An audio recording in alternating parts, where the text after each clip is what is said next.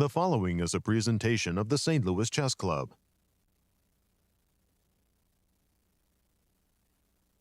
Round 6 is in the books at the 2021 U.S. Juniors and Senior Championships, and the favorites are staking their title claims. Annie Wang continued her incredibly strong showing, racking up another win, with Hans Niemann steamrolling every competitor in his path. However, Gregory Kaidanov is putting on a clinic for his fellow veterans. Prepare to witness championship dominance. Round 7 coming up next.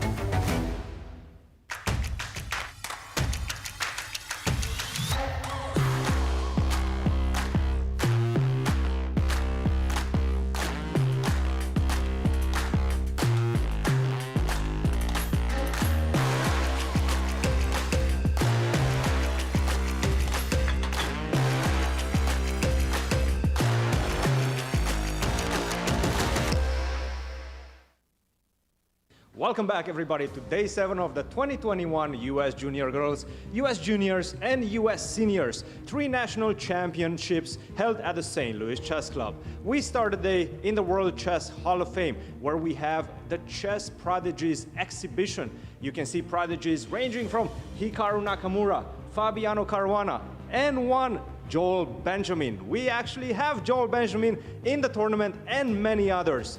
Let's go to the studio and start today's action with Yasser and Sharon. Hello everyone, welcome to round 7 of the National Championships, and the stakes are higher than ever. I'm your host Sharon Carpenter, along with Grandmaster Yasser Seirawan. Yasser. A pleasure, Just Sharon. 3 days left. Absolutely, and you're doing so well. Thank you. You got thrown in the deep end of the swimming pool in the chess world, and you're holding your own. This I is have the really easy great. job compared to the players, though. Absolutely. Hello, everyone, and a welcome to our live coverage of our 3 national championships. It's been thrills and spills galore, and it's really getting heated at the top, most especially in the seniors, as we have number 1 versus number 2 for you today. But I'm jumping ahead of myself. Let's take a look at the standings, beginning with the ladies, Let's Sharon. take a look. Okay, this is what we have for the girls. Annie Wang holding on to that top spot right now with 5 points, half a point lead over Ru Yang Yan. And Sophia Morris Suzuki at a half a point behind Ru Yang. And in the juniors. In the juniors, you know who? Hans Niemann, Yeah. a 4 point ahead with 5 points to his name. John Burke, our defending champion, trails by a point, and Praveen as well has 4. And in the legends. And in the legends, this is the big one. Gregory Kaidanov, 5.5 points. Incredible job so far with Larry Christensen right behind him, a point behind. And that, of course, is a big matchup. Absolutely. Gregory could almost put his authority on this event. And what about the format? All right, so the format, as you probably know by now, is a 10-player round robin. That's 9 rounds, of course. 90 minutes for the first 40 moves, 30 minutes for the rest of the game, with a 30-second increment from move 1. No draw offers can be made before the 30th move in any of our 3 national championships. Exactly. 1 point for a win, half a point for a draw, 0 points for a loss. And our remaining schedule. Oh, not a lot of days remaining, just Right. 3, including today. So round 7 today, 8 tomorrow, and then round 9 the following day, and then possibly A playoff, but this is championship weekend coming up, folks. Reserve your weekends. July 26th will be a special day for a playoff in case they are needed. We are about crowning champions, not yes, co-champions. we are. There we see. And there's Ru Yang. Ru Yang Yan right there. And you know, every time I think of champ, I think of Christian the Count. Me too. Hi, Christian. Hey Sharon, hey Yasser. Such a pleasure to be back in the commentary studio with you guys. These players have been keeping us glued to our seats, and the tournaments couldn't be more contested. Let's look at the standings also as the road ahead of the leaders. We're going to start with the standings in the U.S. Junior Girls. We see Sophie Morris Suzuki with 4 points. She just scored a hat-trick. The momentum is all behind her. Ru Yang Yan with 4.5 points. She escaped a very difficult endgame yesterday, but right now she's only half a point behind the leader.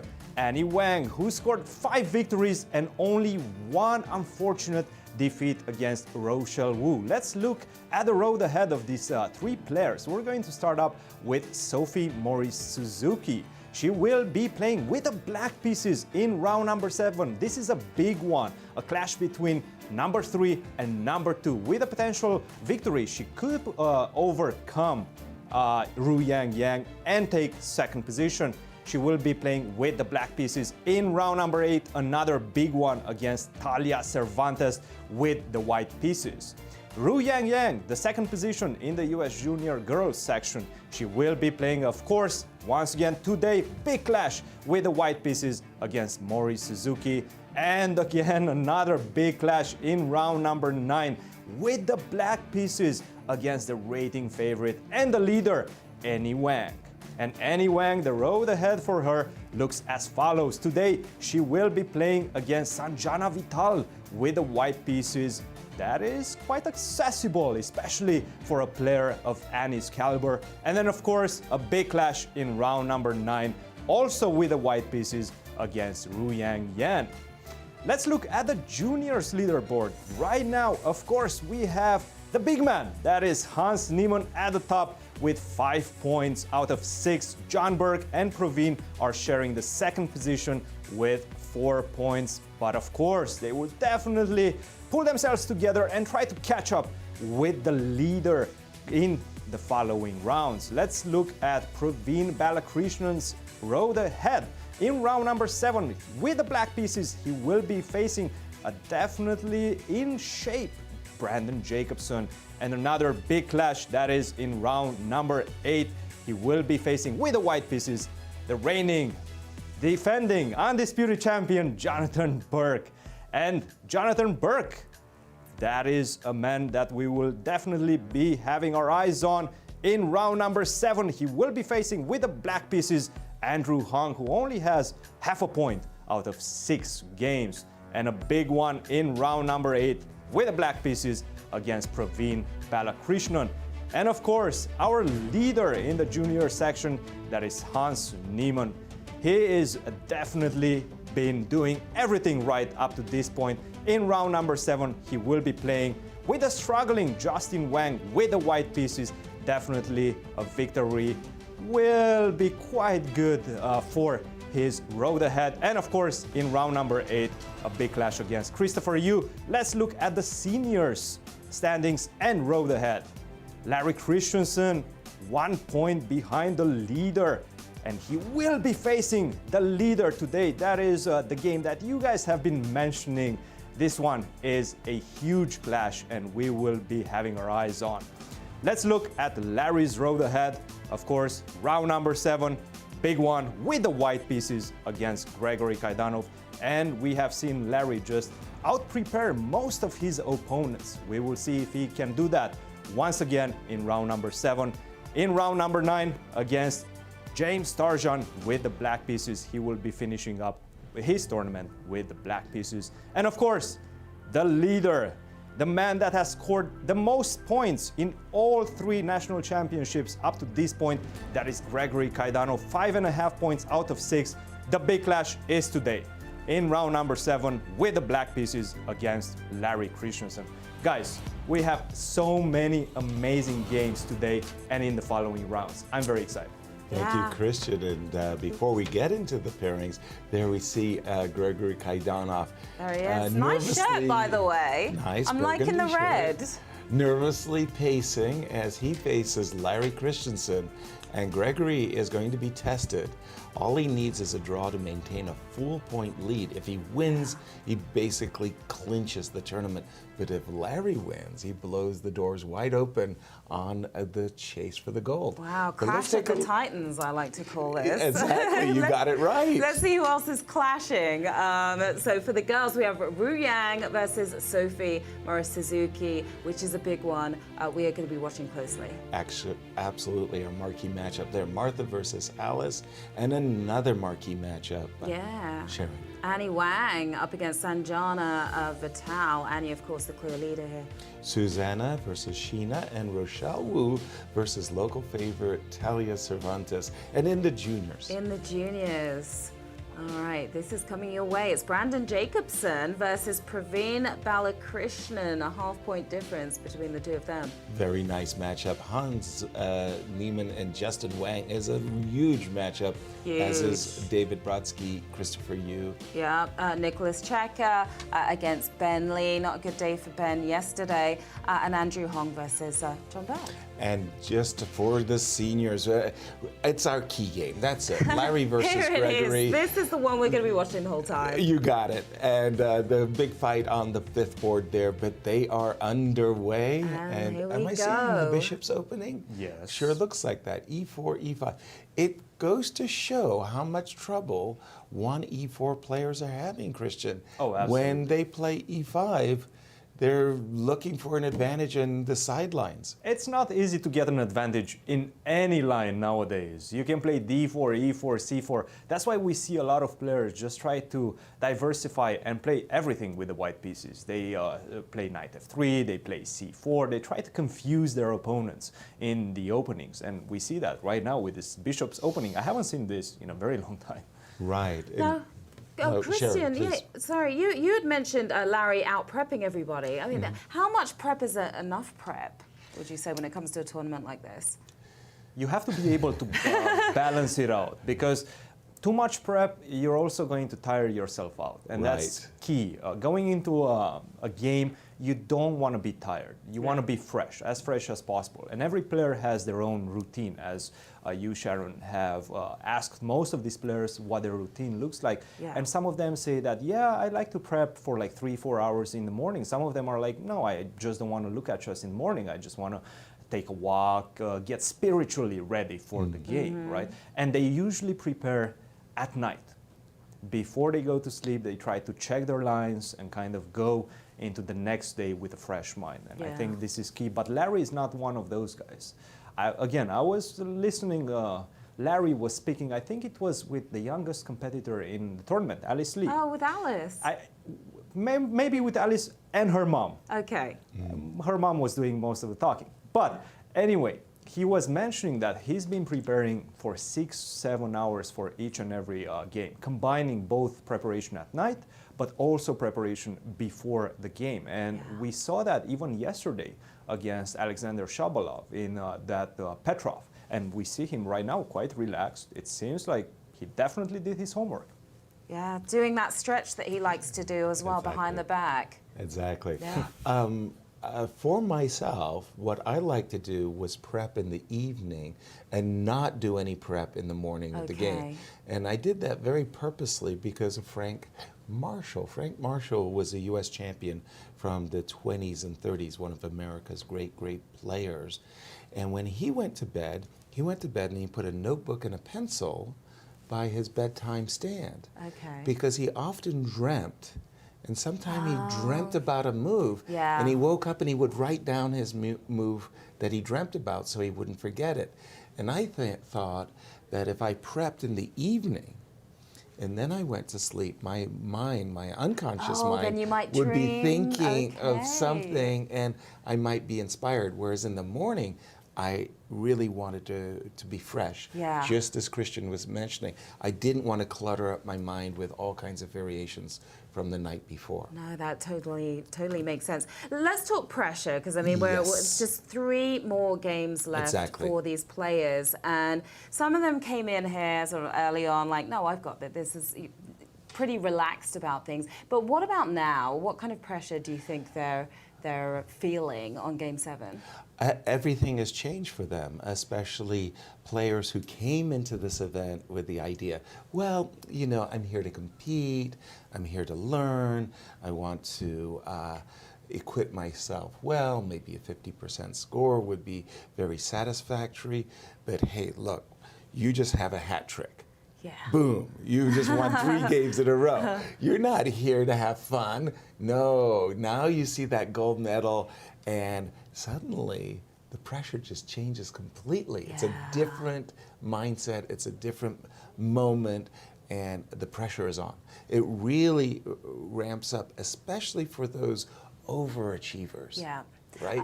Brandon was in here yesterday, Brandon Jacobson, saying that he was putting so much pressure on himself, it was working against him.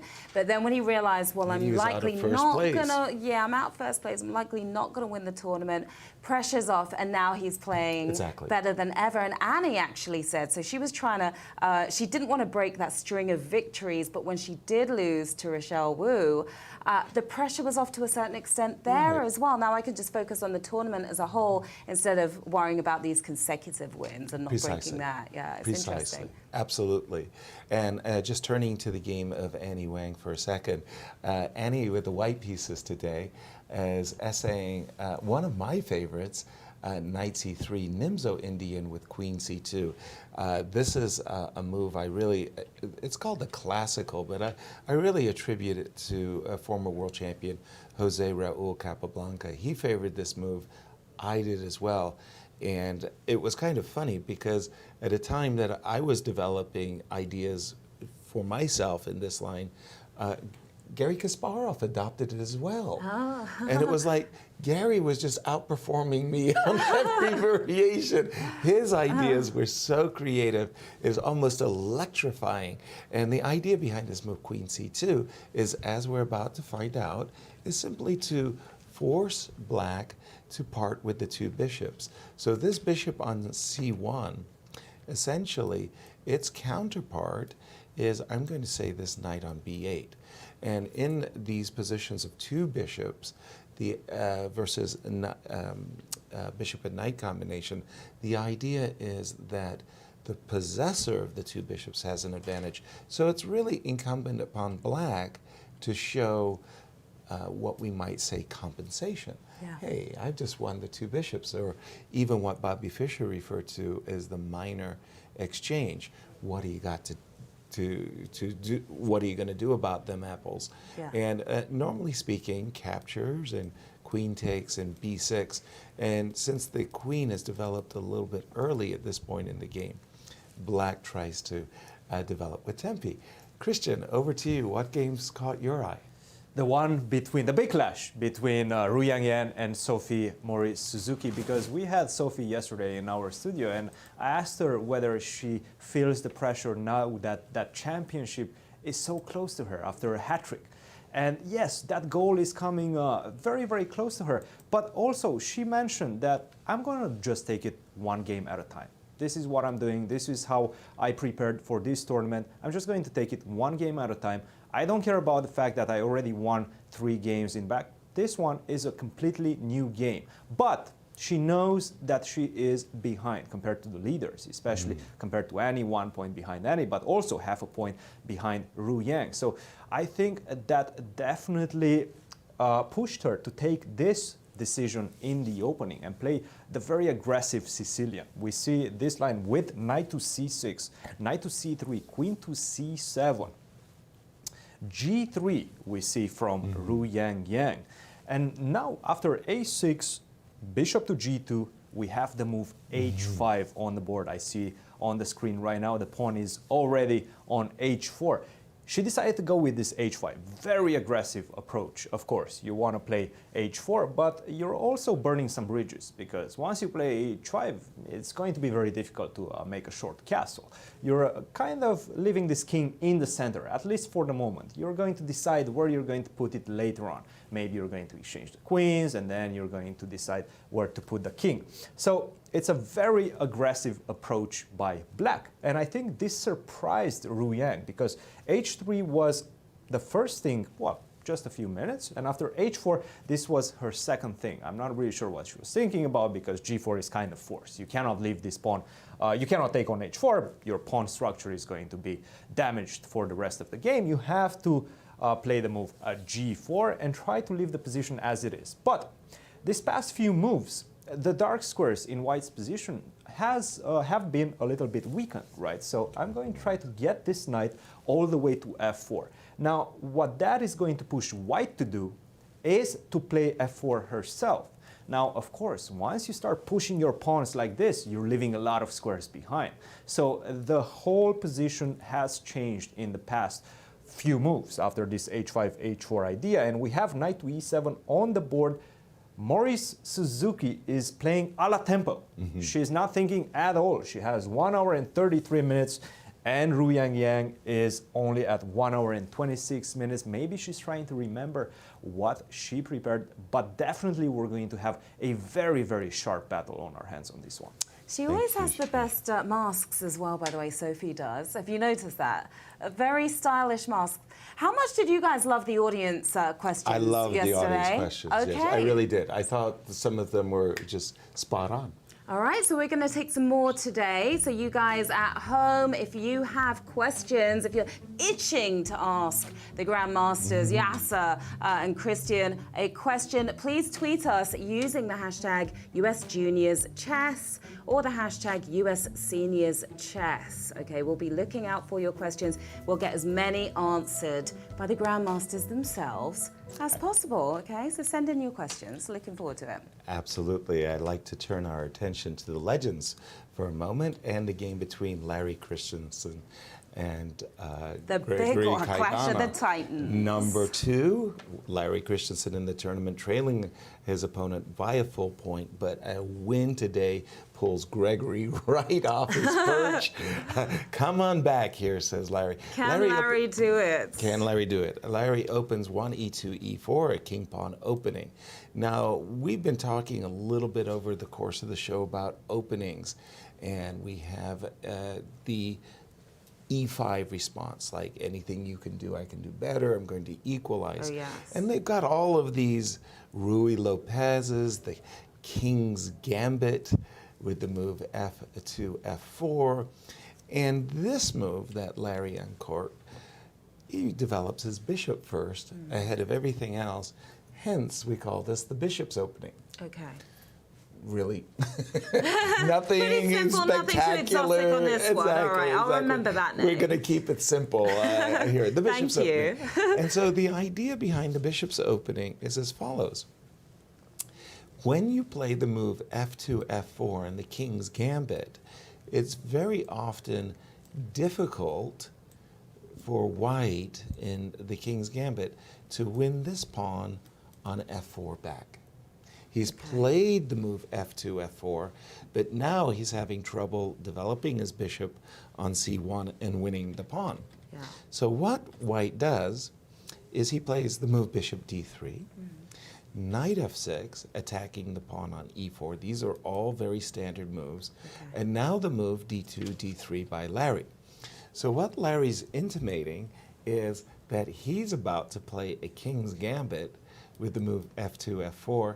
Any captures will be met by recaptures now that the bishop, excuse me, now that the bishop's diagonal is open. So this is the idea behind the bishop's opening, is to get in the move F2, F4 without the risk of losing the pawn. But Gregory, he's been around. He's He's cagey. been around the block a few times. Yeah, he's a cagey veteran. He knows what's up. He plays the move knight c6, and he says, okay, go ahead now and play F2, F4.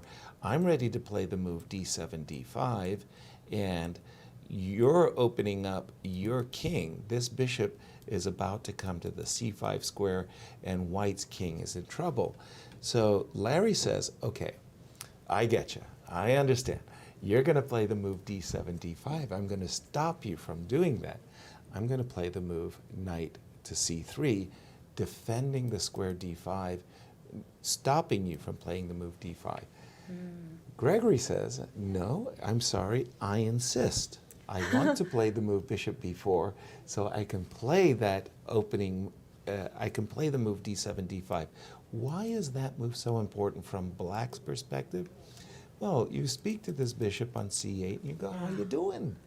He says, not very well. And you say, why not? He says, I can't move. I'm claustrophobic right now. I can't breathe. I'm stuck. Oh, the good general of Black's army says, I am about to help you out. I'll play the move D5, and after takes, thanks to this bishop's pin against the knight, this knight on D5 can't be captured for free. And this bishop says, I'm liberated. I feel so much better. Thank you for making that move. So all of these moves have been tried and played in the past. And now we And now we're seeing it. now we see F2, F4 at last. But at this point already, Black has really freed his game. And, well, I'm not going to say he stands great or something like that. Again, it's a clash of ideas. How would you describe the difference in approach with these two players, in their style, these two veterans, these two legends? The strange thing about both of them is they're really aggressively minded. Both players like to have the initiative, like to be well prepared. Gregory, you know, we mentioned Larry is out preparing his opponent, but Gregory also says, hey, wait a minute, I've been around the block. I've seen a few things. Don't just, loud my opponent. Yeah. I'm well prepared, I'm aggressive, and if I've got the initiative, I can attack too. So in many ways, they're very, very similar. Where they're different is their upbringings. Okay. Gregory from the Soviet Union was brought up and raised, drilled with the classics. Larry, Southern California, California Cool, played in all of these open events where he needed to score 80% and 90% to win the tournament. So he is a player that's used to taking great risks, really more of a gambler, if you will. Okay. Gregory's not going to gamble everything. And Larry will put it all on the table. Exactly. Back over to you, Christian. What has caught your eye? Well, your story actually caught my ear because you are mentioning these ideas, these cultural ideas. And I can say from my own experience, that's exactly the truth. Because in the United States, you get the lion's share. You have to win first place. If you don't win first place, then you're probably not even going to make your money back. So you're going to a tournament, you're paying for accommodation, you're paying for your food, you're paying for your flights. And then if you don't win the first place, then you're probably not going to end up with anything, if anything at all. In Europe, it's a completely different system. Because in Europe, most of the organizers, they actually, especially if you are a grandmaster, they're going to offer you what we call conditions. So they're going to pay for your flights, pay for your accommodation. Nice. But the prices are not going to be as high. Also, the difference between the first place and the fifth place, let's say, is not as much, right? So you don't get the lion's share.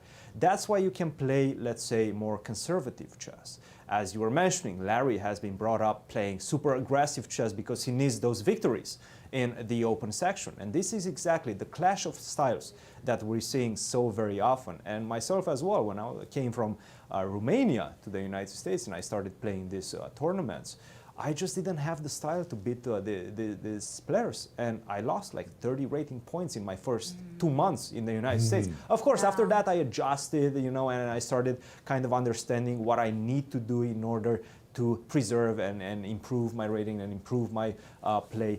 But it's such a different style of games. Of course, Gregory also, he's been in the United States for so many years. He's definitely has acclimated himself to this style. But one of the games, we talked a lot about the junior girls.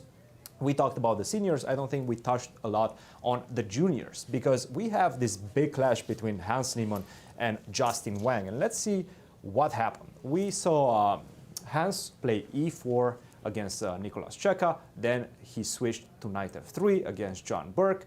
Kind of unsuccessful. And now he decides once again with the white pieces to try knight to f3. Knight to f3. And this is why these modern players, they are so versatile. They can play e4, d4, knight to f3, going to the Reti, going to the English opening. They can play anything because they have access to information.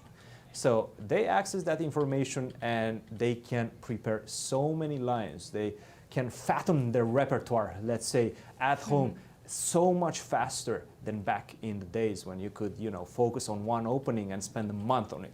Now you can do the same type of preparation for like 5 openings instead of 1. So let's see what happened. Knight to f3, knight to f6, c4, e6, g3, d5, bishop to g2, and now we see this move d takes c4. Very early on, d takes c4, accepting the pawn sacrifice. Now, of course, white has an immediate way to recapture, and that is queen to a4, which was played in the game, giving a check and the attack on the pawn on c4. Knight to d7, queen takes c4, c5, castle b6, knight to c3, bishop to b7, and now the move e4. So in this position, after the move b6, white has a lot of ways in which they can play. One of them is to play with the move knight to d4. This leads to some very, very sharp variations. For example, after knight to e5, there is a funny line after knight to c6, leaving the queen unfree. You can take that queen, but I'm going to take back your queen. And now you can go knight to d5, and we have also knight to c3. You want to take my knight? Take my knight, no problem. And in fact, we enter into this type of very simplified position, because of course you're not going to take this knight. This knight would mean that white gets the advantage, because now both the rook and the knight are attacked. You're going to have to move the rook, and then I'm going to pick up the knight, and I'm a pawn up. All these crazy variations that I'm sure these players are very much aware of. So that's one way in which white can play. Another way, of course, is to play the move d4, and this is the main line. But Hans decides to play this different approach in which he leaves this pawn on the d file behind. He's going to probably put it on d3. Let's see what happened in the game, not d4. Knight to c3. He started off with this move, knight to c3, bishop to b7, and now e4. Now, this makes space for the queen to drop back all the way to e2, and it prepares a completely different approach to the game, a much more long-term approach. We're going to have to keep a lot of pieces on the board, and I'm going to try to confuse you with the transitions of my pawn structures. I'm going to go queen to e2, and then I'm going to wait. Am I going to go a3 and b4? Maybe. Am I going to go b3? Maybe. You don't know what to expect as black. And this is key in what seems to be Hans's strategy in today's game. He is just trying to make it very difficult for his opponent to understand what he wants to do and where he wants to position his pawn structure. Is Hans wearing his special shirt today? I think the shirt is back. He brought the shirt back. And we still haven't figured out what's on the shirt. Right. It's and not I don't know if he knows himself. Yeah, I don't think it's the love wall, right? This one's not the love wall. I thought it was mean, leaves at first. You know what? Yeah, that actually does look like a blue leaf. What's the pink thing They there? look like flamingos Right, to an me. orchid? An orchid? I don't know. I don't saw know. fire when he walked in, though. I saw it was original, almost right? like flames. Yeah. Nice shirt. But nice he's shirt. ready to get lit. That's what this shirt means. He's ready to get lit. And Gregory as well with his red shirts. So Yes. we're seeing our leaders really, Flashing bring the in burgundy. exactly. One of the things Hans said yesterday that caught my attention is that when he was playing Ben Lee, he was staring him down, just staring. I can only imagine what that must have been like for poor Right. Ben. He's trying to make his move and figure out what to do, and you feel these eyes boring into your skull. What do you do in a situation like that? Exactly. In fact, there's two players that are extraordinarily famous in the history of chess for having that killer stare. The first was Michael Tal. Okay. He became world champion in 1960. And Tal had these eyes that when they looked at you, they just bored right into your soul. Oh, wow. It was just drilled extraordinary. right into the skull. And famously, Pal Benko, when he was getting crushed by Michael Tal game after game, Pal Benko came with the reflective mirror glasses. Oh, smart. Right, right. love Because that. he said I was being hypnotized. Right. That is such a w- good idea. And the other guy is Gary Kasparov. He Okay. at the board was a beast, and when he stared at you, which I got a lot, right? I was just trying to not be aware of it. I was just trying to ignore it because you can't fight these guys fire with fire because So you don't stare back, and they don't probably stare don't back. blink either. No. They've got such a firm stare. and they just The look type at you that like they you're, don't blink. you're nothing, you're nothing, you're toast, and it's That's just so amazing. intimidating. It is. Wow. And Michael Tal and Gary Kasparov at the board were considered two of the most intimidating players in the world. I certainly felt that when I played them both, of course. Did you win, or yeah, did that I- stare you down and make you lose your... Well, I remember famously the first time I played Michael Tal was in my first Olympiad in Malta okay. in 1980. And the American team captain was Pal Benko, the very same Pal Benko who was getting crushed by Michael Tal. And it was the big matchup, USA versus USSR. Yeah. And I was playing on board 2 at the time. And we'd lost the match already. It was a 4-board match, and the score was 2.5-half.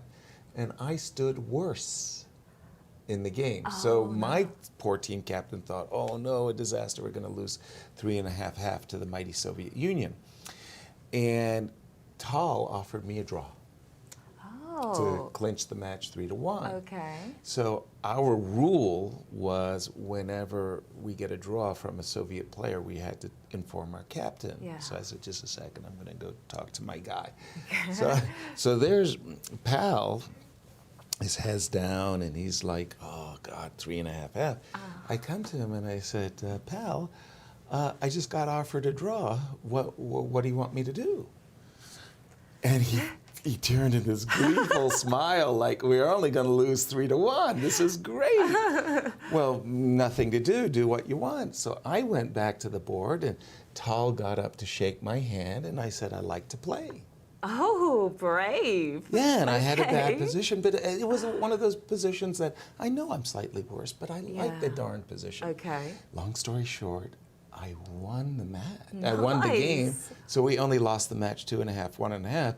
And Pal Benko said he got the pleasure of finally seeing Michael Tal having to resign. Doleful, Exactly. So yeah. He with never them, stared again after that. well, he did. We had 5 games, but yeah. And then with Gary, I had lots and lots of games. I won 1, but I lost like 4. With Tal, I had won 4, drew 1, so I was like really good.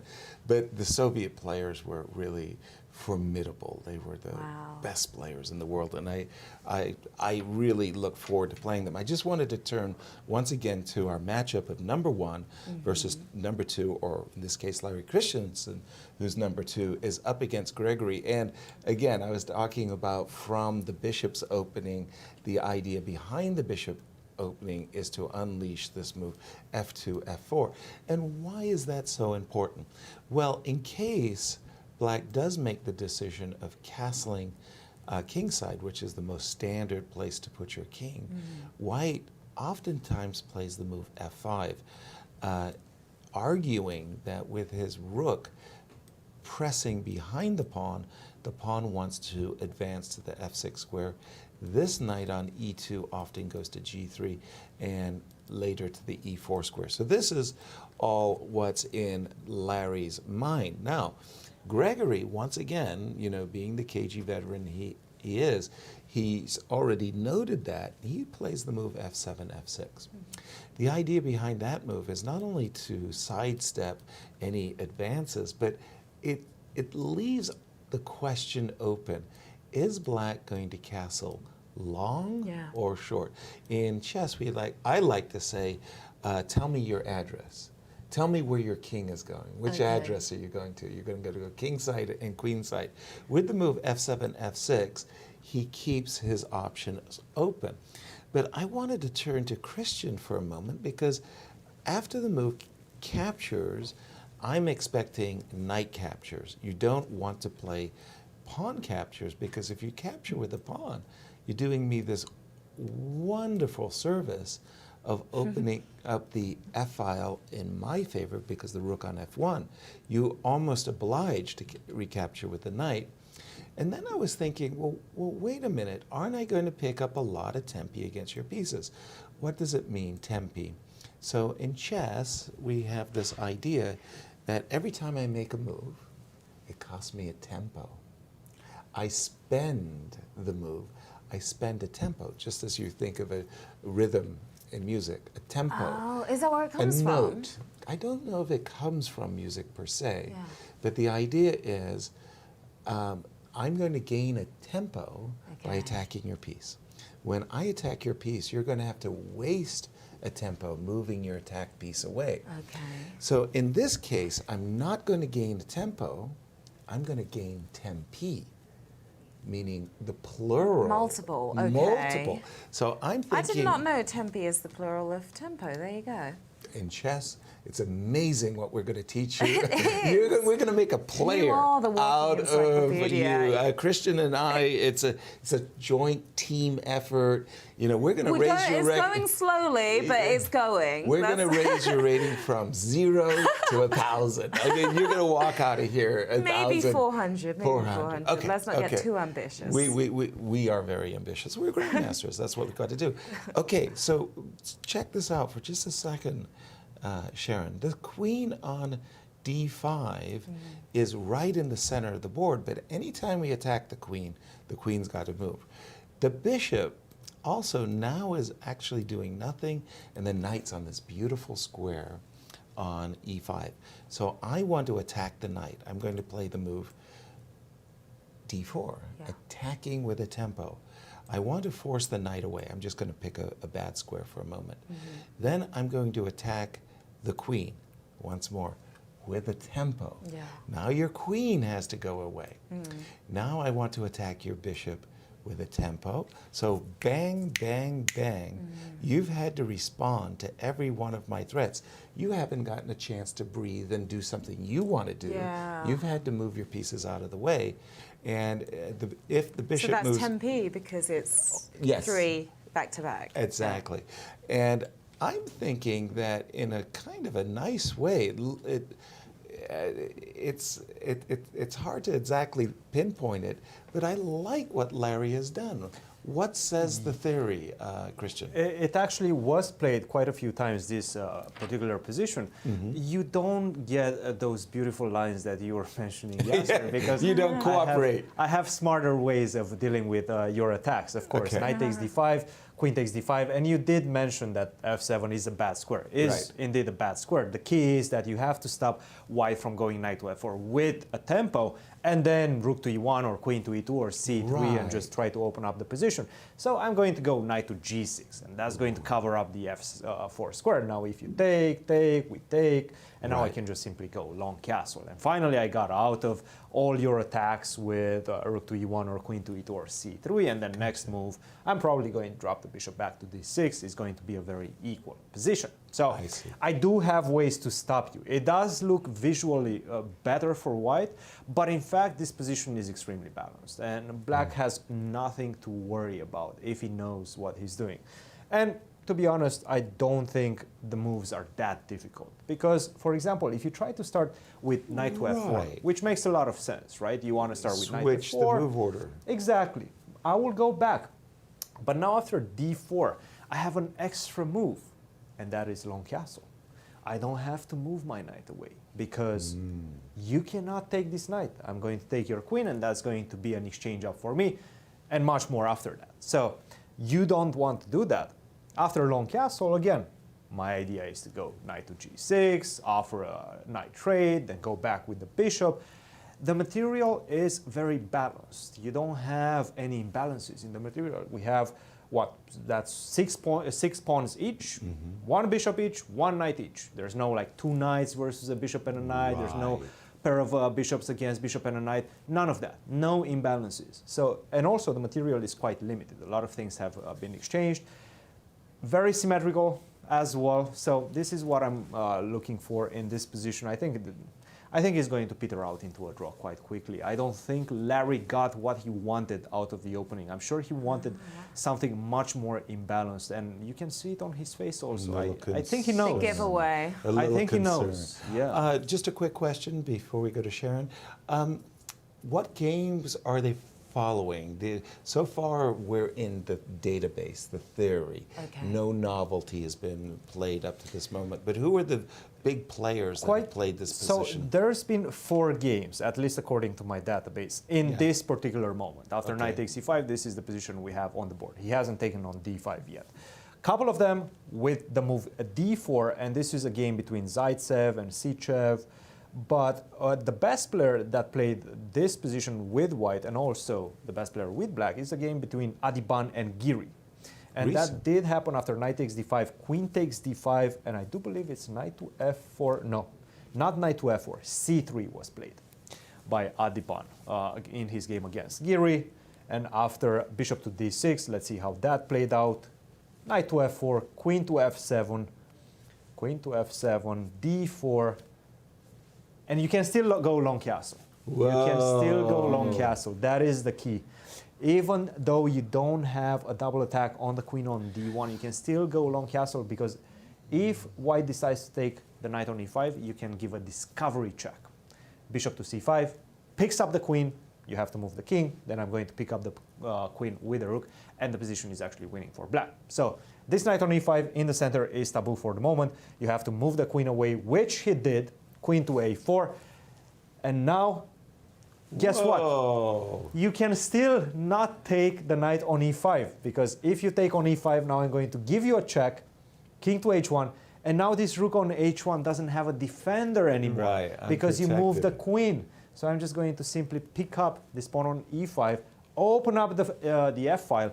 This knight on f4 is pinned. I'm going to recapture my piece, recover my lost material, and the position is once again equal. So I have a quick Remarkable. beginner question, okay? Please, Beginner jump question in. alert right now.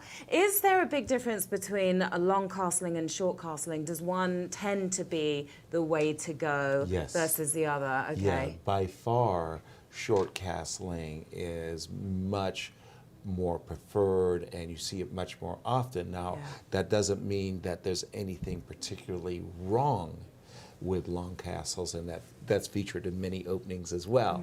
But by a rather large margin, I would say almost 2/3, 1/3, castling kingside is the most common. That's the way to go usually. By okay. the way, Adiban, a player from India, is called the Beast. You like his tactics Another are great just name. fantastic. But we have Okay. some tweets Yes, from the we've got some audience here. tweets. So that was a beginner question for me. Please. Let's see. These will likely be more advanced. This one's from Jay, Yasser, Sharon. Oh, okay. And Christian. If the participants in the US Junior Championship and the US Senior Championship played a 10-board team match, who do you think would win? Ooh. All right. Thank you, Jay. That's really a challenge. Well, I mean, nothing like the proof in the pudding, right? Exactly. Let's see him play. I tend to think that it really depends upon the time control.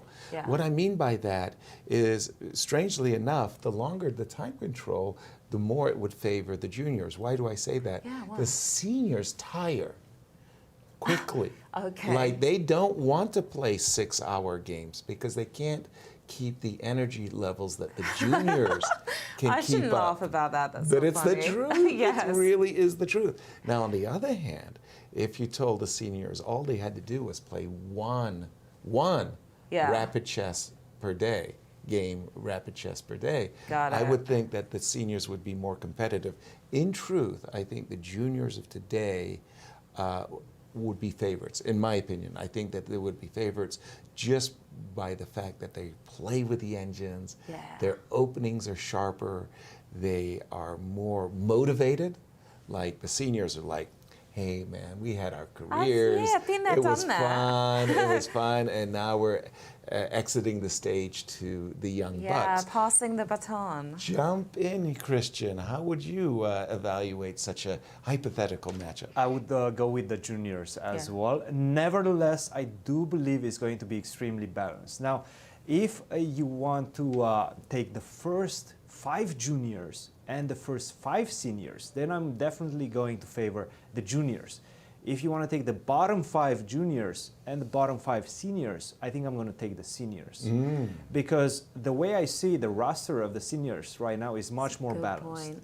In the juniors, I see Hans and Jacobson, Brandon Jacobson at the top, and John Burke and so many others. Praveen. But also Yes. you see the wild card, Ben Lee, Justin Yeah. Wang, who are still coming into their own, right? Right. They're still only 14 years of age, some of them. Justin Wang, I think, is 14 or 15 years of age. So he still has a lot of room for improvement. Nevertheless, the seniors, I see that as a much more balanced roster. Anybody can win in that tournament. Of course, in the junior section, I feel Hans has a much better chance than, let's say, Ben Lee. So Very good point. I would say it would definitely be a very balanced match. Very, very balanced match. I think that's incredibly insightful by Christian, and that's why he gets the big bucks. Any other questions? Yeah, I think we have another question coming up right now. Okay, so from Vasily Morozov. Thank you for answering the question yesterday. Well, thanks for your question. What do you think about the future of theory in chess? Will Chess 960 take over? And Chess 960 is Bobby Fischer's idea of shuffling all the pieces on the back ranks for both sides. They would mirror each other, but you get a new position. There's 960 different possibilities where the king is between the two rooks, which would allow for castling on both sides. So there's 960 unique positions, of which today's starting position is one of those 960 unique positions. And the idea is that when you get one of these Bobby Fischer positions, nobody studied the position, so you're on your own from move one. You don't have all of the database and opening theory. You don't come with your Nimzo Indian or your French defense or your English opening. So it could throw your opponent off then. Absolutely. Yeah. And the question there is, do we see the theory being, are we Taking going over. with Yeah. the Bobby Fischer variant, or what's going to happen? Since you've made such a great point on the previous question, I'm going to follow you Christian. from now on. Yeah, what are your thoughts, Christian? Well, Yasser, I think there's place for both. I think there's definitely place for classical chess, which I myself prefer. I don't play too much chess 960, but I see its appeal. I definitely see its appeal. I was seconding, actually, Fabiano Caruana during, I think it was 2019, when we had the World Championship matches in Norway. Oslo, Norway. You were there as well. Absolutely. Yes, sir. You were doing the commentary. And we did have quite an interesting experience because we were finding right before the games the positions that they were going to play. So the process was like we were seeing on a big screen, it was like this big celebration, what position is going to be played. And then we had, let's say, 30 minutes to prepare for the games. Of course, also in between the games, I myself as a second, while the players were playing, I was also analyzing the position because that was the position for the whole day during their mini matches. So we did do some preparation, even in Chess 960, of course, but it's very basic preparation. Nevertheless, I do believe that if we would have a lot of those type of tournaments, and we don't have as many, I know, of course, the World Championship, a lot of things are happening online. There are some events, Chess 960, that are happening online, but of course, classical is still king, and I don't see Chess 960 replacing classical anytime soon. All right. Just on that note, I do want to say that we have the Summer of Chess here in St. Louis. Yes. We have a lot of tournaments coming up, including a Fischer 960 event that's going to be played here in St. Louis Chess Club. And we've got graphics of those events. First, we're going to have the Grand Chess Tour resuming in St. Louis August 10th through the 16th. Then we've got the Sinquefield Cup, the fifth and final leg of the Grand Chess Tour, August 16th to 17th. The ultimate moves, that's where Randy and Rex go to town on one another. But there it is, that champion showdown, that Chess 9LX. That's the Roman numerals for September 8th through 10th. And of course, in the fall, October 5th to 19th, what we're talking about, the U.S. and U.S. Women's Championship, because the juniors and the ladies are qualified a player to that event in October. Qualifying from this tournament to play in the that October. Tournament, yeah. So we do have a Fischer 960 coming up. I will say, in answer to the question, I like very much what Christian said, but for me personally, if all the chess games were 960, I'd return to chess, because then I wouldn't have to do all the study that Fabiano and these players are doing, because what are they doing? They're spending 3 hours each and every night, and then 3 hours in the morning. They're preparing 6 hours for a 5-hour game. That's 11 hours a day. That's hard. That's a lot. For me, if I could just come knowing, like, hey, I've just got to play chess and move the pieces around, find some ideas, tactics, and end games, I'm good. Let's go. I can play tomorrow. Yeah, I love that. It brings me to this question. So Gregory was in here yesterday saying that he has little time for anything else outside of chess because it's so Exactly. time consuming, and maybe he likes to travel where he can and read Travel, books. yeah. But is chess the kind of career, sort of like almost like a recording artist? You're on the road all the time. It's hard to have a social life. Maybe it's hard to have a relationship as well at a certain point in your career because it's all about chess. Right. Seriously, Sharon, right on. There are so many challenges to being a top grandmaster and competing and traveling around the world. I think it's very, very hard for also for lady players to Yeah. be professionals too, especially if you have family. Yeah. Then you're really in this torn, like. You oh, feel I've got to- guilty. Yes, Oh, I'm gonna yeah, leave I've the got this kids, that's big gonna be tournament hard. next week. Yeah. I feel guilty leaving my cats, There you so go. I can only imagine. So exactly, but you're absolutely right, and I think Christian, who's worked with Fabi, and he's a top grandmaster himself, could even better answer that question of today. Yeah. Christian. Chess is hard, and then you die. You die. That's what they say. And I remember that saying because you were mentioning about chess 960 and how you wouldn't have to prepare this so much. But chess is hard. Yes. Chess, you have to prepare 10, 11 hours a day, as you were mentioning. So, and then you die, of course. But yes, in terms of relationships and in terms of a social life, yes, as chess players, we travel all the time. Back when we were preparing for the World Championship match, I was gone from home for like 3-4 months at a time. Wow. Without seeing my family. So it's just the way it is, and a lot of players are going through this type of motions. Also, just professional chess players as a whole, in order to make a living and in order to have it as a career, they have to play all the time. They have to play professionally. If they want to take a break from playing, then they have to focus on other things, such as coaching or maybe doing commentary. You know, there's a lot of ways right now, especially with the emergence of social platforms as well. You have YouTube, where this show, for example, is being broadcasted. You have Twitch, of course. So there's a lot of avenues for career growth as a chess player as well. Nevertheless, if you do decide to be only a professional chess player, and some players do, they just feel like if they would focus on anything else, like commentary or coaching or anything else, they wouldn't improve as chess players. Yeah. So then they say, okay, I'm just going to focus on this one thing. I'm going to play and I'm going to try to see how far can I go in my chess playing career. Now that's very difficult, extremely, extremely difficult, and you have to go at the top. You have to be top 20 to be able to make a living only out of that. Oh, really? Yes, absolutely. Interesting. And I think this plays out, this type of scenario plays out in many other sports. It's not only chess. I think a lot of sports, unless you're in top, you're not going to be able to make a great living, let's say. True, true. If you don't mind me asking, Christian, a follow-up question to Yep. that, because Yep. America has really blessed with a great number of extraordinarily talented players. But one of them, Hikaru Nakamura, who's really been in the top 10 in the world, a leader, many-time leader of the U.S. Olympic team, 5-time U.S. champion, has really gone into chess streaming, where he's extraordinarily successful. If you would, Christian.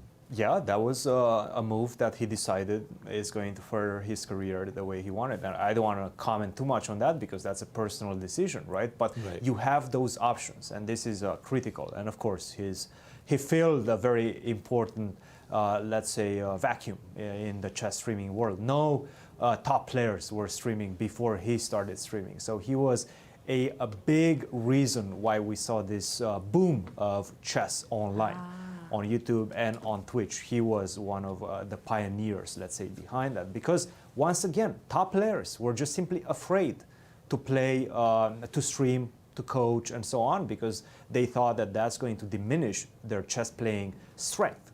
And Hikaru said, okay, no, I can do this as well, and I can play. And he's still playing. He's playing a lot of online events. He's focusing mostly on rapid and blitz chess nowadays, because once again, the demands of playing a classical tournaments and being gone from your family for 2 weeks at a time and doing that repetitively over a course of a year are very high. Those demands are extremely high. So that was his choice, and a lot of players have that choice. Choices are good. Options are good. If we have them, I feel definitely blessed as a chess player.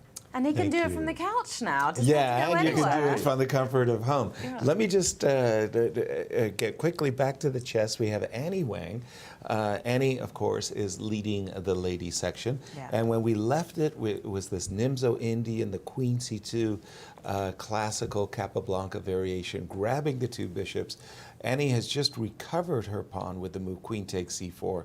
And the Queen is somehow on the square C4 is a natural target because it's exposed. And after the move B7, B6, Annie developed her bishop with the move Bishop G5, Bishop A6, my mouse slip, attacking the Queen with a gain of tempo.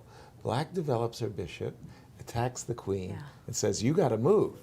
And when the Queen moves, Black says, ha, ha, ha, I got to develop my bishop, and you had to waste a whole tempo moving your Queen. All of this is very well known until we get to this position. Knight here, bishop takes, rook takes, h6, bishop here, queen c8. I don't like that move, queen c8. Normally speaking, Black has to immediately fight for the control of the center with the move c7, c5. When Queen when Sanjana played the move Queen C8, I think she overlooked or maybe did not fully appreciate the strength of this move Queen C6. What does the Queen do on C6? A lot.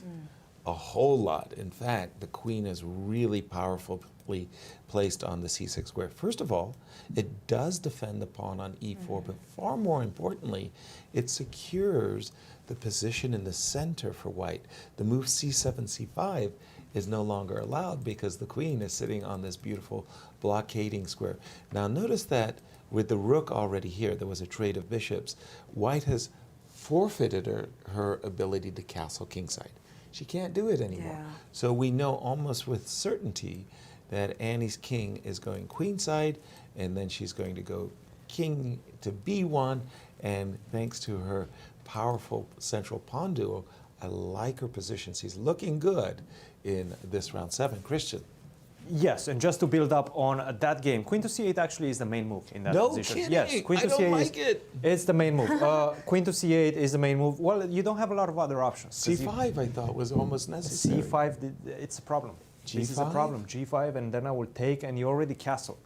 So unfortunately, we will get into this type of position. I will recapture on F6, and this doesn't look very good because you castled already. Gotcha. That's why you have to get the queen off that diagonal with the move Queen to C8. I That's stand one way. corrected. Or you can start with G5.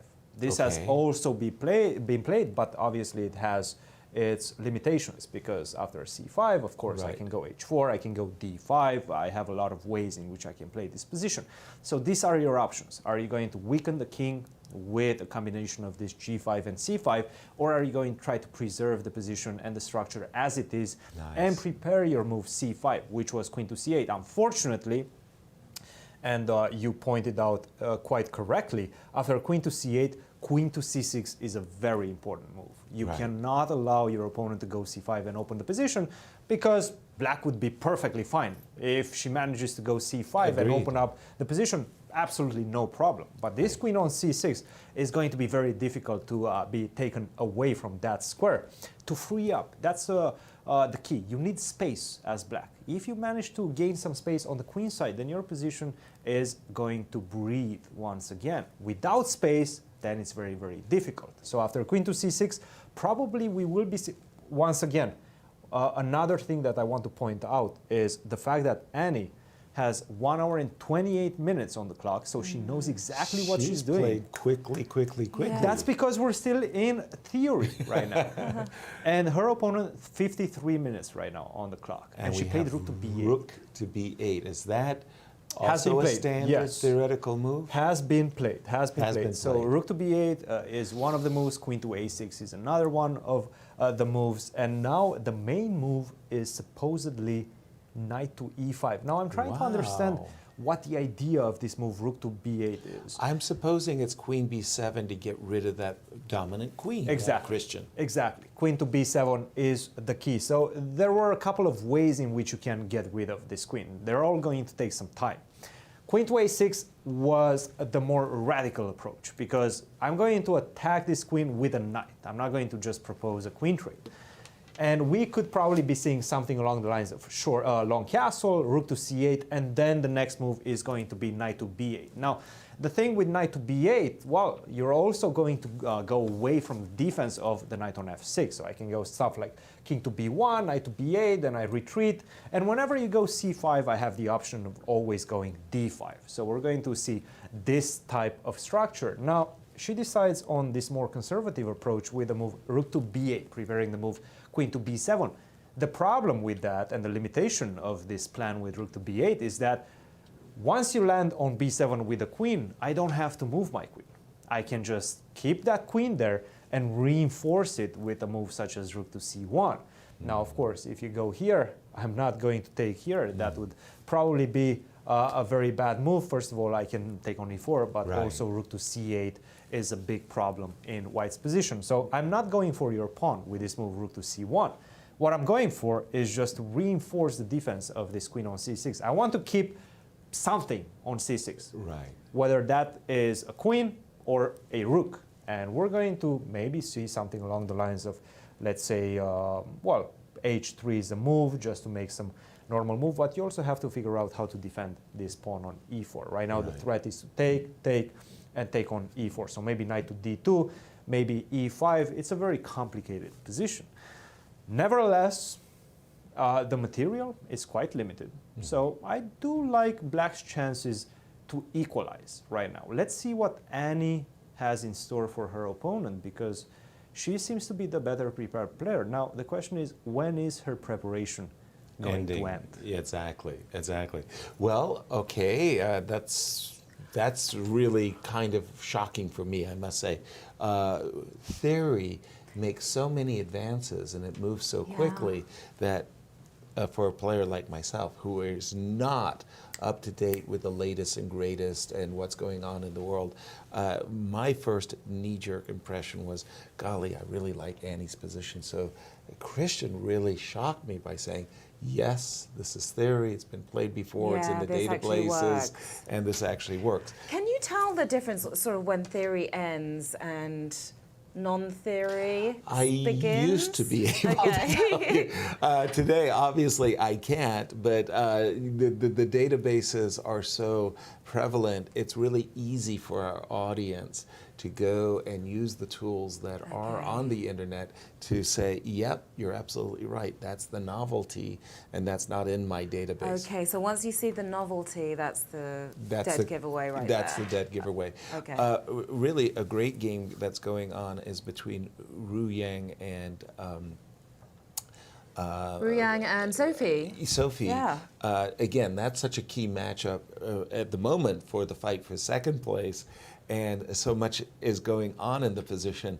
We left it, and Christian was explaining the ramifications of having pushed the h-pawn all the way to h4. So oftentimes you get these clues. Yeah. It's like your opponent's leaving breadcrumbs around the board, and you're getting clues as to their strategy. As Christian pointed out, you put your pawn on h4, it's a pretty darn good indication you're not going to castle kingside because you've already advanced your pawn shield. Okay, and that's an aggressive move, you call it, Very Christian. aggressive, Yeah. very aggressive. Now, what happened was after these moves were all played, Christian was mentioning there's this big fight from black's perspective for control over the dark squares, specifically the e5 and f4 squares. Again, she pushed her pawn to h4 to make the f4 square vulnerable. And immediately, I really liked what happened here. Just a second. Come on. Yeah, there we go. You can move it. There you go. f2, f4. I really liked this decision by white to play the move f4, occupying the f4 square, and more importantly, controlling the e5 square, trying to cross up her opponent. Then came the move rook c8, and you go, whoa, whoa, whoa, whoa, whoa. That's a big time move. What do I mean when I say big time move? Because now you're saying, okay, my address is not the queen side. I am not, as black, I'm not putting my king over there. I'm leaving my king in the center, which is really double-edged and dangerous. Or, you know what? I fooled you again. I'm going to castle kingside. And we've got a real Donnybrook brewing here after the move queen d3. I personally like White's position. I like how she set up her game.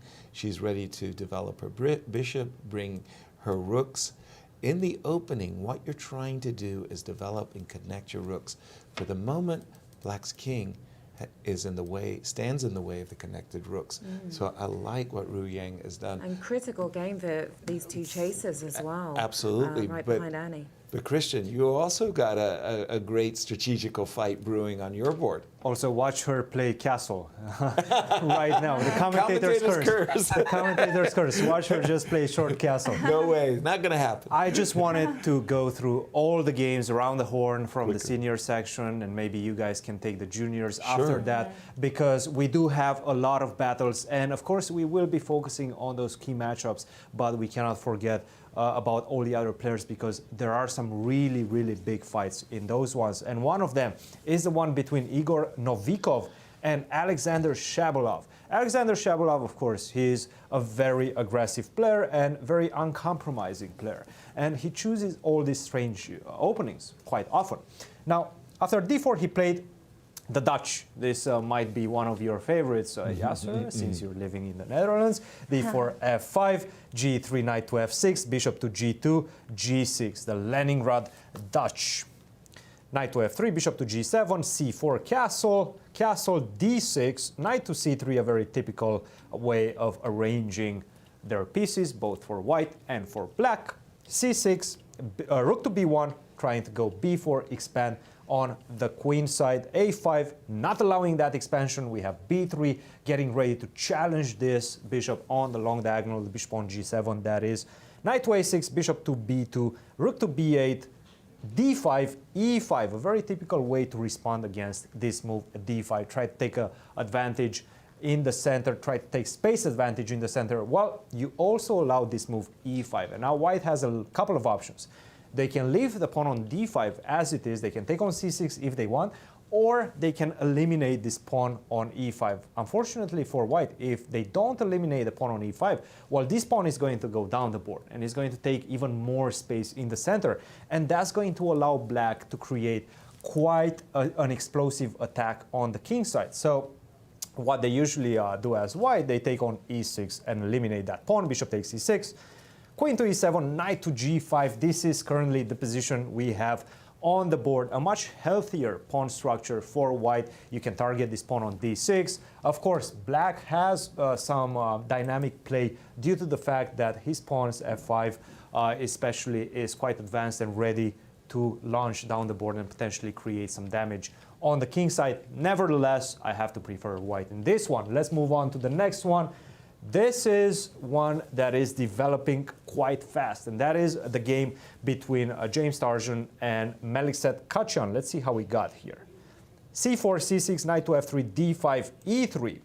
Knight to f6, knight to c3. So once again, delaying the move d4 and not going into a very typical Slav. Knight to c3, g6, and finally, once black committed with the move g6, white decided to transition into a Slav with g6. So of course, if black goes e6 or if black develops the bishop, then white has a lot more options. They can go b3, they can keep the pawn on d2 and go d3 later on. But once you go with the move g6, it makes a lot of sense to play the move d4, because this bishop is going to land on g7.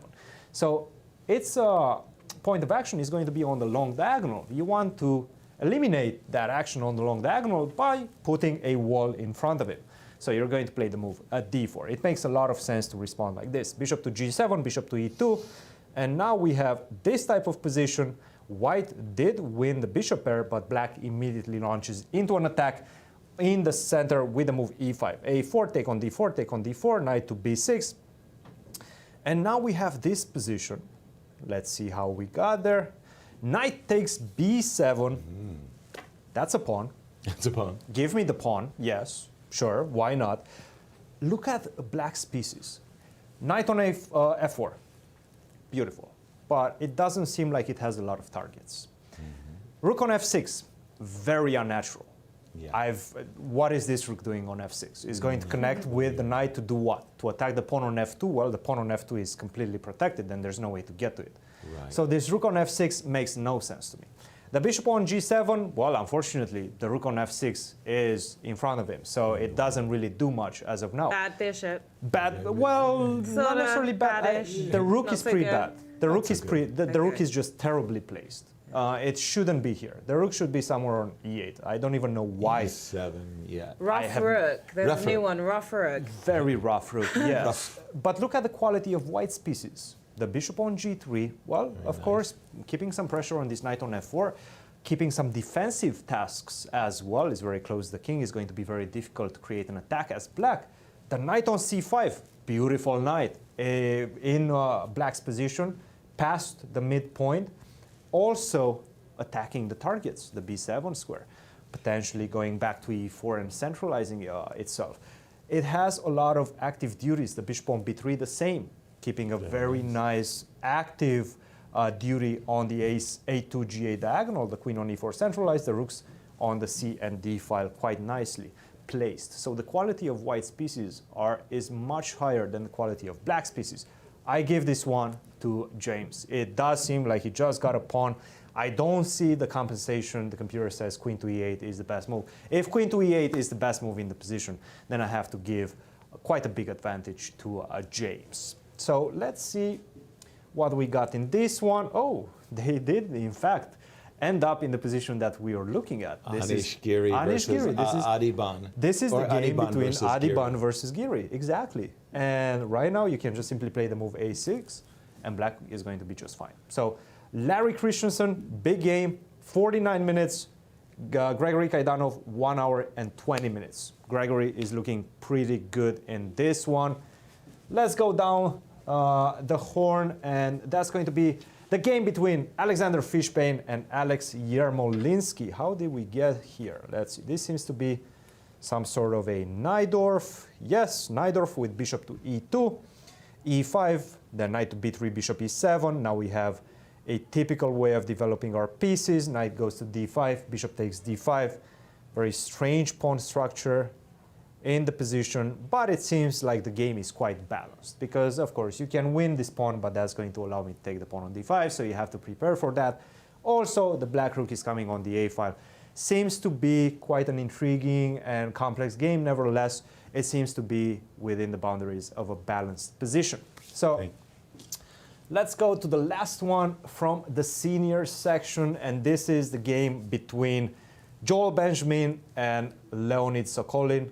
Sharon's pick to win the tournament. Yes. Tell me something good, please, How is, Christian. let's see what's Give me happening in some this good one. news.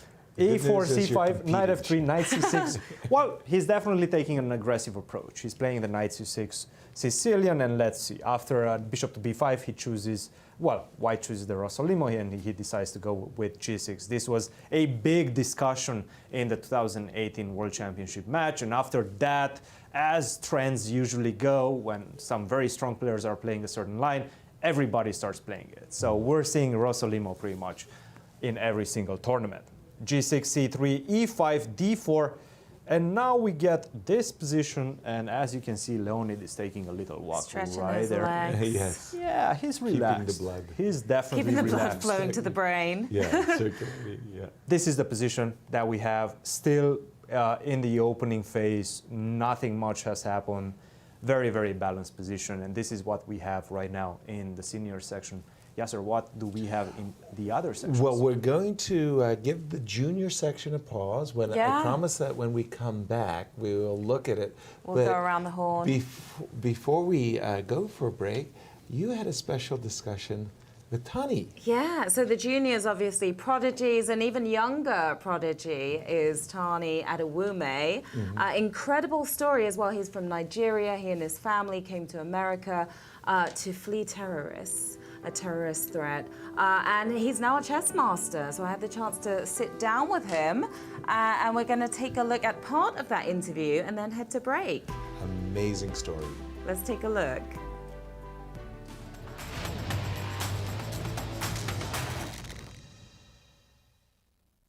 So let's talk about your love of chess. How old were you when you first started playing chess? And I know it was back in Nigeria where you were born. You spent the first few years of your life. So how old were you when you first started playing? And tell me about those first experiences playing chess. So when I started playing, like not like competitively, but not like seriously, it was actually in Nigeria. My brother, he made like clay, like paper, and Oh, so he'd make pieces out of clay and paper. Yeah. Okay. yeah, matched together because he saw it in his school, so he decided that he showed it to me. Very resourceful. Yeah, and we just moved pieces around. We didn't really know what we were doing. At the point, we did not know the rules, so we just moved it around. So you were breaking all the rules back then? Yeah. Not anymore, I'm assuming. Yeah. What did you love most about chess when you first started playing with your brother? What was it about the game that made you say, oh, I like this, I want to do more of this? I mean, there was really nothing to do at the time in the shelter, so it was just like, why not go for it? So that was when you had moved to New York. That's when you really established your love for chess. When you were in Nigeria, I know you and your family went through a very tough time, some tough times. Did playing chess, those beginning stages, help you get through some of those tough moments? I mean, I don't really know because I just focus on chess. I don't really focus mostly on what happened in the past. So, like, I don't really think about it much. Yeah, you're focused, one-track mind, it's all about the chess. You moved to America from Nigeria. What were those first experiences like? Because I know it was Texas first, and then you moved to New York. What did you think of America when you first got there? I mean, first of all, the plane, I was like very shocked. Did you like it? Yeah, I really liked it. When we moved to America, it was actually very, very good, and we started from there.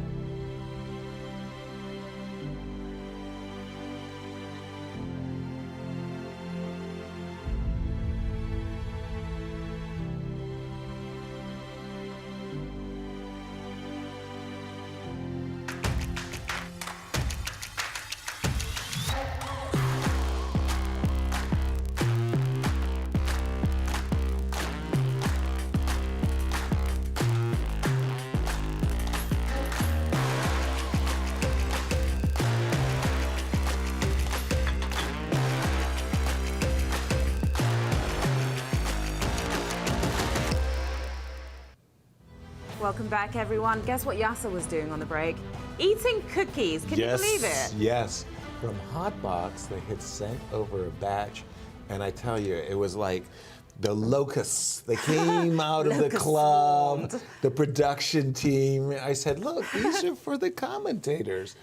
They didn't pay attention to that, boy. They just jumped in. They were really good. They were, I have to admit, I had some I myself. like It was it. delicious. Thank you to Hotbox Thank for their you. cookies. Incredibly good. So good. But we also have another commercial. Yes, we do. All announcement. right. You know, we like to talk about the cool swag that we have on offer. So what do we have today? I think it's a very stylish and fashion-forward tie-dye shirt that should be popping up any second now.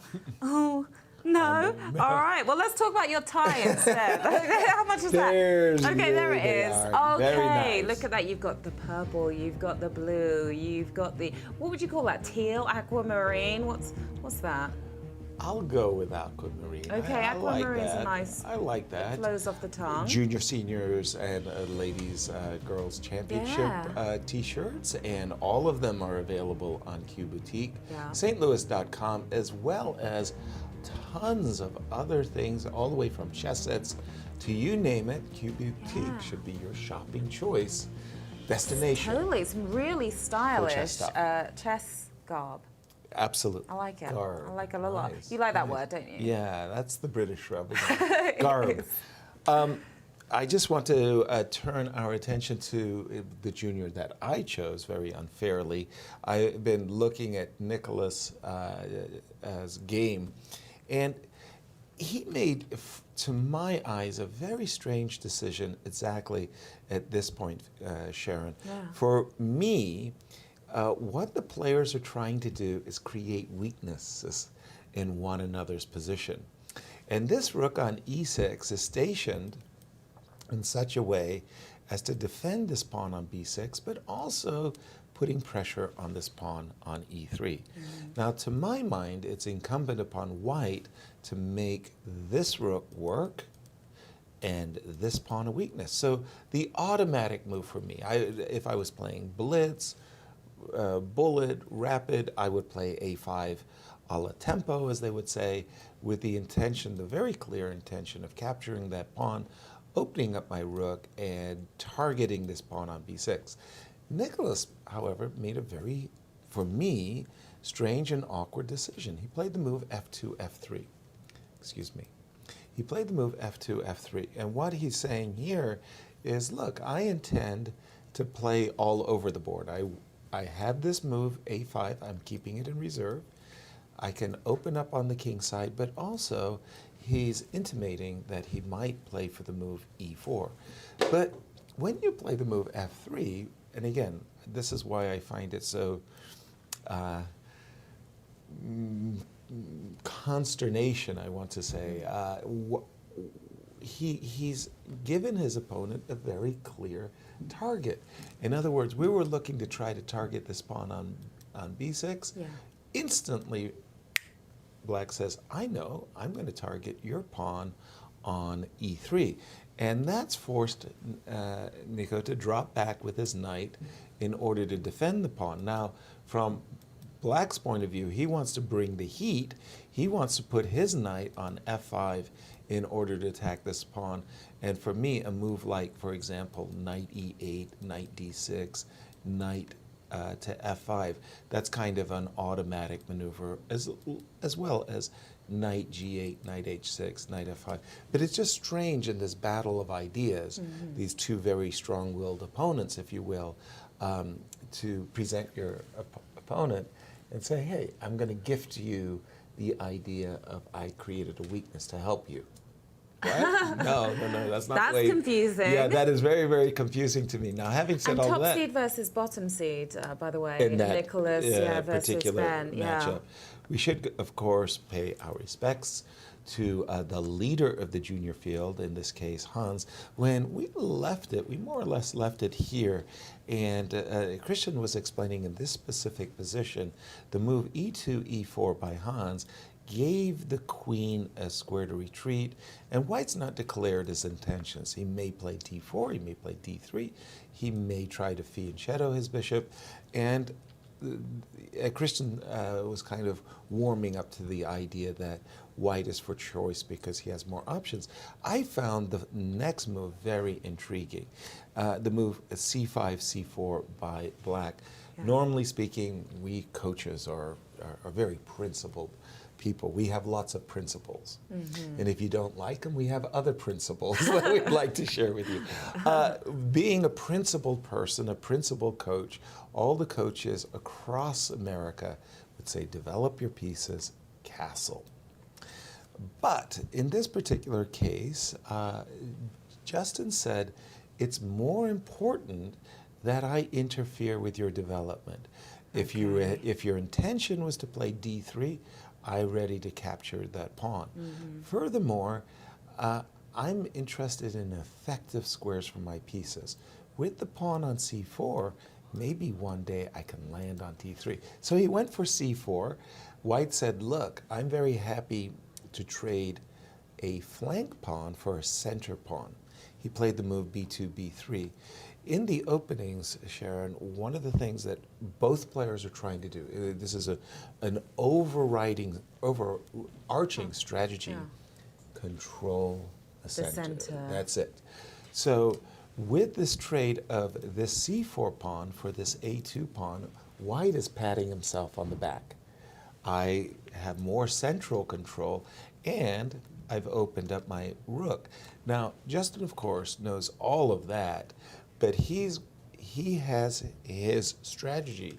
His strategy is he wants to bring this knight to c5, where it will be very effective. It'll attack this pawn on b3, and it will set up for this move bishop a6, potentially skewering an exchange. So I just love these battles of ideas that is going on between these two, and I'm expecting a good fight in this game. I wonder if Hans is staring down Justin at this very moment. Oh, no, he's not. He's staring at the board. There you go. When you see the players, are there any players, ladies or juniors or legends, who have a stare that you said, oh, that's a combative stare. Oh, yeah. It's hard with the mask, though, right? It's hard with a mask, yeah. But once Hans described the way he was staring at Ben yesterday, Ben I'm like, Lee, oh, right? He was trying to okay. he was trying to stare down Ben Lee. Yeah, and right? Ben would not make eye contact Right. until one moment where I guess he made a move he wasn't so sure about, and he looked at Hans to see Hans's reaction, did and that you was the one time they made the eye contact. And that It's was so interesting. That was the moment that Hans said that was a tell for me. Yes. Then I picked up that, hey, something's going Exactly. on. Really good. It was Let a me see- telltale sign. Let me see where it is. All right, and we have the Junior standings because you And have why super. this is such an important game. Yeah. Hans. Right there at the top, holding on to but that top spot. only by 1 point. So one a loss point. could potentially put him in a tie with John and Praveen, and that's Yeah. why this game with Justin Wang, who happens to be in 8th position, by the way. Hans is probably thinking as he came into the game, I'm a big favorite. I'm just going to win this game. I'm going to play my game and clinch the tournament. Absolutely. He was relieved after he beat Nicholas Checker, wasn't he? And Nicholas came in with so much confidence and Exactly. hasn't really gone the way that he wanted since No, then. he's struggled. Yeah. Let's just put it that way. He's not getting in positions that as the favorite, the #1 seed, he would like to exploit and say, Yeah. hey, like, let me put my signature on this event.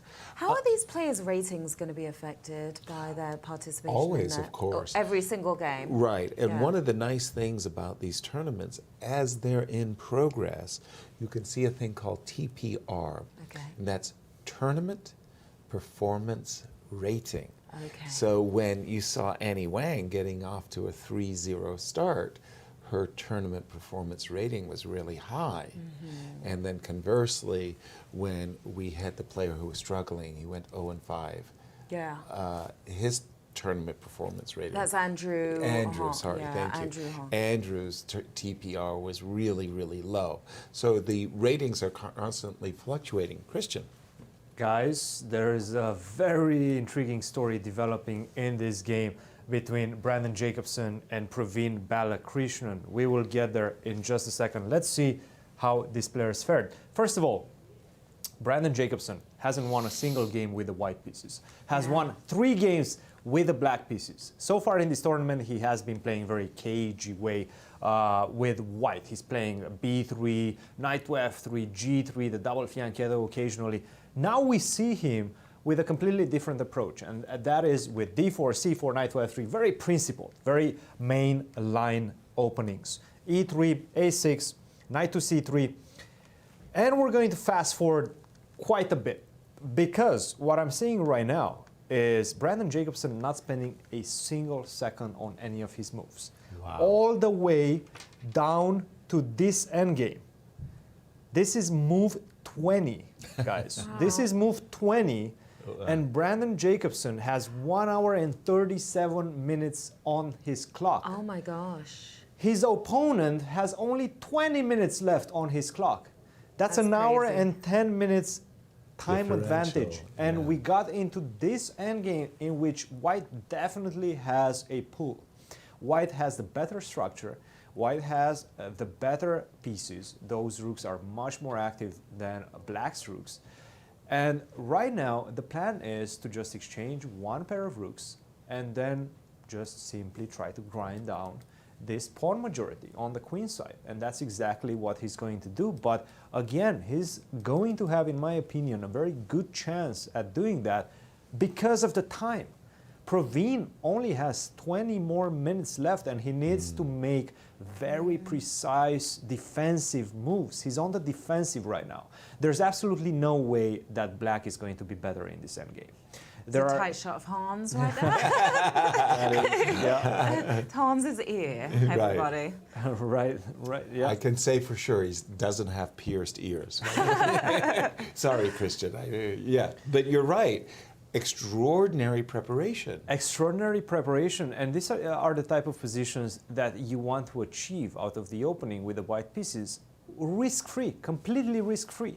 You're playing for 2 results. You're probably going to put a lot of very unpleasant pressure on your opponent, and with the time differential that we're seeing right now on the clock, there is a high chance that Praveen is going to crack under that pressure. Wow. Wow. And Brandon, I mean, he was saying he took the pressure off of himself, didn't he? And now we're seeing it, play out in a way that's working really well for him. Absolutely, and I love what Christian was saying there. I love the time. I mean, 1 hour, 37 minutes. He's gained 7 minutes on his clock. He's been playing so quickly. But you can see that when the rook posts up on the c6 square, as Christian was saying, first of all, you're defending your bishop, which is very important, of course.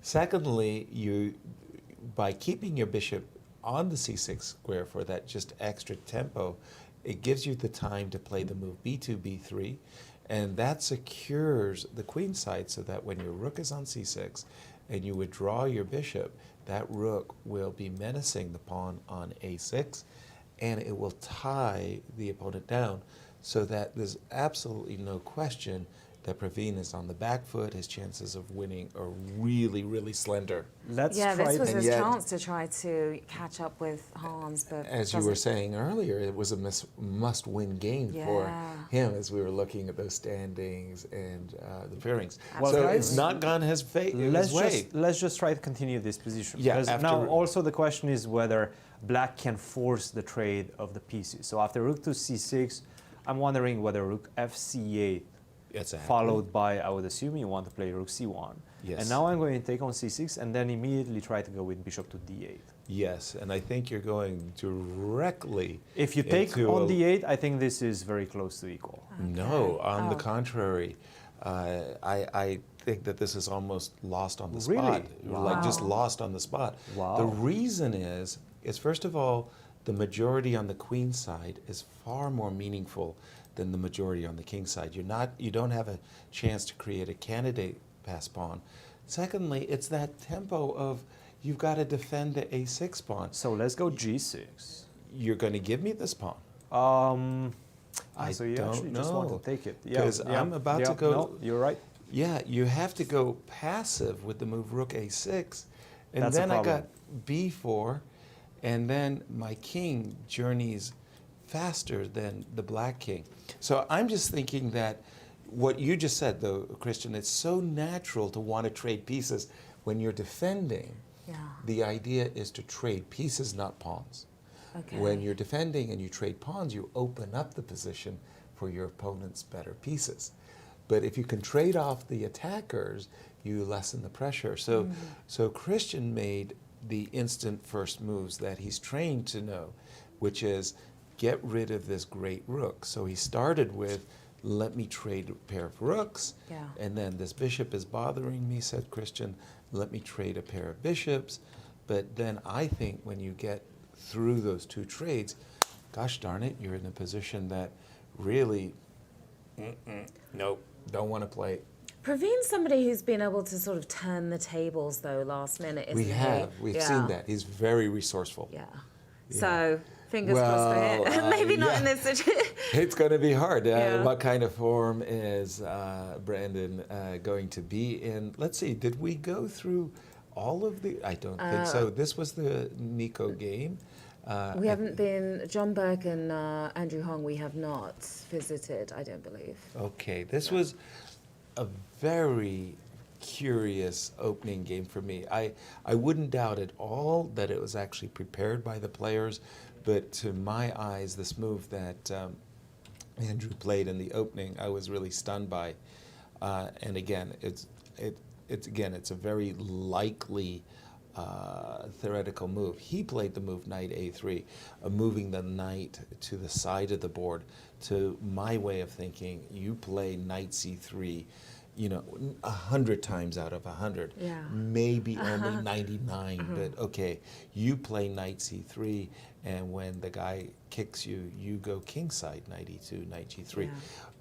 But he played knight a3, going to the side of the board, and I thought black was actually getting the better of it for a moment there, and then I lost track of the play, and I'm quickly catching up with the players, and in fact I've caught up. I'm not 100% sure what is going on. There's some, we have an update in the girls, don't The we? girls, yeah, okay, what's going Sheena on? Zhang, I believe. Maybe Sheena, 4 down, 1 from the bottom. Okay. Yep, there we go. Susanna and Sheena. Have been repeating. What have they been up to? Yes, I see this position. Whoa. Crazy. Oh, okay. What's happening here? I don't know. Well, I was if you hoping don't, to ask you. I was all set to ask you. I'm Grandmaster Sawan. goodness Tell us. gracious. Do tell. Well, maybe if we can go a few moves back. Okay, please That's- take me back. I think she missed a very, very basic tactic, and that was with knight takes e4 at this point. Okay, tell me when to stop. Right there. Right here. Right there. She played the move e3, e4, which That is was a what she huge was mistake. stepping up the plate for. She had been obviously aiming for that break. And, ooh, that was a...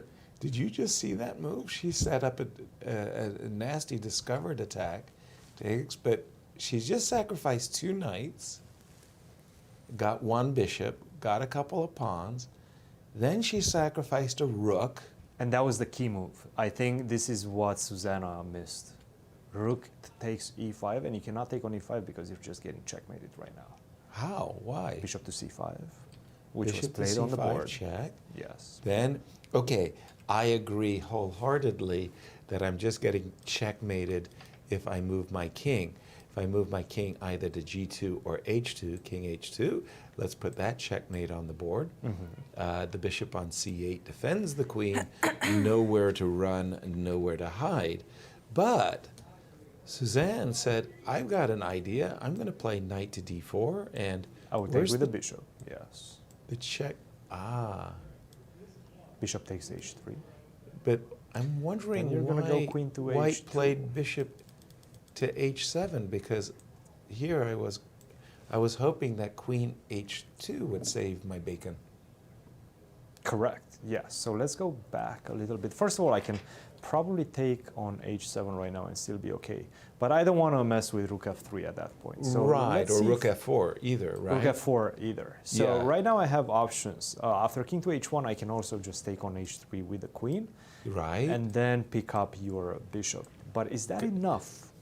Gotcha. Okay, so if the bishop was on d3, likewise, I would have lost the bishop. So you could take and take and take with a check, and Correct. at the end of the day, what's the body count? That's a lot of pawns. That's a lot of pawns. A lot of pawn grabbing. I'm a lot of pawn grabbing, but wait a minute. It is, I am on You turn. do get one back, I get a very but that's still 4 important one pawns. Wow. for an exchange and a Right. bishop. But So I a also bishop and think there might be some problems with d4. So you're gonna go d4 maybe. I see. I'll take the two bishops. I Yeah. agree. I like Black's position, but I didn't see the checkmate, and that was what I was looking for. She did play a bishop takes h3 actually. She did play bishop takes h3. Yes. Okay. Now I think what her plan is After is queen in fact, h2? to go bishop takes e5. Exactly in this moment. Bishop Exactly, takes yeah. e5. Okay, I have no choice. The problem, Sharon, is that my queen is really the only guardian at this point of my king. And I Yeah. really don't want to do what I'm about to do, but I have to expose my queen to a discover check. I take the bishop, and I think Christian was about to take my rook, That if I I'm was not mistaken. yes. And then if I move my king, Now I can do a lot of things. you One can of them take is to my just take your bishop. bishop, and I think I have what, 5 pawns right now for the piece. That's a big advantage. You're frightening me with Five five. Three is enough. Yeah. But five, I mean, okay, that's a little bit of an overkill. Wow. Okay, so we do think that Sheena has, and that was a great tactic. I want to just go back to this moment because one of the things that's really hidden in chess is, you have your ideas, your opponent has his ideas, but Yeah. one of the things that we really carry with us is kind of like a luggage that we take from one move to the next, to the next, to the next. So it's in our minds, and it was in White's mind that this bishop on h4 was doing a great job. Yeah. It was doing a great job. On h4, it was, hitting this knight, and in a very nice way, x-raying and attacking the queen. So in our mind, our luggage is secure. We Yeah. think our bishop is, yay. Those knights can't move because the queen will obviously get grabbed. Yeah. Well, I tell you, this move really rocked White's boat. After knight takes e4, the knight that was kind of stuck moved, and then the other knight moved. And the tables were turned. That bishop, Yeah. which we thought was doing such a good job, is actually vulnerable to Black's queen. And that's just simply great tactical alertness. Now, this next move from Black really borders on simply brilliance. This is sparkling. Rook takes e5, and that's just an inspired move, and that's how we get into our game. Black sacrificed 2 knights, a rook, and, well, kept up the pressure with this whole attack. This is an excellent combination. Oh, I have to Sheena say. doing well here. Super. I mean, She's about to win. we like to say that this one belongs in my best games collection. I'm going to put Something she should be very proud of, Right, then. exactly. And we often say, like, if Christian makes a really, really brilliant game, one of my big compliments that I could give to Christian and say, hey, I would like that game that you won to be in my best games collection. Like, I like your game Can I so take much. credit for it? Can I take the credit for that one? No. Christian never will agree to that. He's But not that this one- generous. He's a yeah, generous guy, but not that generous. This one is one you say, I'd like this feather in my cap. Yeah. This is looking very, very nice. So, And it would be her second victory. Would it? I believe. Okay, very nice. So we'll keep Yeah, she our won eye on game that one. 2, round 2, I believe. Quick check before I just throw it back to Christian with Annie's game, because somehow, sometimes, you know, as a chess coach, as a chess trainer, you leave the playing hall. You just like, okay, your charge is, you know, playing, and you can't look. So you see a position like this, and look at Black's knights, okay?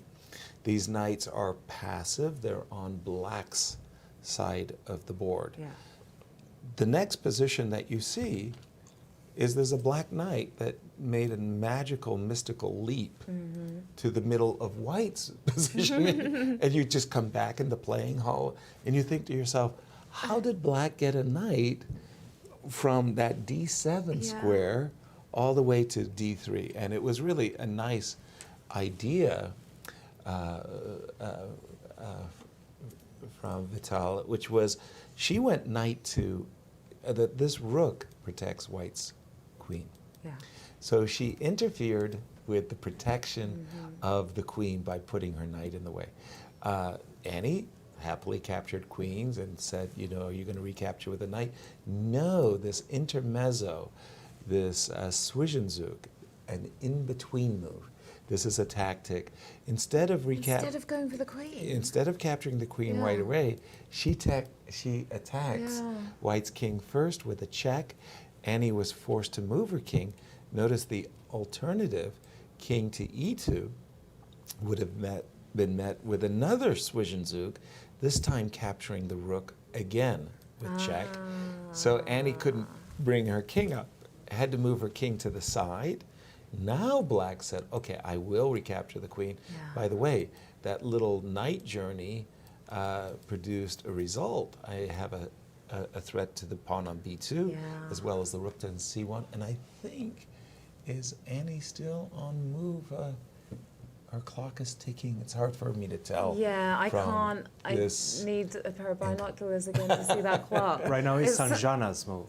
Okay, so what? Rook takes c6. Rook takes c6, I think, is the last move. No, rook c1 Rook to c6, c6. yeah. It was so with this move by Annie. Whoa. It's 56, by the way, for Annie, and 36 for Sanjana. Right. With this move, last move, the rook was under attack, right? She could have played the move rook to c2 and defended her pawn. But with Annie's last move, Annie played the move rook c6, essentially inviting her opponent to play knight takes b2 with a check. And Sanjana actually did not take the pawn. Sacrilege. She didn't take the pawn. So she doesn't get the membership. Well, but she's Okay. attacking the other pawn. Yeah, okay. So she hasn't completely lost her membership privileges, but she is, at the moment, how is our tournament leader, Annie, faring? It seems like it's a very complex battle right now, because it's not that easy to defend that pawn on d4.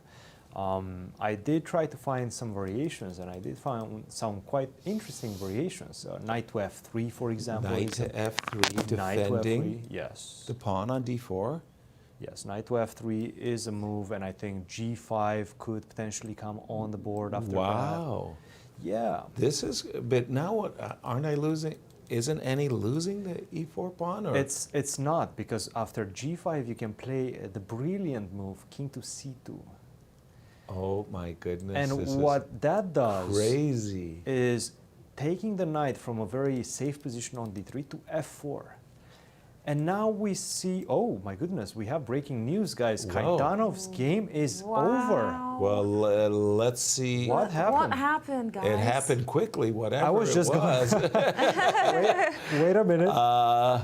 I'm sorry to say, for Larry Christensen fans, myself included, Gregory Kaidanov has defended the black pieces very well, Christian. Well, he was better in the final position, so that kind of surprises me that He was willing to allow a... accepted In fact, the offer. Yes. everything went according to the game of Adiban and He did not take. Anish Giri. Adiban did not take on e5. And he didn't take on e5. no, and there were such nice moves at that point after rook to e1, a very beautiful combination. So after taking on e5, take on e5, bishop to c5, king to h1, take on e5. Take on This e5, is the bishop game. to c5, Yes. king to h1, This is the taking game. on, Yes. which now you mentioned that since white had moved the queen to a4, the rook on f1 had no defender. Sorry, Christian. And please. after rook to e1, which was played in the game, now Gregory decided to take on f4. Okay. But a brilliant move would have been to just leave the knight on f4 and play rook to f8. Rook to f8, once again saying the square f1, you can't move your knight away because there is queen f1 check and a back rank mate Precisely. will shortly appear. But isn't rook takes e5 doable? Like, can't I munch that? And I would love to see you play that move, because now after queen to c4, you can resign. Oh, that is brilliant. And it's so visual because if you look, but white's king is actually stuck on the back rank and Yeah. it doesn't have any air. Yeah. It's suffocating behind the g2 and h2 pawns. And this move, queen c4, threatens mate in one. It also threatens the queen. And if the queen captures, the queen on a4 is defending the d1 square. Now the square is undefended so that black gets a back rank checkmate. Bobby Fischer wrote a book, Bobby Fischer Teaches Chess, and the entirety of the book featured one tactic, the back rank checkmate. And I thought Bobby Fischer was a one-trick pony because that was the only thing he taught. It was like the queen. This is the type of move, by the way, that it's so easy to fall victim of. If you don't see that move, you're playing rook takes c5 and you're feeling like, okay, let's see you defend the position of piece down. It didn't happen. He missed rook f8. No, and there were actually some much more interesting variation even after that. So let's Okay, go show rook to us. f8. Rook f8, Rook yes. to f8, instead of rook takes c5, you start with the move b4 first. Tickling the queen, so you're Tickling? making the move queen c4 less potent. Exactly, but now you weaken your structure. So now I'm going to take more of a strategical approach. So I'm just going to go bishop to b6, Dropping back with the dropping bishop, back. And now after you take on e5, which is what I wanted to do. I don't have to suffer the consequences of queen c4. guess what? I can attack that knight again with g5.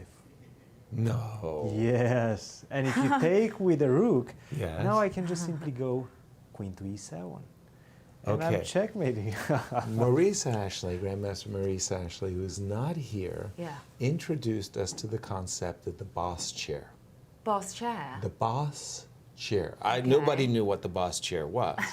Maurice does a lot of charity work. He coaches juniors in at-risk schools. Oh, and he's amazing. visited prisons. Oh, wow. So he's gone through all the security checks to Yeah. talk to the prisoners, and he's oftentimes held in detention as he goes through each security check. Yeah. And at one moment, he comes into a station where they have the boss chair.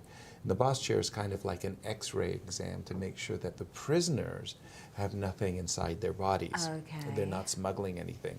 So he was thinking about the boss chair, and that's what the prisoners call the boss chair. And he was saying, like, if the grandmasters or the chess players had a computer chip wired to their ear or something, call them and sit in the boss chair. And if Gregory had found g5 and queen e7, the joke the grandmasters would say is, okay, bring in the boss chair. We got to check this guy. Yeah. This would have been off the chart brilliant. Like, this is Wow. really, really nice variation. It didn't happen though, Christian. What in fact did happen? What happened was that the players, after rook to e1, he just took on f4, bishop takes f4. Black still has the better position because his pieces are much better coordinated. And we have rook to f8 on the board, bishop to e5, g6, queen to g4, and this was the repetition that we saw I on the see. board. Of course, It was just a repetition. yes, it was just a perpetual. repetition. Of Okay. course, after queen to g4, you can also go king to b8, and this Quite seems happily. like, yeah, this seems like black is doing quite nice, quite fine. Probably even better, because once again, I have the better pieces. Nevertheless, with the black pieces, he knows that right now this is going to establish him at the top of the standings, 1 point ahead of Larry Christensen going into the final 2 games. Right. That's a huge lead. He's going to have white tomorrow, so he's definitely feeling very, very good about his chances to win this national championship. And I would say, taking the repetition in this position, Larry wouldn't have offered it if the position was still at least close to equal. But Right. this is not even close to equal. This is definitely black to be preferred, and black doesn't risk anything in the position. So Larry also made the right practical decision to offer a draw and keep some chances alive.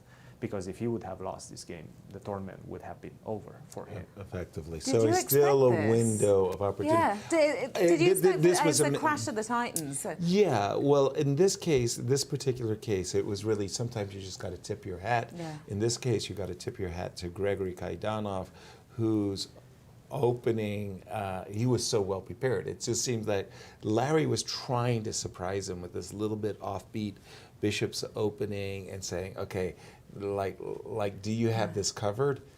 And Gregory said, I absolutely do. Thank you for asking.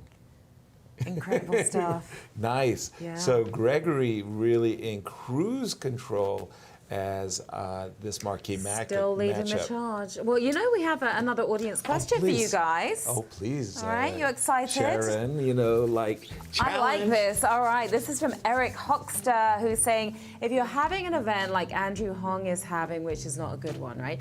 What do you do to help you mentally bounce back before your next tournament? And I think Andrew has half a point, 1 draw, and that's it, but a whole Yeah. bunch of losses, right? Right. He Yeah. started, unfortunately, the first half of the tournament, 5 losses. Then there was a free day. He was winning.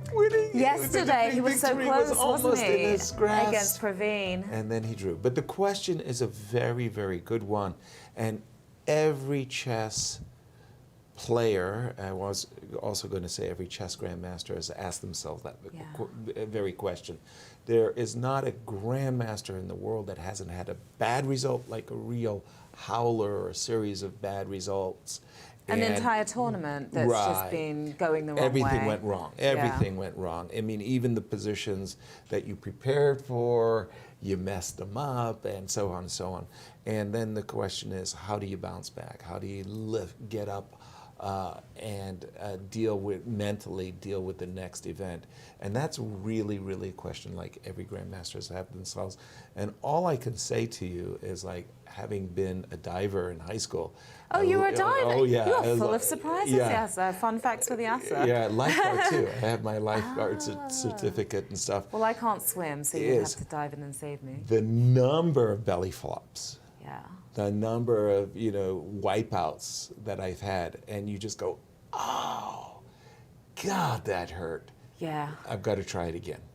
Yeah. That's all it is. Well, you the just got thing to is keep also, trying. you don't know Work your what way that through person it. might be going through in their life as well. You never know, Exactly. it might be something personal. Or, By the way, did you yeah. just slip and say, you don't know how to swim?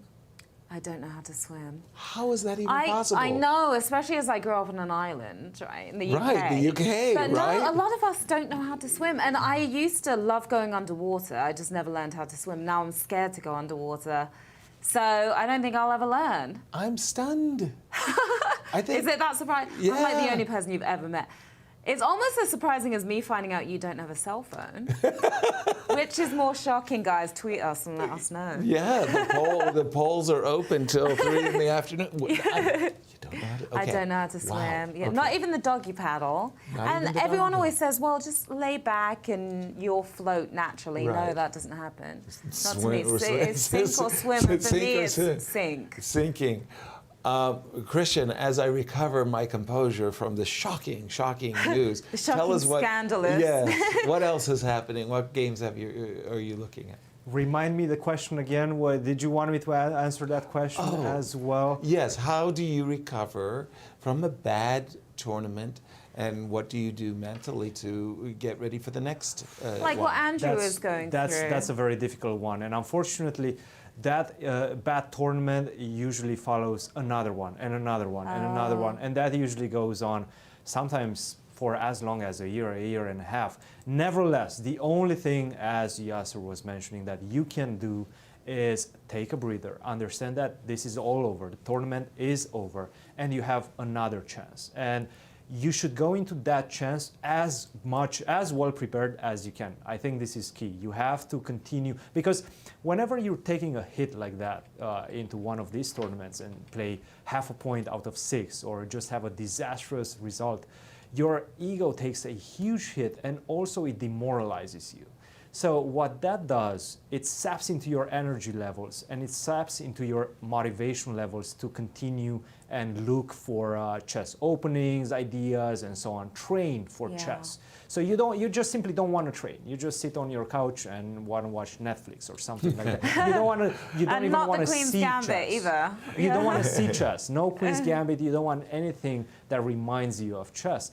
And the faster you can get over that hiccup, and the faster you can pull yourself by the bootstraps and just get back into preparation mode and then get back into competition mode, well, the faster you're going to recover. But it's very, very key that you go back and prepare as hard as you can, because that also is going to help you with your confidence levels, which have been shaken out after a disastrous tournament such as this one. Did people treat you differently as well, your fellow players? Do they treat you differently when you've had a Yes. bad tournament versus a great tournament? Right, Yeah, because Christian's we've laughing. all been there. We know Yeah. exactly.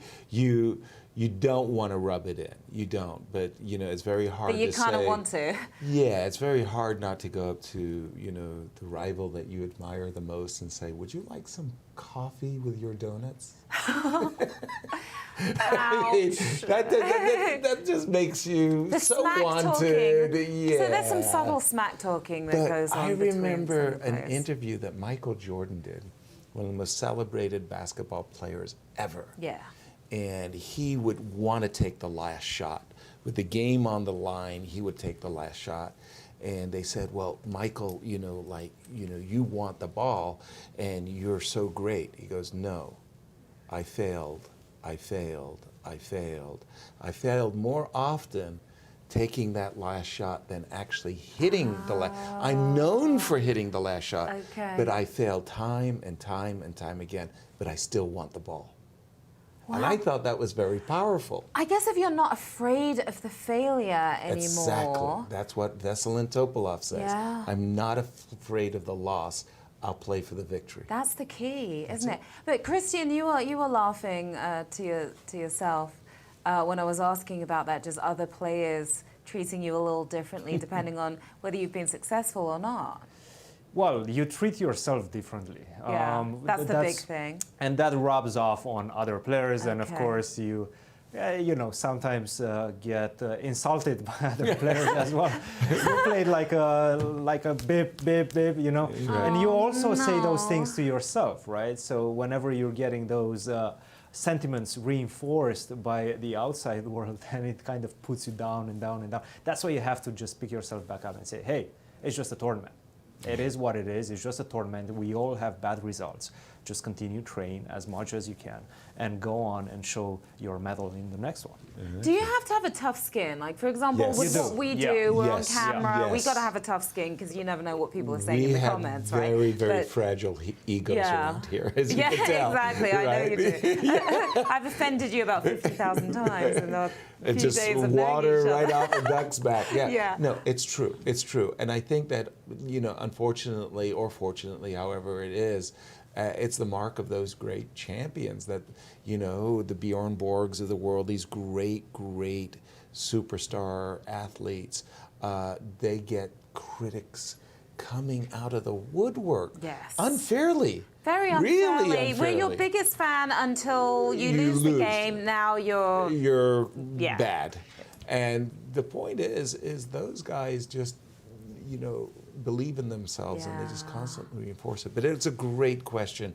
And I think that across the board for all sports, those sports people can really appreciate the question. Thank you for that. Just want to turn quickly our attention. James Tarjan, who's actually had a very modest tournament. He's drawn a number of games, but unfortunately he did get one donut, a 0 to go with his score. He's doing well against Melik. He has won a pawn, as Christian was saying. He also is on the attack. His queen is nicely on h7, forcing the black king towards the center. And with this last move, rook to e4, and I think this really hits the nail on the head perfectly by Jim Tarjan. He's just played the move rook e4 with the cold, clear intention of doubling rooks on the e-file, threatening to play rook e8 check. When the queen is forced to capture the rook, the king will have to release its protection of the bishop on g7.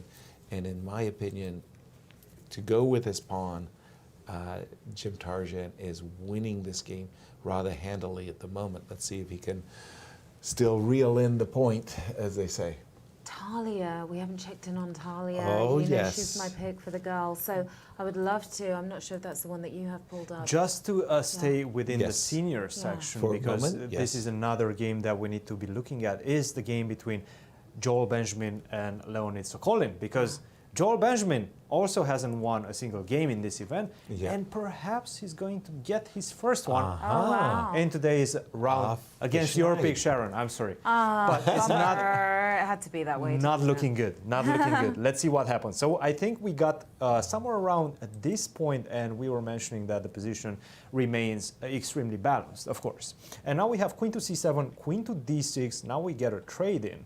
And bishop to e6, knight to d4, hunting that bishop pair. I want to get one of your bishops. You can give me dark square bishop by taking on d4, or you can allow me to take on e6, and I'm going to get that bishop pair. I want that bishop pair, because this is your advantage in the position as black. Bishop to g4, f3, and now we have this position after rook to d8, knight to b3. The problem is this bishop is going to have a very difficult life. For example, if you go bishop to e6, I'm once again going to reinforce this attack on the bishop, but also on the pawn on b7.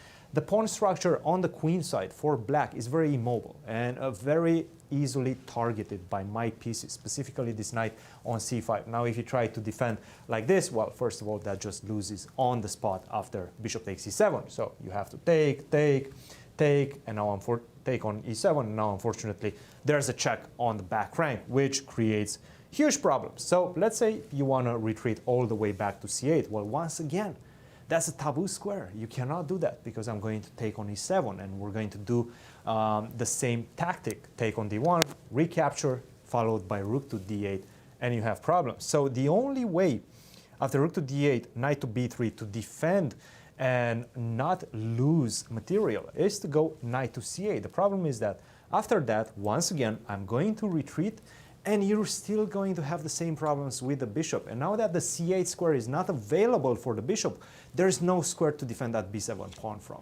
So you're going to lose, once again, material. You have to go back. I'm going to follow up with knight to c5. Everything is pretty much straightforward for white. I don't have a lot of options. I don't have where to lose myself in this position.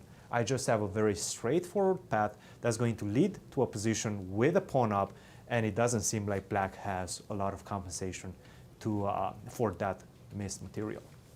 Uh-oh, not looking good for me on that one. No. looking good. Your pick of Talia is a lot better. I'll come to that in just a moment. I just wanted to pick up from the ladies section of the game of Ru Yang for just a moment. Yeah, that's a this Sophie was big one. Yeah, this was the big, a very big one, and we had been discussing.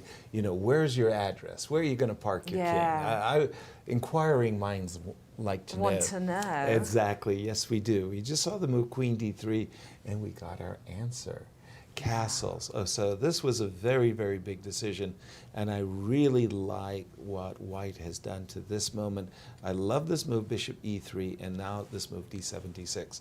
So the thing that really stands out to me in the position is this idea that white has a lot of space. What I mean by that is more of my forces are controlling your area of the board. You have your 32 squares, I have my 32 squares. So white is hitting this square, this square, this square with her pawns across the board. This little peshki over here kind of stands out like a sore thumb, and it says to white's forces, come and attack me. Also, white has the half-open file, and black has some space over on the queen side.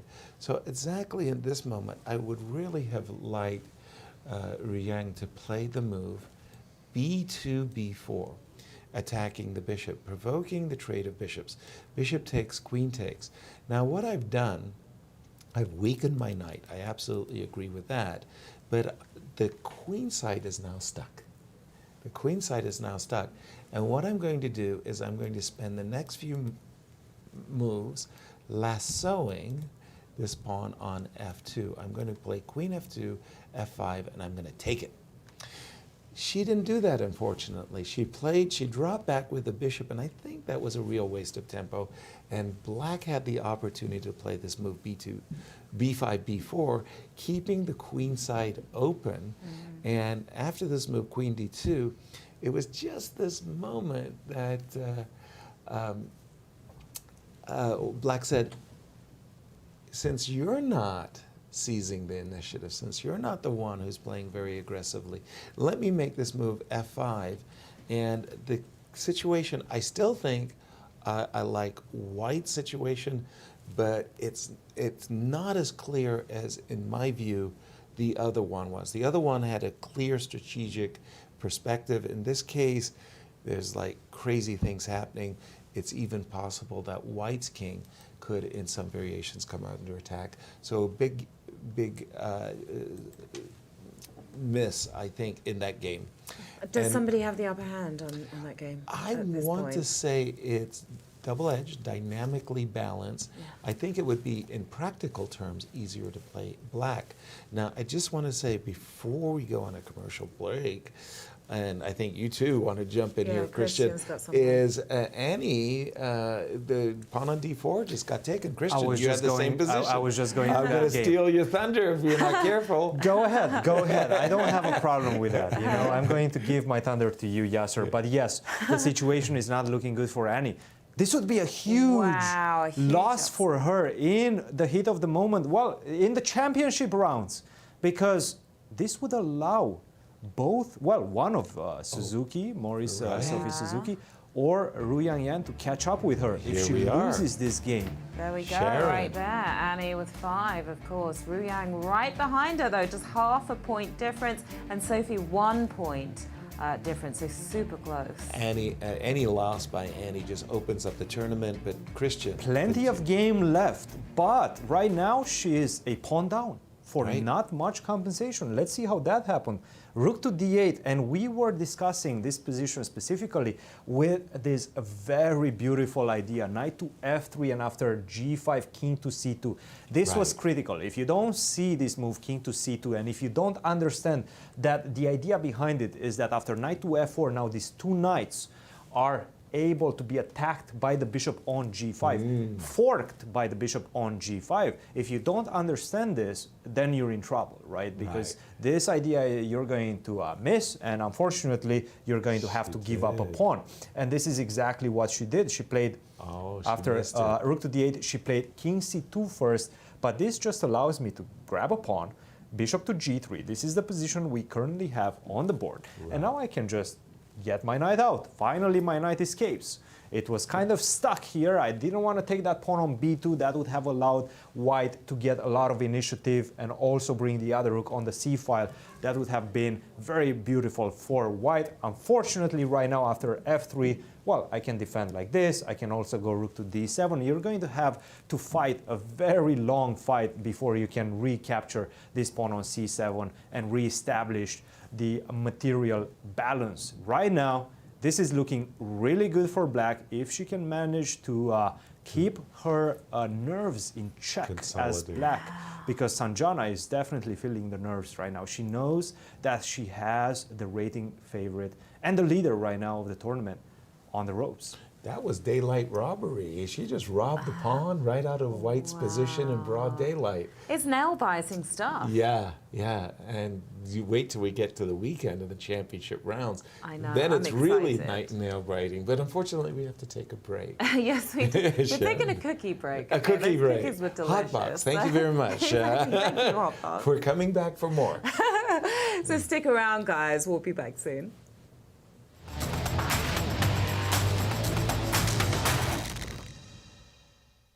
If you have kids, you already know St. Louis has a ton of fun stuff for families to do, like the Magic House or the Science Center. And if you really want to be a stellar parent, come see all the new stuff there is to discover at St. Louis Union Station. With a new mirror maze, light shows, and the 20-story high St. Louis Wheel, it's enough to make any parent feel like a star. St. Louis is always exploring. We're the Manos. Welcome to our show. Go, go, go.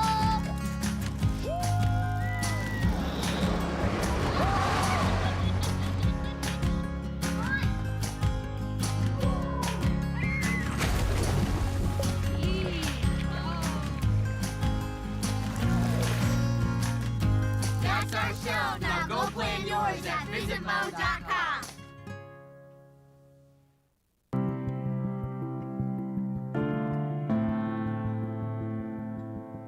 Can you hear it? It's the sound of hope.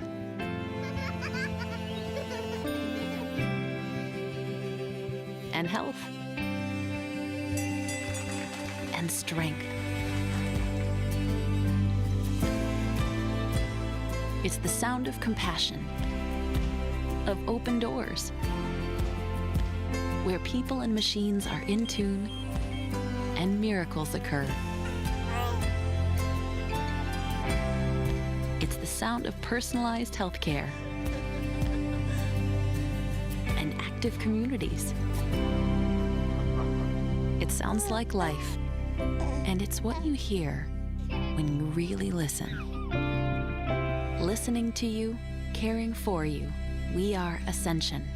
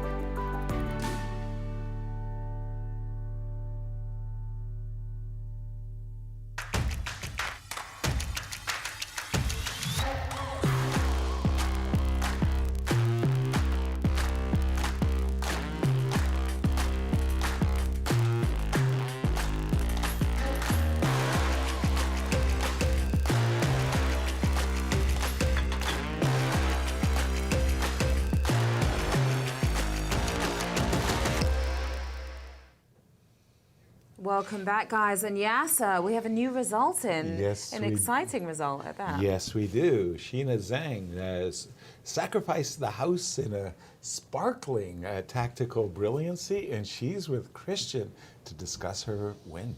Thank you, Yasser. Yes, we are indeed here with Sheena Zhang after a crushing victory against Susanna Ulrich. First of all, Sheena, welcome back to the studio. How does it feel? A victory is always sweet, but a victory in this fashion, how does that feel? Thank you. And yeah, I mean, I don't really know how I feel right now. I guess I'm pretty happy about it. I'm glad that it all worked out in the end. 2 victories so far in this tournament. How would you assess your performance so far? Well, if you had asked me before I lost 3 games in a row, I would have said pretty good. But yeah, I think hopefully I'm getting back to where I should be, I guess. Because yeah, I guess it's been pretty average. Let's look at today's game because it was nothing but average. Let's look at that game right now. What an amazing sacrifice. After e4, I think this is the critical moment. Knight f takes e4. Did you manage to calculate all of this? And how long did it take you to calculate all of this? Or did you know this idea? Yeah, this was all in my prep. Including knight takes e4. Yeah, the whole, Wow. basically everything until after bishop takes e5 was in my prep, which Wow. is really nice of my coach to give me such a nice line. But yeah, I'm lucky that I was able to remember it all because it probably could have gone pretty wrong if I messed up somewhere.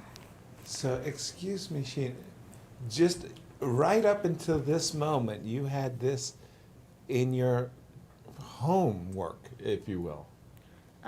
Yeah, this was all like prepared. And who is your coach? Because I need his number. Yeah. I need his number. Give me the Who's your coach?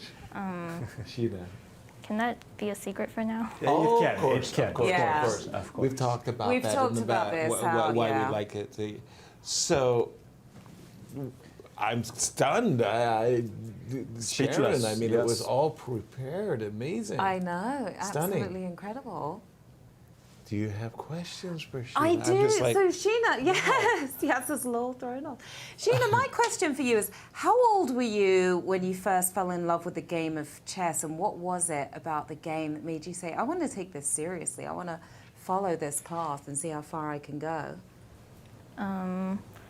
Well, honestly, I wasn't really too passionate about chess until probably 14. Okay. That was when I won my first national championship. And then I realized that maybe it was like, it could be fun sometimes too.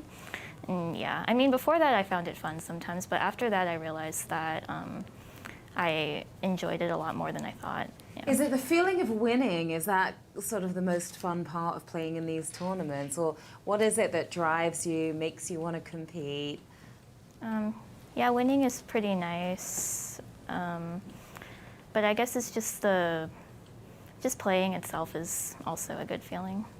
Outside of your prep, do you also have a pre-game ritual that you go through to get yourself in the right mindset? Because that's super important, as we found out from talking to a lot of players, just having the right mindset and the right confidence when you come into a game. I mean, honestly, I don't really have any routines in particular. I mean, I try to get a little bit of rest before every game, but sometimes I'm preparing a bit too late and then I don't really have time to rest at all. But yeah, I don't really have any rituals or anything. Do you ever dream about a move? We were talking about this earlier. Who was it that suggested keep Frank a notepad? Marshall. Yeah, keep a notepad and pen by your bed because maybe you'll dream of a certain move and then you write it down as soon as you wake up. Has that ever happened to you? Well, I've had many chess dreams, but every time I try to remember the positions I dream of, I realize that they were all illegal. Okay, that wouldn't be a good move to make then. no, they're illegal. No. And what would it mean to you to take a win here in this tournament? How big a deal would that be for you? Well, any win here is obviously a great feeling. So I'm just going to try and win some more, I guess. And yeah, hopefully I won't lose any more games because losing 3 games in a row wasn't fun. So, yeah. Last question. Who's the first person you text or call or FaceTime when you win a game and you feel that excitement? You said you're feeling quite excited about this. Who's the first person you tell about your win? My mom. Oh. Have you told her yet about today? No, I haven't had a chance to get to my phone because it's in the hotel. But I think she's probably watching. She's probably watching us right now, right? I don't think she is. But I'll send her the video afterwards. Okay. Well, congratulations again. Very nice. Very Yeah. nice. And for me, it was a sparkling tactical victory. Prepped or not, I appreciate it. Yeah, Well awesome done. job. Well Also, done, Sheena. We also have another result.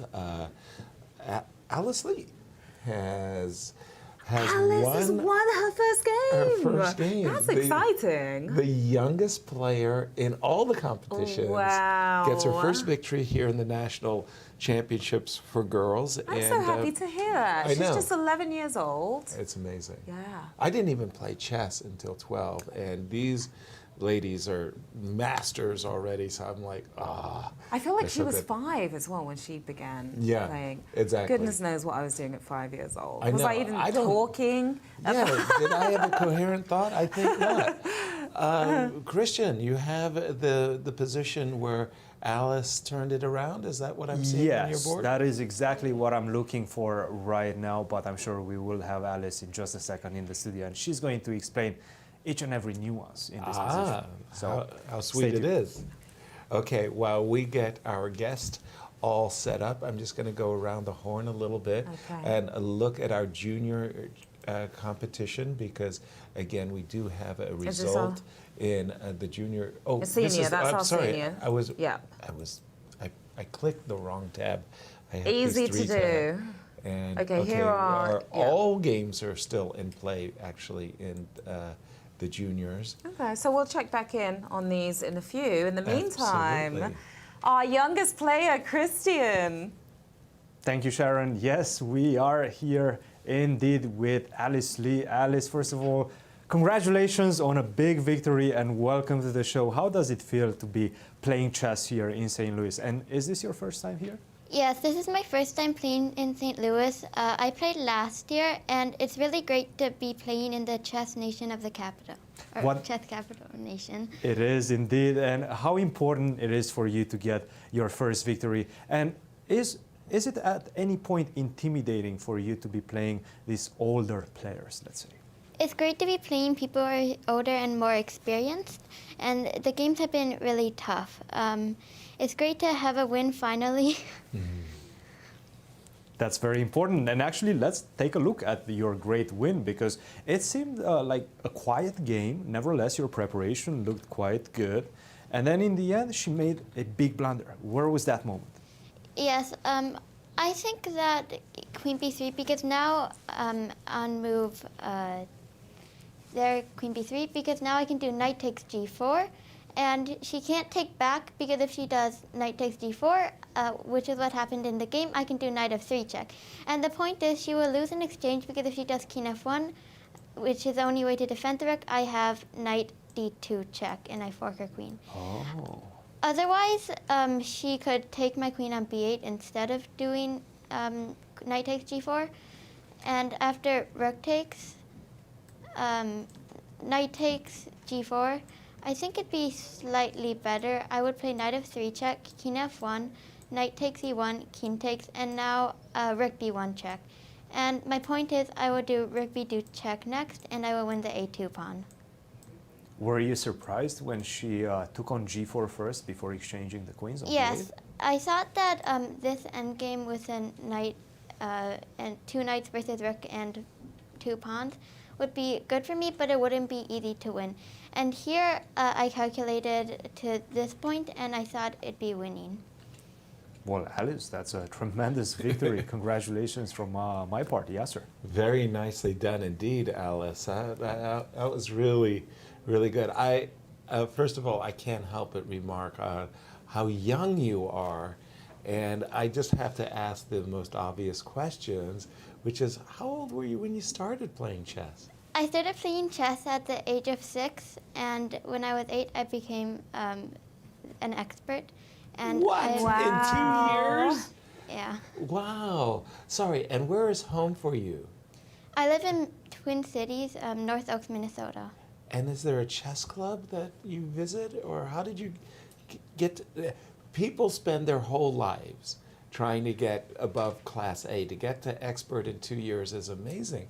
Did you have competition in your home city? Yes, I play in the Chess Castle of Minnesota, which is about 30 minutes from where I live, so it's very convenient. And they have tournaments there about weekly, so it's good to practice there. Fantastic. Alice, what do you love most about the game of chess and competing in tournaments such as this one? It's great to be competing in tournaments such as this one. They're really prestigious and tough. And for the game, it's just like, it's so complex and different, and it's great to be thinking and playing here. Now, I heard that you also host a show. We're all worried for our jobs right now because you might, you know what, you might be better in this position next to me. Take over. But tell me about your show. You host a show on chesskid.com, is that right? Yes, I host a show called Alice's Palm Palace with Funmaster Mike, and we basically do chess activities, and we play stuff like Hand and Brain, and we hope that it inspires more people to be playing chess. That's so awesome. Do you have friends your age who play chess as well? Are there many friends of yours who can keep up with you? Probably not. Well, most of my friends don't play chess, but there are, of course, many people at the Chess Castle of Minnesota who I play a lot. Alice, I know I'm getting ahead of myself and it's not going to happen, but in a different universe, suppose you had won first prize, that you had got the Dwayne Barber U.S. Chess Trust $10,000 collegiate for your school. The obvious question is, where would you go to school and what would be your major? Where would I go to college? Yeah, university. Which college university are you thinking about, or have you thought about how you would spend the $10,000? I haven't thought about it too much because it would still be like 6 or 7 years. Who's the first person you're going to tell about your win, or have you already? Have you texted somebody, family member, or FaceTime to let them know that you just won your first game in the tournament? Well, my mother will be here to pick me up soon, so she'll probably know. Nice. Well, you have a man, Christian, in front of you who is the chess coach at Mizzou, and about that college scholarship, this is a man you need to talk to, Alice. I'm already writing the scholarship letter, Yasser. Okay. Exactly. Time flies, just a couple more years. That's And it. then... But you've enjoyed the experience so far. Yes, it's been great. Wonderful. Amazing. It's been great talking to you as well. So inspiring. I can't do what you can do, that's for sure. Yeah. Not even close. We're very proud of your result today. Thank you. for- Very proud. Thank you so much, Alice. Thank you. Wow. That's super inspiring. She I has her tell own you. show. She's got her own show. What the heck? Like, What have I been doing all my life? I mean, I feel like am I stuck in sand or something? You know, am I in a... I know, it kind of makes you feel bad about your... No, I think it's underachiever absolutely around here. wonderful. I mean, I think we all golly. are, to be honest. at After this point. that? Yeah, yeah. Dang. But so inspiring. Christian, I Absolutely mean, what was amazing. your impressions of Alice Lee? I mean, I was like, wow. I'm just trying to remember what I was doing at 11 years of age. Exactly. I was definitely not giving interviews to anybody, that's for sure. Oh, and so confident as well. So confident, so articulate. Yeah, I mean, Because it's she's a host, because she hosts her own incredible. show, so she's used to Makes being in front of the sense. camera and talking into the mic. Exactly. Makes Wow. sense. I'm stunned. I'm Me stunned. too. me too. We have Yes. another guest in studio? We do not have another No, guest. we don't. I thought somebody was moving. The Invisible Man! Wow. Yeah. Nobody's hiding around here. I'm Yes. telling you. Nobody's hiding. Maybe around I'm just stunned by our previous guest. I need a chance to recalibrate. That was an amazing interview. So amazing. But you were about to go to a couple of the older prodigies, weren't you, and take a look to see The junior what's going on, the championships. junior championship. Yeah, I'm looking at this game between Andrew Hung and John Burke, and at first sight, it looks like Andrew is doing just amazing in this position. Right now we see the bishop under attack, we see the pawn on h7 under attack. There's a lot of things, and unless you can get this pawn rolling down the board and creating any sort of like big problems, potential promotion problems, then I don't see how black can just recover in this position right now. So for example, I'm looking at, let's say, a3, right, to just give up the piece like this. Well, it seems like I can maybe just go back. Force mate maybe with bishop h7. Bishop to h7, that's a force ah, mate. because yes, Queen that is a beautiful checkmate indeed. Take, and now we make a, and I think this is exactly what he missed, maybe John Burke. This idea that once the 7th rank is open for the rook, you have this sequence of moves. Bishop to h7 check, then I take on g7 with a check, and then I follow up with queen to g6. Right. And this almost always, even if you try to save that bishop, leads to checkmate. Like for example, even if you try to do it in this position, play the move instead of a3, very aggressive, just play a normal move, such as bishop to e6. The same thing happens, and this is once again checkmate. I can go queen to g6, and you cannot hide anywhere because queen to g8 is a checkmate. I believe this is something that maybe John Burke missed right now. Let's see. So we have, bishop takes f6 was played on the board. And I'm expecting rook takes d7. That's going to be a piece. Maybe bishop takes h7 first, but I don't think I want to venture around the h7 square, at least not for the moment, because maybe you will be able to block that bishop's escape. Let's just take a piece. Let's just take a piece, see what black is going to do. Unless you're able to promote this pawn very quickly, then I think you're going to be in trouble. And I also have ideas of creating checkmate threats on this side. For John, include the move rook e8 in that exact position before a3. After rook takes d7. Yeah, rook e8, hitting the bishop. So I have to go, let's say, bishop to e2. I don't think I have any other way. And then you are looking at a3. So it's like, let's include the rook into the attack. Right. First. So now I'm going to take this, and whenever you go a2, I'm going to go rook to a5. Right.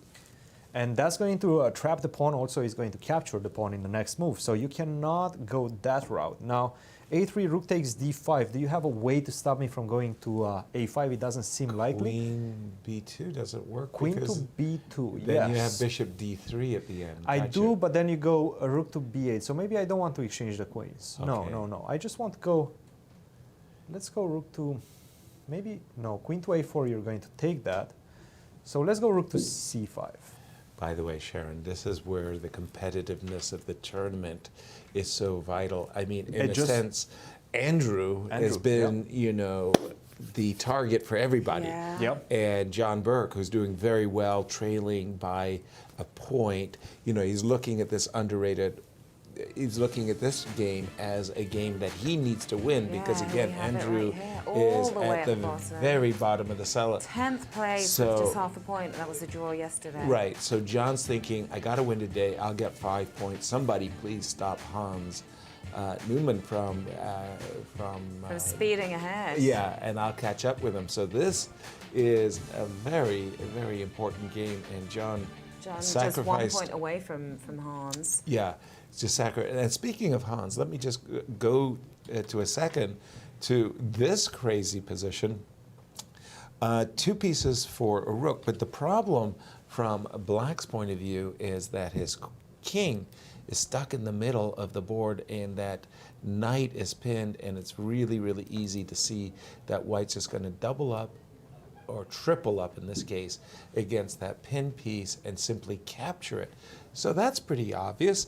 And after the move bishop b4, I think Hans was thinking, oh, I got several ways of winning this game. This is all really easy. I can play rook d1, and then after, for example, a move like castles, I can win this knight, check, I can move my king, whether it be to h3 or h1. I should be winning. But I know, says Hans, he says, let me toss in one move that really is helpful for me. I'm going to play the move f7, f6.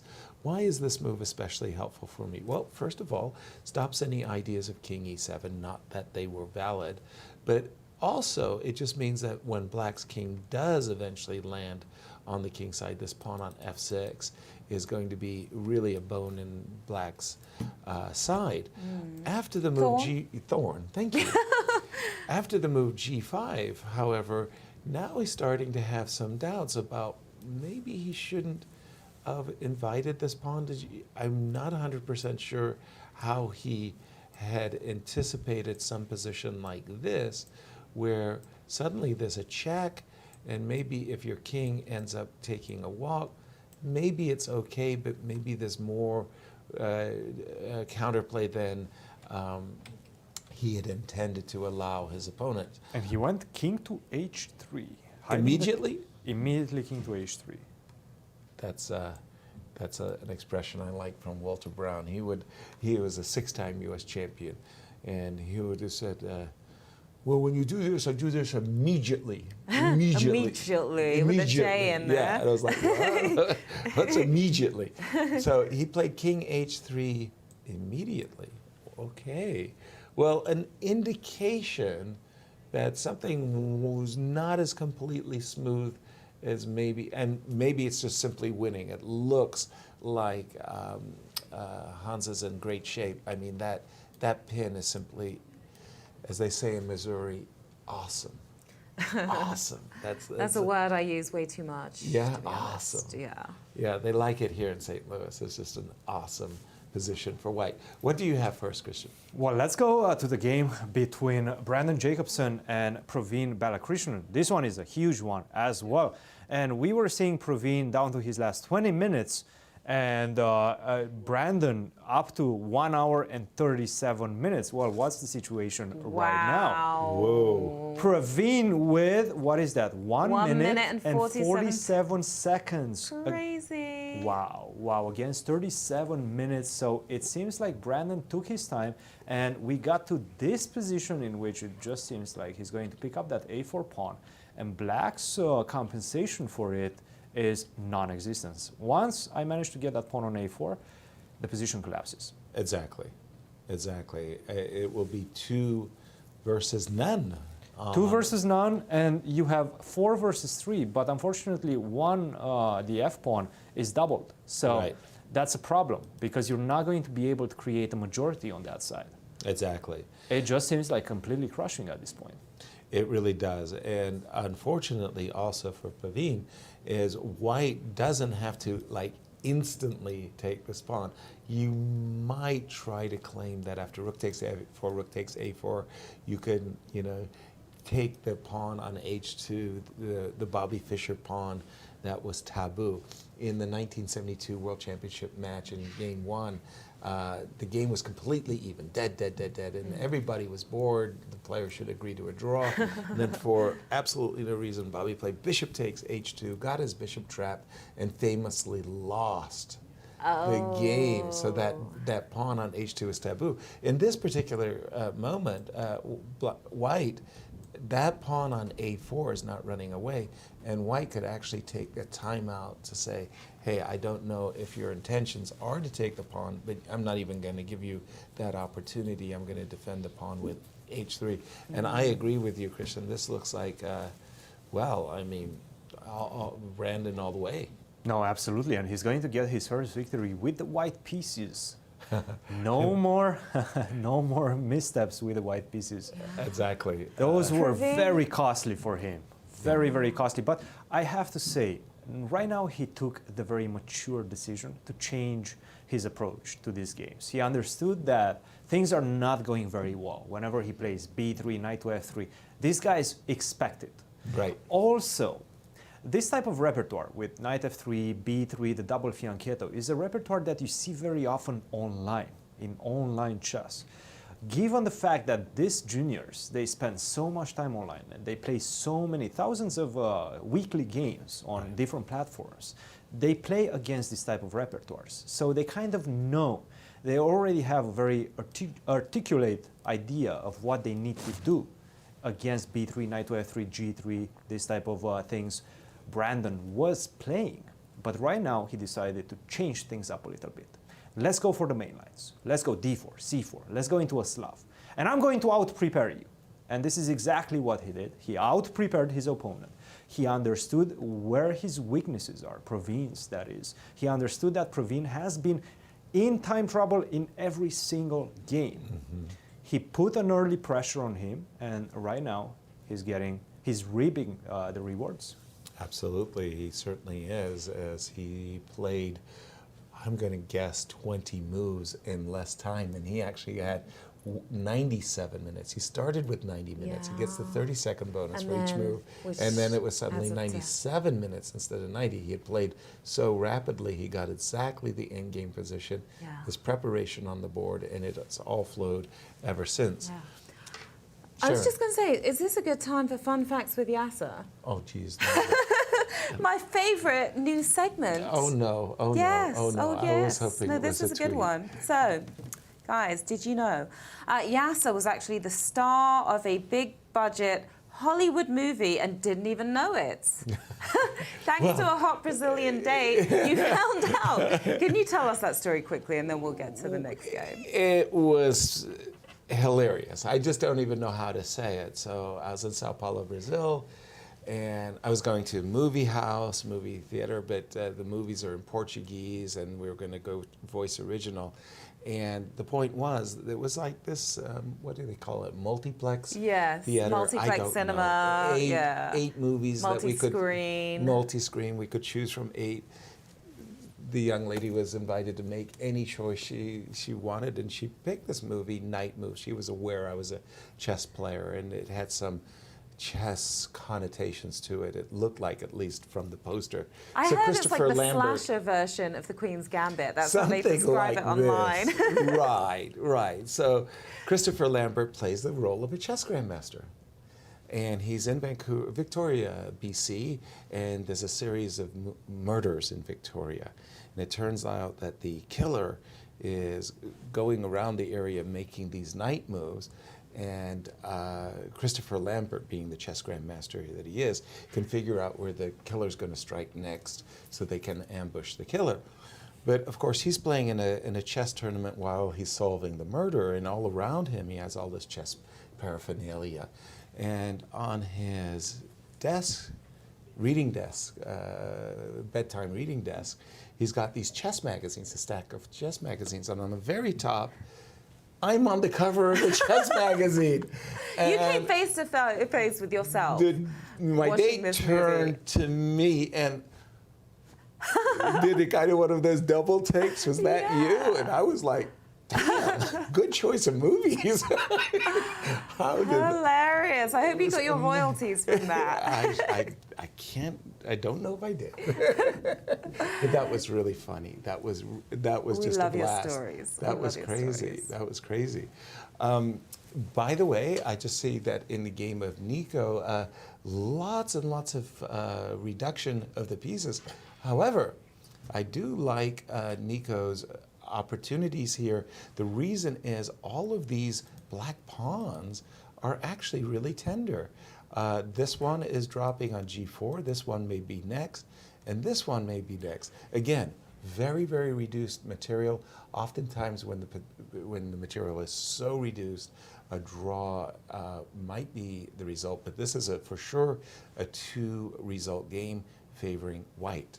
Over to you, Christian. Absolutely, 2-result game. Nevertheless, it does feel like black is very close to simplifying the position, Exactly. maybe achieving equality in that one. But one player that is not achieving equality with the black pieces is Christopher Yu. My pick to win the tournament is just collapsing in the last couple of games right now. Let's see what happened in this game. Out of the opening, we got a pretty normal looking position. It seems like black is extremely close, maybe one move away to equalizing the position. Unfortunately for Christopher, he goes for this rook to d8 idea, which allows white to gain the initiative. Now, despite the fact that, okay, we only have the queen and the knights on the board, I do have an asymmetrical pawn structure. I do have the much better pieces. Also, your pawns as black are a bit overextended, so they're going to be the targets that I'm going to hunt down. And this is exactly what's happening. Knight to d4, this softens up the position of the black king because you have to play the move g6 to defend that. h4, knight to f7, h5, and we get into this position. Unfortunately, once again, we see this lack of space. You can see white has all the space in the world on the king side. Black is struggling. It's playing only on like 3 files, and that is the 7th, the 8th, and the 6th ranks. So after g3, b4, we get this position. White is bringing back his king on the other side of the board, getting ready to exchange everything and then target these lonely pawns. And this is exactly what is happening right now. We have this position on the board, and after b takes a3, if you take on a3, well, I can give you a check, and I can continue giving checks like this. First of all, where are you going to play? If you go knight to f7, this can never be played because this will allow me to exchange everything.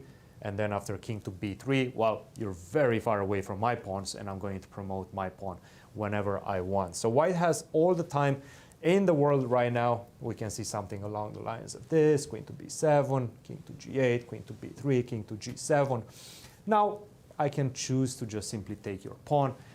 You're not going to get better anytime soon in this position. And white, once again, has all the time in the world to pick up this pawn, then continue giving checks. Your knight is not going out because as soon as you put it on f7, I'm going to be able to pin it down and exchange the queen and the knight.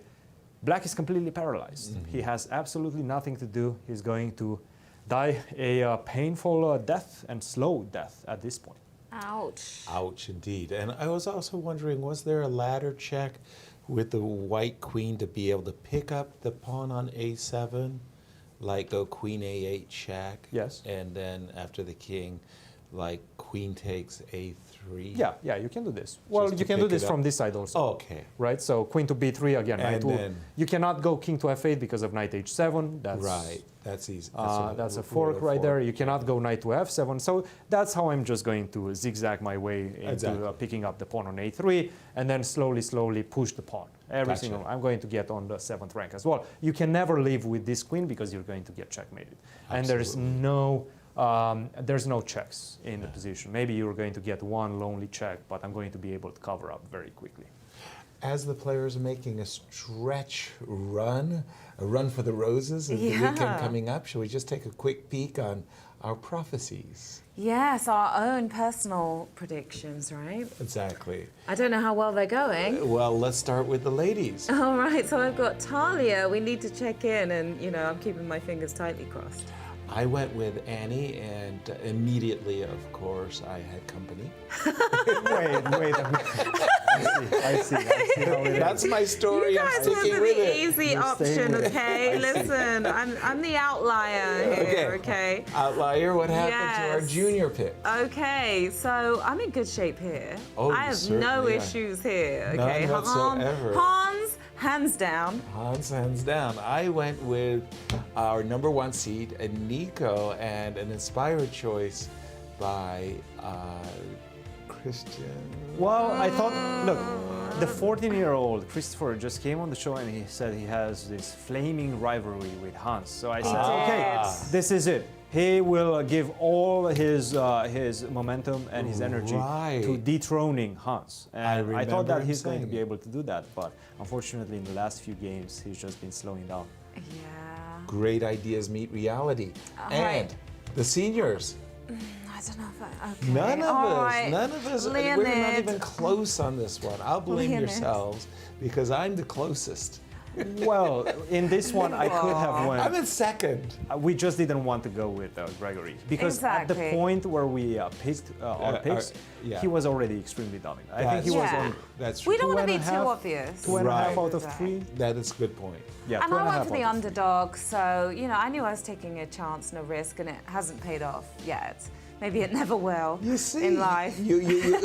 you are a chess player. You are being a chess player. That's what we do. We explain our wins and our losses in very personal, emotive terms. Exactly. I mean, we it's quite a feel it. roller coaster ride, and that's what I've been experiencing. we feel it internally. Speaking of the ladies, let's just jump to Annie. By the way, Wang, guys, because- I think we're going sorry? to have a resignation very soon, so maybe we want to stick with that game between David Brodsky and Christopher Yu. I think we're going to have a shake of hands right now because king to g7, I'm going to go knight to e6, king to f6, queen Oops. takes h8. Unfortunately, you are picking up my knight, but you're losing also your queen on a1. And after knight to e6, if you go king to e7, that's just going to be checkmate as well. Because once I go here, you go here, I go here.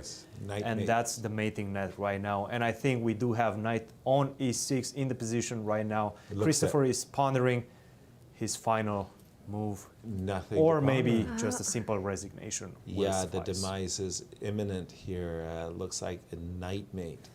Yes, and he's I looking feel at the so clock bad right for now. Christopher. He And he's started just well the 14 first years half. old, you know. Yeah, I he just, started well that first half Yeah. of the event, promising. But he's been He's on still some- brilliant. I mean, he's Yeah. still Yes. very And there we he- go. And we see the Yeah. resignation. Yeah. Now that's a very unusual way of resigning. Oh, In is it? truth, that's really what they do in Hollywood. They knock over their king, and Frustration. Yeah, exactly. I really haven't seen that in top level games. The normal, I won't say etiquette because that's wrong. The normal thing is just to stop the clock, offer your hand, and congratulate your opponent. Yeah. And then go shout the injustice of it all. I'm sorry, I'm wondering what's happening over here on camera. But here's the thing we have to remember as well. Some of them are so young and they don't have, their parents aren't able to be here. Yeah. Like Alice was saying, her mom's going to come and pick her Pick up. her So up. I think it's very brave of them to come into this environment. I mean, obviously it's a safe environment, but still. With the just national without championships, the, without that absolute nursemaid kind of thing. But Yeah. that's one of the reasons why they grow up so quickly and they mature.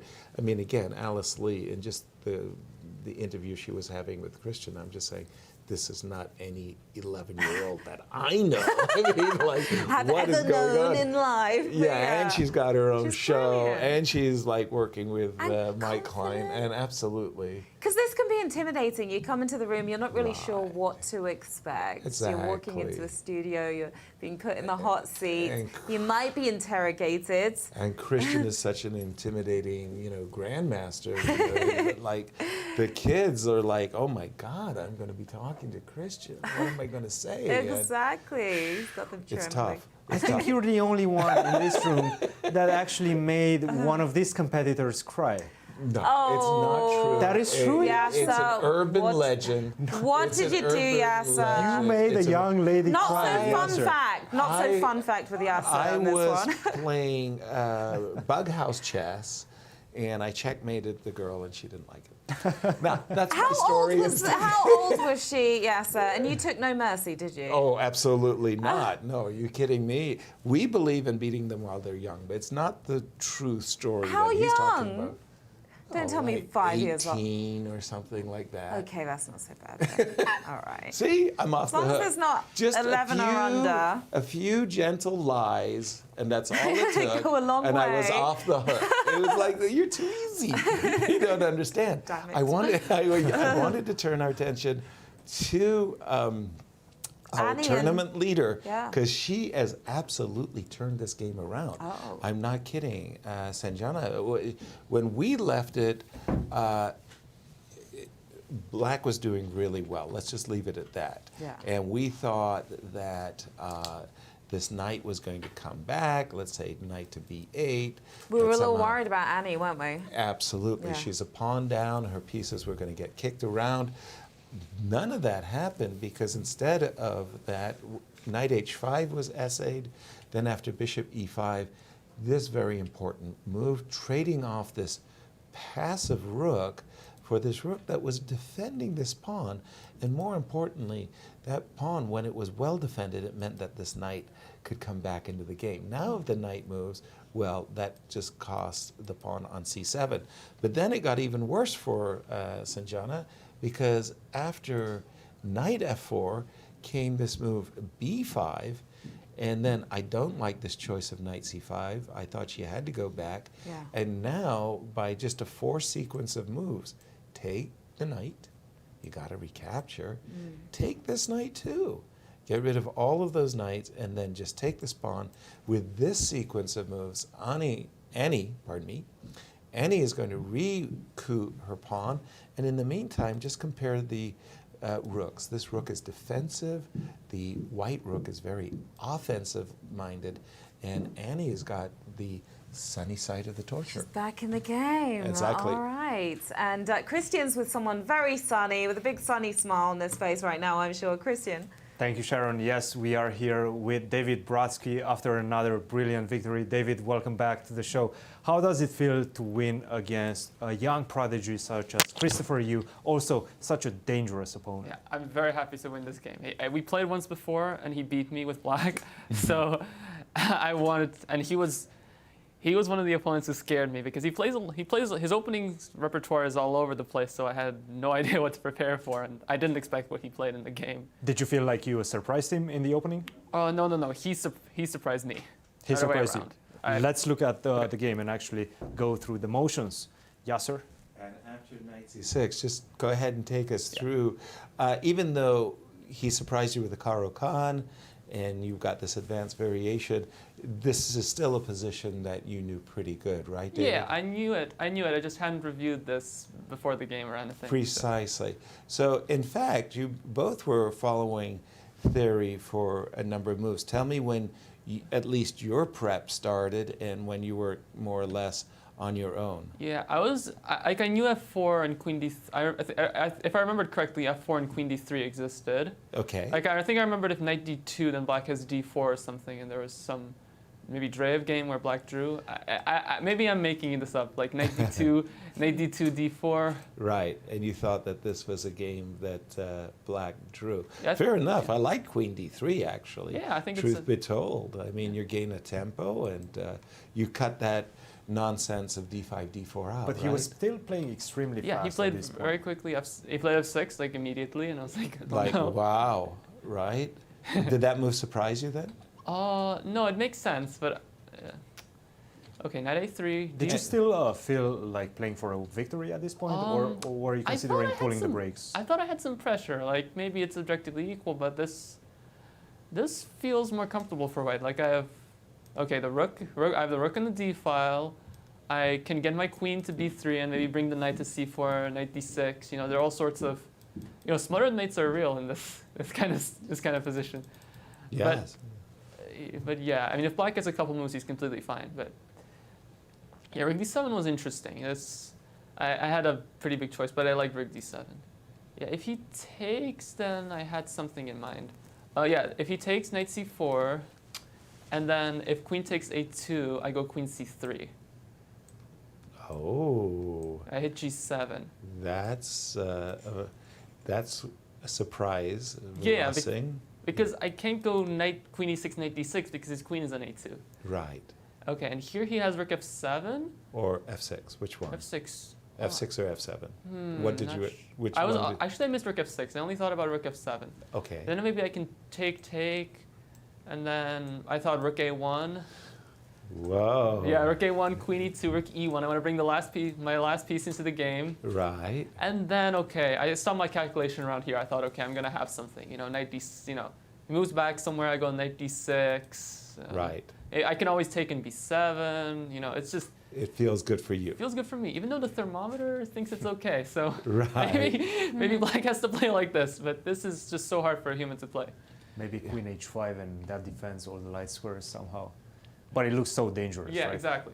Well, I'm the palm grubber around here, David. So I just needed you to prove that you had seen that and foreseen a series of consequential moves where at the very end you got the initiative, which is good enough. Yes. So he played b7, b5, which on the surface looks like a decent move as well. He's trying to limit your knight. Exactly, right? exactly. Okay. Rook fd1. Yeah, pick up and. Yeah, he could have taken in b2. But I thought it was very, very risky as well. Instead of a rook d8. Exactly. Okay. Yeah, And knight c2. Actually, if we go back, I think knight c2 was one move which I liked a lot, like rook a8 and knight c2, because I was originally planning queen c5 instead of knight c2. But then he can trade on d7 and play queen e6. Trade on d7. You got some back rank I have back rank issues, yeah. Yeah. So one thing the knight in c2 does is it stops queen e1. Gotcha. So that's why another move, I was also considering h3, but I thought knight c2 is a bit better because it stops mate on e1, and brings the knight back into the game, as we saw, like what happened in the game. I got the knight on d4 very, very quickly. Okay. Knight c2. Just a second. Knight c2. And then h6. Looks sensible. yeah. But here he made a very strange decision, going for this endgame, rook d8. Like, this is the kind of endgame I want to stay away from at all costs. As black. As black, yeah. Yeah, you don't. Yeah, it doesn't feel right because now, as you were saying, you get your knight to d4. Yep. It feels like you're the one having dominating pieces. Right. But actually, he has an 86 here, and I wasn't sure what I'm doing.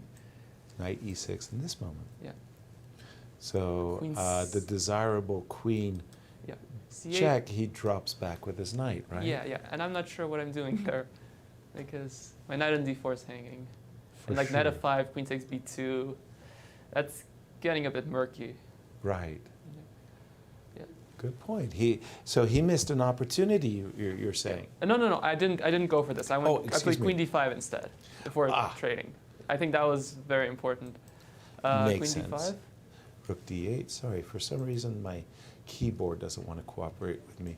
Usually it only happens when we have a guest in studio. Then my keyboard never cooperates. But queen d5, an important intermezzo move then. Yeah. So Okay.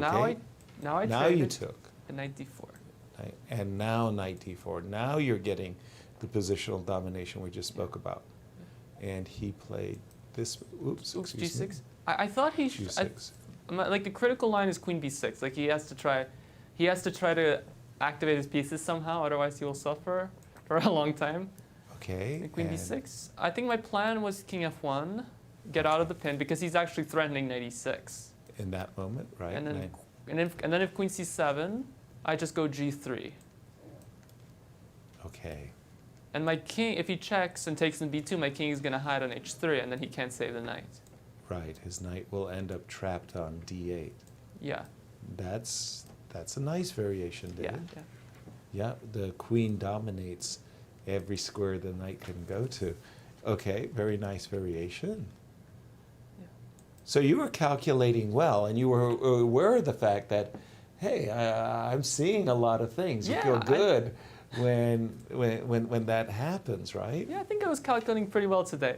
Well, I made one more very interesting decision later on. Like, okay, I took in d8, I retraded, knight d4, Yep. g6, and here I played h4, which I don't know if it's good or not. I don't know if it's good. It's interesting. Oh, dubious. Okay.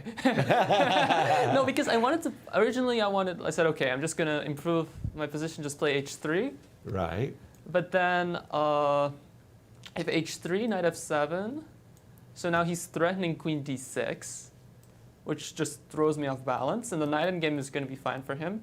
Okay. And then if knight e6, I thought he takes the pawn in b2. Fine. And I was very suspicious of this whole thing, but I couldn't find the win. Gotcha. Because, I mean, like if you go queen a8, king h7, queen f8, he has queen f6. Or queen e8 for that matter. Either queen e8 or even queen f8. He has queen F6. queen f6, and he's just fine. Yeah, okay, he's probably not just fine, but he's won a pawn. Like, I Yes. can always take an a6 or something. Right. But I didn't think it was winning, You went on to win a very nice ending. We have a few games that are finishing, David. But this was an important victory for you. And Sharon, any last questions for David as we go to some games that are finishing? Just one quick one. You were zipping around the park on your scooter the other day. yeah. How much fun was that? Oh, that was a lot of fun. Your rest day? My rest day, yeah. I went for like almost 2 hours on those electric scooters and made it all the way to the other under end of the park. Every morning I go out for maybe an hour or so just on a walk in the park. But Good for you. but that park is huge. It's just, Central It's Park should learn a mad. lesson. Yes, it really should. All right, thank you so much, David. Congrats. Thank you. And we have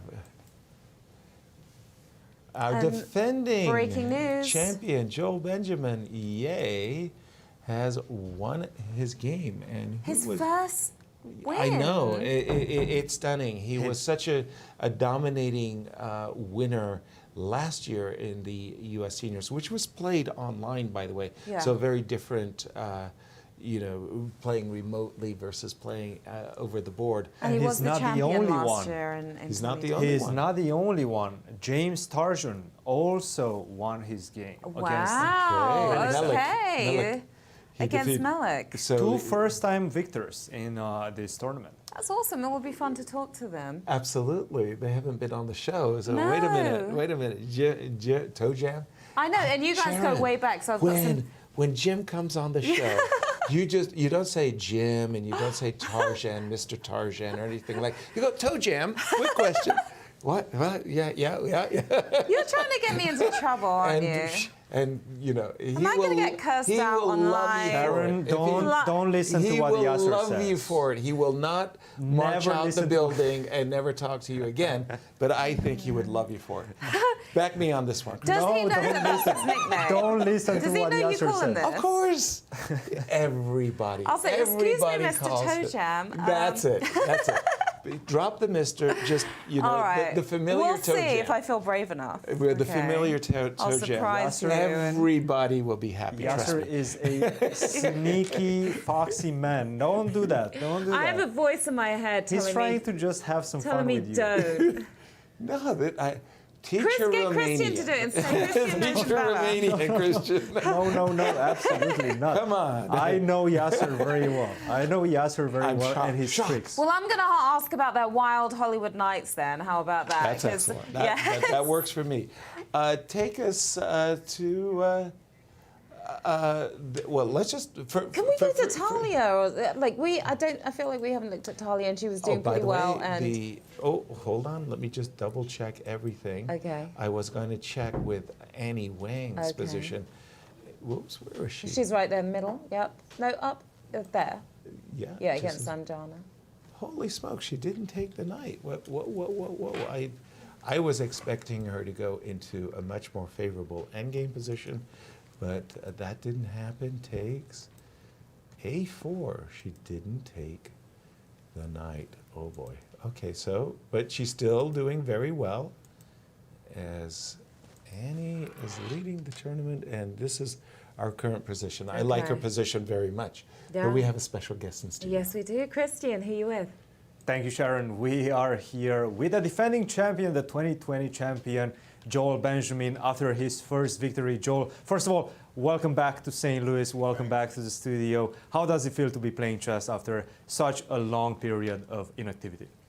Well, obviously, it's very weird for me. Judging from the way the tournament has been going for me, I haven't played over the board since I scurried home from the Czech Republic at the orders of President Trump last March. So it was very difficult for me, and also playing with a mask was unusual. So it took a long time for me to get into this event, but finally I managed to play a good game. Would you say all these big changes were a part of right now the result? There's a lot of reasons why I've had trouble.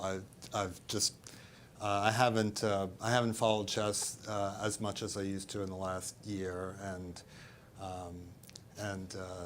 I was busy working on writing a book for the last 4 months, so I just didn't have that much time to devote to chess. But I think the hardest part was it just hasn't felt right, just sitting over the board.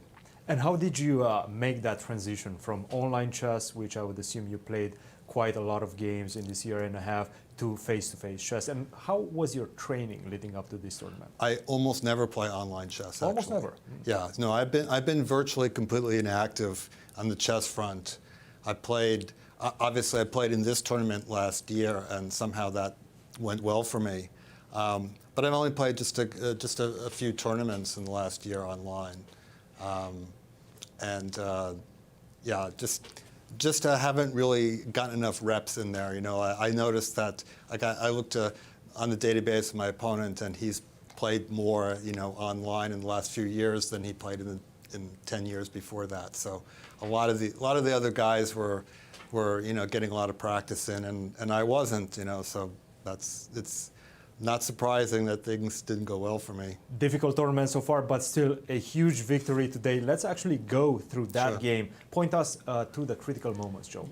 Joel, I'm just jumping ahead to this moment where you played the knight c5 move, and it just felt to me like you're going to be very happy coming out of this opening, because at this moment I already thought you had a big advantage. Did you feel the same way? I thought this position was already winning for me. Even winning. Winning. I thought bishop g4 was a definite mistake. I think that he missed knight coming back to b3.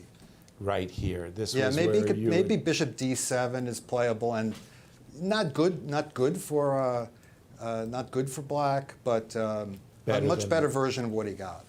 because I think he just missed knight b3 because the bishop can't go back to c8 because then I will take the knight on e7 and that will end up winning a piece, the bishop on the back rank. I think that's what he didn't see coming.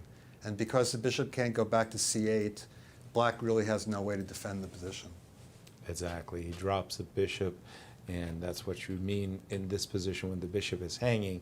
The bishop can't go back to c8, but then knight c5. This is really, really excellent for you. You say winning even. I think Yeah. he's losing material, yeah. By force. So after b5, he tried to By mix it the up. way, in that position, I could also maybe play, no, I'm sorry. After bishop e5, it occurred to me that I could also maybe just bring the other rook to d1 and play with an extra pawn, but then I just thought, like, I'd rather play with an extra exchange. I feel more confident that I won't mess that up. Does that play a role? Like your confidence was kind of broken. You had this great position against Alex Fishbein, and it just you suddenly feel like if there's an opportunity, you can spoil it, or you can find a way of spoiling it. Well, I had a good position against Alex Fishbein, but mostly I've had very bad positions. This was by far the best one.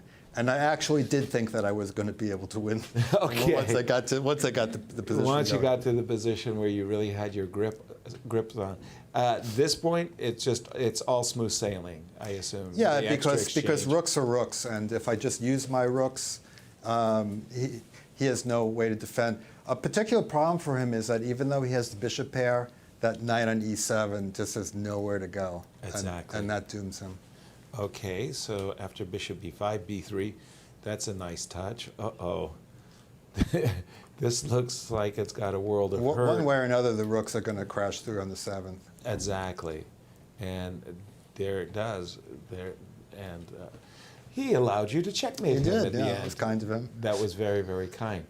Joe, welcome to the show. I mean, I thought I'd never make it here. I mean, seriously. I mean, first of all, it's really, really good to see you again. Yeah. Remotely, I was calling last year National Senior Championship. You look regal throughout. You really played well. You performed. You dominated the event. Seeing you here, it's like a tale of two cities or something. I mean, night and day. But as you say, you just didn't get a chance to play. Yeah, but one thing that I learned is I always liked slow games. I'm a slow player, but actually, right now I'm more suited to rapid, which is why last year went better because the games go quicker and it's easier to stay focused for a short amount of time. And these games, I find that I'm just after a couple of hours I'm just flagging. I don't have the energy for the long games. So that was really kind of eye-opening for me. Sharon. Hi, Joel. Hi. What do you love about competing these days versus maybe in your early days of chess? Well, there are some moments that I don't love it. I mean, today, yes. It's because in all the years I've been playing chess, I'm still learning. I'm still encountering new positions, new ideas, and that will never stop. There's an endless supply of possibilities in the game. So that's what really drives me. I know that my rating isn't going up. I'm not going to win big tournaments, except maybe for older players. Yeah. But I still enjoy playing, and I hope that somewhere down the line I'll get a little bit more time to compete. it's been a little hard the last few years because I have young children at home. They're now 12 and 10. Yeah. They're getting a little bit more independent, but still that they're the focus of my life. So that's Are you been. teaching them chess as well? Well, I taught my son. My daughter did not want to have any part of it. I tried. My son has played in a few rated tournaments, but I think that phase is past for him. I think he's got some talent if he wanted to go for it, but he prefers other things. Okay. Well, congratulations again. Thank you. And hopefully we'll see you in here again soon. Well, I got 2 more chances. We've got 2 more days, exactly. Plenty of time. Good luck, Joel. Thank you very much. Thanks, Joel. Okay, and we've got All right, so should we... through the magic of television, we have a replay of some moves of Annie. Let's take a Wang's look. position Wait a because it minute. looked. Whoa! Wait a minute. What just happened that there? pawn. That Annie is rocking the ramparts at the moment.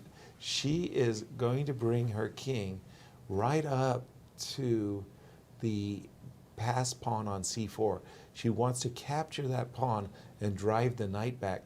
Remember, that knight is tethered to that b6 pawn, and Annie is just completely winning this. Yeah. She's got this, and what a huge turnaround, because again, she was at one moment a pawn down with insufficient compensation. All right, well, I think Christian has a new winner with him right now. Christian, who have you got? That is right, Sharon. We are here with Rochelle Wu after a big victory against Talia Cervantes. First of all, Rochelle, welcome back to the show. How does it feel to win against such a strong competition such as Talia? It feels really good, but I mean, I don't really know because I just lost 2 of my games recently. Speaking of that, it was kind of a roller coaster. You won against Annie Wang and then you lost 2 games in a row. How did you recover from that? I kind of didn't. I was just like, whatever, I'm just gonna keep playing. I mean, I didn't think that I really had anything to play for anymore, but I just wanted to like get through it. Let's see the game, because this one was a fascinating one. Point us towards the critical moments, Rochelle. Well, I'm just jumping ahead to the game, Rochelle, where it looks like you don't see this very often, but the entire board is shut down. I mean, 16 pawns on the board, and the pawn chains look somehow weirdly a shadow of one another. At this exact moment, how did you feel about the position? You thought it was better for you, even? I thought it was even, but Okay. I was glad to get to this position because I thought I was doing worse earlier. Okay. So I was really happy that she locked it up, and I was not expecting her to play Queen A5, but I'm glad that happened. And what exact moment? Queen A. Oh, she walked right into a tactic. Yeah. So you got to snap off the pawn on e4. That knight is not pinned to the queen, as the knight protects the queen. So she actually simply blundered a pawn. But again, the position, doesn't win by itself. You still have to win it. What was your thought process? You're a pawn up, and how do you prepare yourself technically for the task ahead? What were you thinking? Well, first I wanted to get my bishop back into play, and I wanted to make sure that all my pieces were defended because of like tricks like knight takes d4 somehow. Right. And I just wanted to get my bishop to g3 and then to e1 and then maybe king f2 protecting the e3 pawn, and I thought that from there I should be able to win. Exactly. So the bishop on h2, bad bishop, you brought it into play, and then she recognizing that if she drops back with the rook at this exact moment, like just I'm going to make a move, you thought, okay, you'll play king h2 and just, I don't know, you're ready to do things, nasty things like knight a5. She sacrificed the exchange. More or less, you understood she was desperate, right? Yeah. Yeah. And go ahead, continue. How does, you play king f2, rook takes. So she's got a pawn for the exchange. Mm-hmm. Were you happy about this sacrifice, or did you feel like you would prefer the more strategical approach if she allows you to stabilize with king f2? Oh, I was happy about the sacrifice. Yeah. Okay. Get that and exchange. and the game continued up to here. Still looks like you've got the game well in hand. Okay, she again is maybe preparing a second exchange sacrifice, knight e6 and rook takes, perhaps. But you're quickly down the b file. Oh, did you just trap another exchange? That's a trap rook, yes. Oh my goodness. Oh, is this where she resigned? Yeah. Nice. Oh, that was a brutal finish. Rochelle, how did you first fall in love with chess? When were you first introduced to chess? And then when did you realize, you know what, I have a real passion for this. I want to take this as far as I can. I was first introduced to chess by watching my brother and my dad play against each other, and I picked up like how to move the pieces, and I started really liking chess after my first tournament because I won all 4 rounds. It's always when people win, that's when they start to like it. Right. It's so much more fun when you win, right, Rochelle? Yeah. Yeah. And how is it when you play against your brother and dad nowadays? Who wins? My brother's around like the same strength as me. My dad does not know how to play at all anymore. I think he lost it all. So you beat him mercilessly each and every time? I don't play him. Okay. Not interested. What are you enjoying most about this tournament? I know there are stressful moments, but in terms of the enjoyment, what do you love most about competing? I love that I get to see like people that I haven't seen in years, but like consistently at this one tournament. And it's just really fun to hang out with them. Got it. Okay, nice. Any other questions? Yeah, who's your favorite friends of the players in the girls event? Normally it would be probably Carissa or Jennifer. Right. But they're not here, so I'm not really sure about that one. I saw you on your rest day bonding with some of the other players, some of the juniors and the girls. How was it hanging out and getting to know the players better? It was really fun, although I did get a lot of bug bites because we went to the pool. I did too. Yeah, I was scratching all last night. Really? I got a lot of bug the same bites, thing yeah. too. Wow. Yeah. Congratulations, Rochelle, and good luck in the remaining 2 games. Yeah, congrats, Rochelle. Well done.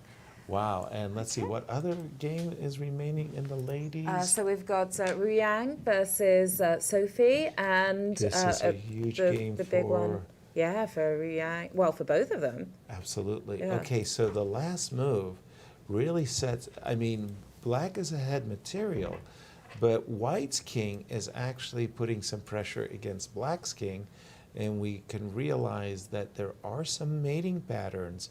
Suddenly, maybe it's time for black to just get rid of this knight and take and check and make sure that you don't lose the game and chances to win for black here. Woo! King f6, quite a move. Christian, what do you have in front of you? It looked like you have an opening position. No, I was just looking at the game between James Tarjan that he won against Melik Seth. I see. Because I believe we will have James on the show. We should have James on the show very soon. Of course. So I believe he actually... He bounced? Being told that he bounced. Unfortunately, with all the interviews man, that He heard that Yasser calls him toe jam. no, he was we heard infuriated. that. He was We're like, gonna "I'm get out him of tomorrow." here. Sharon was waiting. I was ready to go. I wanted to hear, I just wanted to see Jim's reaction. He's a lovely guy. I mean, no, seriously, he's a Yes. gentle, wonderful soul. And if you had called him Toe Jam, it would have been endearing to him that you would even know his nickname. Well, maybe tomorrow. And then he would beat you up. Lots of voices in my head are telling me don't do it. Trust in your fact, you're the co-host. only voice who's telling me to. Trust your co-host. don't know if I I- wouldn't steer you Sharon, Yasser is the devil on your left shoulder, yes. and I'm the angel on the right shoulder. Oh my goodness. Look at Don't I listen believe to that, the devil. Christian. I believe it. A slander, I tell you. It's amazing. We have lost track with Hans for just Oh, a second. yes. Where is he? Let's see what happened. Yeah, let's see what happened. because, I mean, our tournament leader, we should respect his result and what he's That's performed. an endgame, right? How With has the he pawn up for performed so- Hans, but the question is he winning it? Doesn't seem like I it. have my doubts. Does He not seem has like an it. extra pawn, but he just made this move, king f3, that I stop. And I go, wait a minute. Whenever you're in a rook ending, be very, very careful about any transpositions to king and pawn endings, because black does have this opportunity playing rook b4. Now, I'm not saying this is wonderful for black or anything like that, but you have to be extremely alert. Black is the one with the outside pass pawn, which means that white's king, in case of any rook trades, white's king has got to make a beeline as quickly as possible towards the black outside pass pawn. So be careful about, did I just see him slap his forehead? This is just a draw. So I would assume he understands or he believes that he missed a big opportunity with the white pieces against Justin Wang. He knows Justin is He looks calculating. furious with himself, actually. It's very... He does seem quite frustrated. Yeah, the yes. twirling of the hair. We haven't seen that before, I don't think. Not for a while, at least. Exactly. Maybe that first draw. So there is this move rook b4, and that's what you were about to suggest, Christian, that you think that Yes, black rook to can make a b4 draw. just equalizes Yeah. the game. Because I'm going to use that b pawn as a decoy, and then Exactly. I'm going to exchange the last pawn. So was he winning at a certain moment? Not the last time I checked, but maybe he was. When we at some left it, point. we left it at this very, I want to say, double-edged moment. He just made this decision to play the move king h3. And he's, on the one hand, he's putting his king out of danger. On the other hand, maybe he's putting himself in danger after the move king h3. And let's just see how the game went. White's king does look a little bit in front here. But while we're deciphering the ups and downs and vagaries of this game, I've been told we have another result Yeah. share. Christian. John Burke has drawn his game, and that's a big result. It's also for Hans, because John Burke, with a victory, he could have gotten very close to Hans, half a point behind him. But with this draw, even if Hans draws, he will still have a 1 point lead. Unless Praveen wins, but that looked like Brandon You were was taking doubtful that game. about that. Right. I believe Yeah. Praveen was on the losing side of a very difficult endgame. Maybe we can check that game up. As Yeah, well. what's happening over here? What's happening with the time? Oh, that seems That's- completely lost. Okay, so 38 minutes to 19 if I... And they have made their Okay. time control. And let's just see. Unfortunately for black, this looks really, really bad news. The problem is that white not only is a pawn up, but he's in a situation where his king on f5 is ready to pick up a second pawn on the f6 pawn as well. So technically this should be winning. Hold on just a second. How is It's not that easy, I but was yes, about to say. it should be winning. So for example, you can go something like f4, right? Or you want to Okay, put no, f3. F3 is fine, yes. Let's go with f3. Okay, and then King to f8. I think yes, is the exactly. only move. I have to tickle the rook. Now I can't take immediately the very desirable king takes f6 as an instant refutation. Oops, rook check, and the king cannot protect the rook, so we can't take. And if we step back, Christian, Then I will go king to e7. right, so not king to f7, allowing me to take with check. And again, if I take this pawn, take this pawn, I can go 2 pawns. No, I can't. Pardon me. Excuse me. I don't get to go 2 pawns to the good, but But even if you would, even if I achieve that, What's going on over here? a draw, There was a draw draw. has occurred Wow. in a game. But we thought he was going to take this one against Exactly. Justin Wang.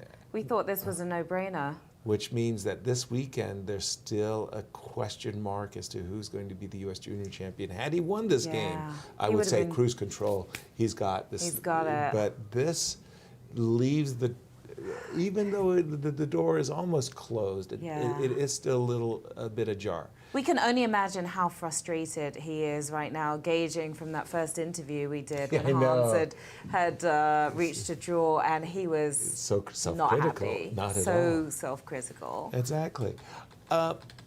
this is weird because when we were witnessing this game, we thought that Praveen was really just frankly lost. Did Brandon blow it, Christian? I mean, it sure looked like he had two connected pass pawns on the queen side. What the heck? He played the move king d5. That is a real surprise move. He could have dropped back with his king either to the d3 square or the b3 square, and he would have had two pawns, two passers on the queen side. So let's say I go f4, okay, yeah? Let's go to the current position. And in the current position, instead of the move f3, we're going to try f4. Let's go f4. King to f8 seems to be the move. Only choice, yeah. And now let's see how this endgame with f and h versus no pawns. So rook to h7 after king rook to f8. h7, rook takes. You take, g2. then I take on f6. And you take. Now these endgames are so difficult. I mean, I wish I knew exactly whether it's a draw or a win. I know generally with the f and h pawn black, well, the defensive side definitely has a great chance to make a draw. But I'm not sure if this pawn configuration with the pawn already on f4 and h3 and the king so advanced, will this give white any extra chances? How would you assess this? You know, it's one of those things that the table base may very easily make a fool of us and say draw. The table base telling us that in I do positions have like table this, base. You do. Guess what? It says it's losing for black. Okay, and conversely, I would say good luck with that. I don't know which human player in the world would make this a draw if it was a table-based draw, because in practical for a human player, we see problems and it's very hard for us to hold the position. Computers, yeah, well, so they have the whenever I table-based. had this, I don't think I've ever studied it from a book, this f and h versus no pawns. But what I was told is that you basically have to defend it as if you would defend a rook and pawn versus rook game. So you just try to do the Philidor basically. Put the rook on the 6th rank and just stay like that.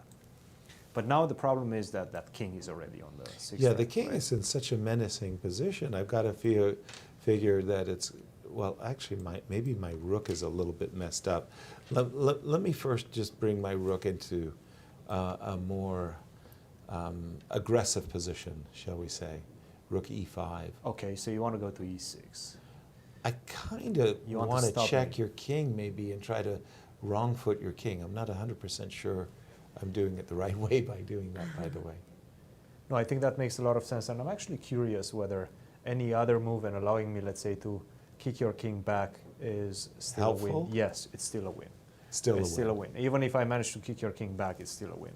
So that's the way Brandon should play, again, with f4, rook to h7, jettison the g2 pawn, grab the f6 and h5. And that's what a lot of rook endings are all about as well, Sharon. It's one of these things, if you do get opportunities, grab as many pawns as you can. Okay. And that's what we think Brandon should do in this exact position. Could this still be a draw, potentially? Oh, absolutely. Okay. I mean, these rook endings are very tricky, notoriously tricky, and it's one of those things like, even you feel like, you know, even when you're kind of confident you're winning it, you just still have a little bit of self-doubt.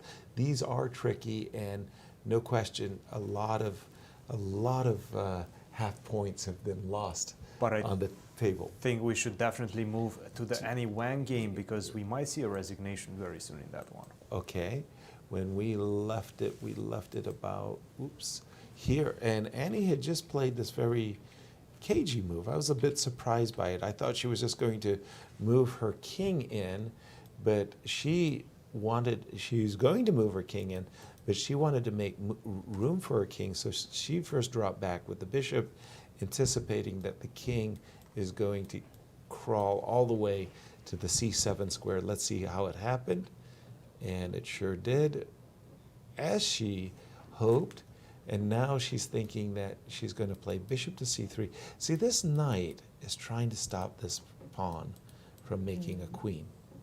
And White's thinking that I just got to push that knight away, and it looks like a girl, you know, new girl coming up. And after H5, okay, one last hip hip hurrah. Ooh, Annie, bad girl. She should have just played the move H3 and absolutely stopped her She opponent. has an even more direct threat, and that is that after e takes f5, if you take with a king, then now I can go bishop to c3. Right. And h3 doesn't work anymore because I take on g4 with a check. Ah, that's nice. That's a That's very nice cunning from her, I think. Yeah, intermezzo move. So you take check, and then it's very easy. You take again with a check, and you take the knight. I like this e takes f5 because if you take Okay. with the pawn, then I'm just going to exchange on g4. There's Right. no more h3 on the board, and that forces resignation. One of my favorites when I was a kid, I just loved it so much, is what we call pawn breakthroughs. Okay. So after a move like, for example, bishop c3, it looks, if you just look at it optically, that it's 4 versus 4. Yeah. Just 4 pawns on Four one side pawns. versus 4 pawns on the other side. And you think to yourself, White's 4 pawns are containing Black's 4 pawns, so you can't do break anything. through You can't break yeah. through. However, you can, and you can break through with this move, H3. And the idea is, I want to take on G2. Yeah. And if you take on H3, I take on F3. And then suddenly I've got a passer, Yeah. and I've thrown the result into doubt. But Annie said, I'm familiar with those breakthroughs. I'm not going to allow it.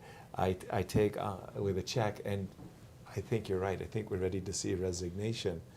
Do we have a recapture already, Christian? No, that after is the the, position right now. She's pondering her options. She understands that king f5 is bishop c3 and it's doom in the position, and e takes f5, we're just going to exchange the last pawn, and that's doom as well. Might be over. Looks like Yeah, it could be over for 6 points Annie. for Annie. Wow.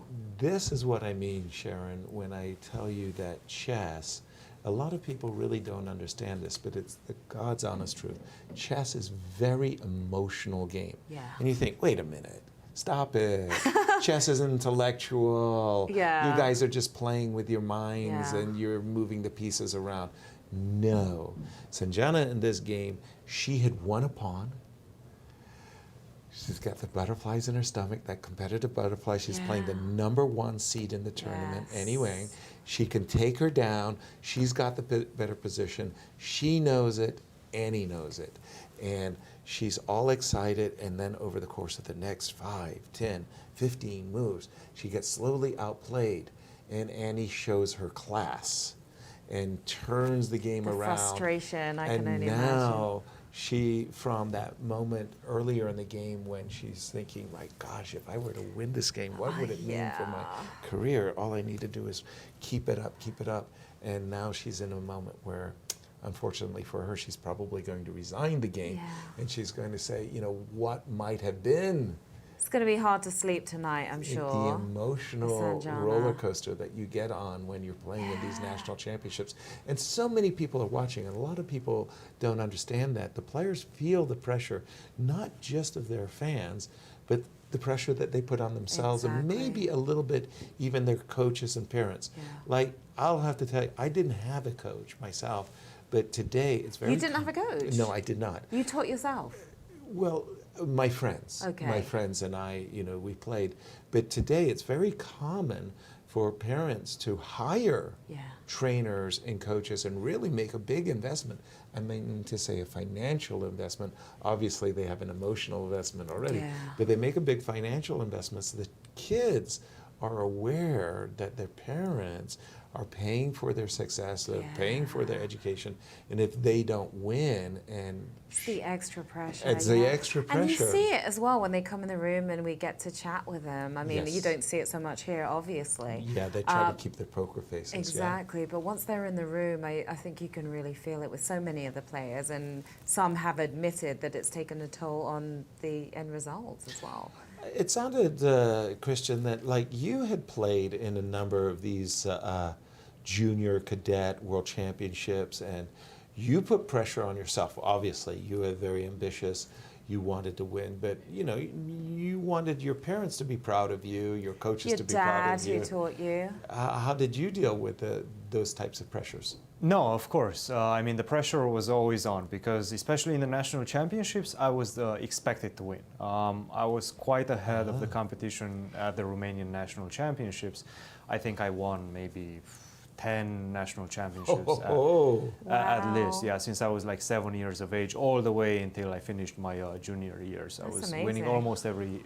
When we think of champions, exactly, we think of Christian. That's exactly why every time we say it. But at the European and World Championships, that's where the pressure was increasing. And it's difficult, especially as a teen, to manage that pressure, because you do have the training in the morning. You go to your coach. Your coach, has 10 other players in the delegation that he's going to train with.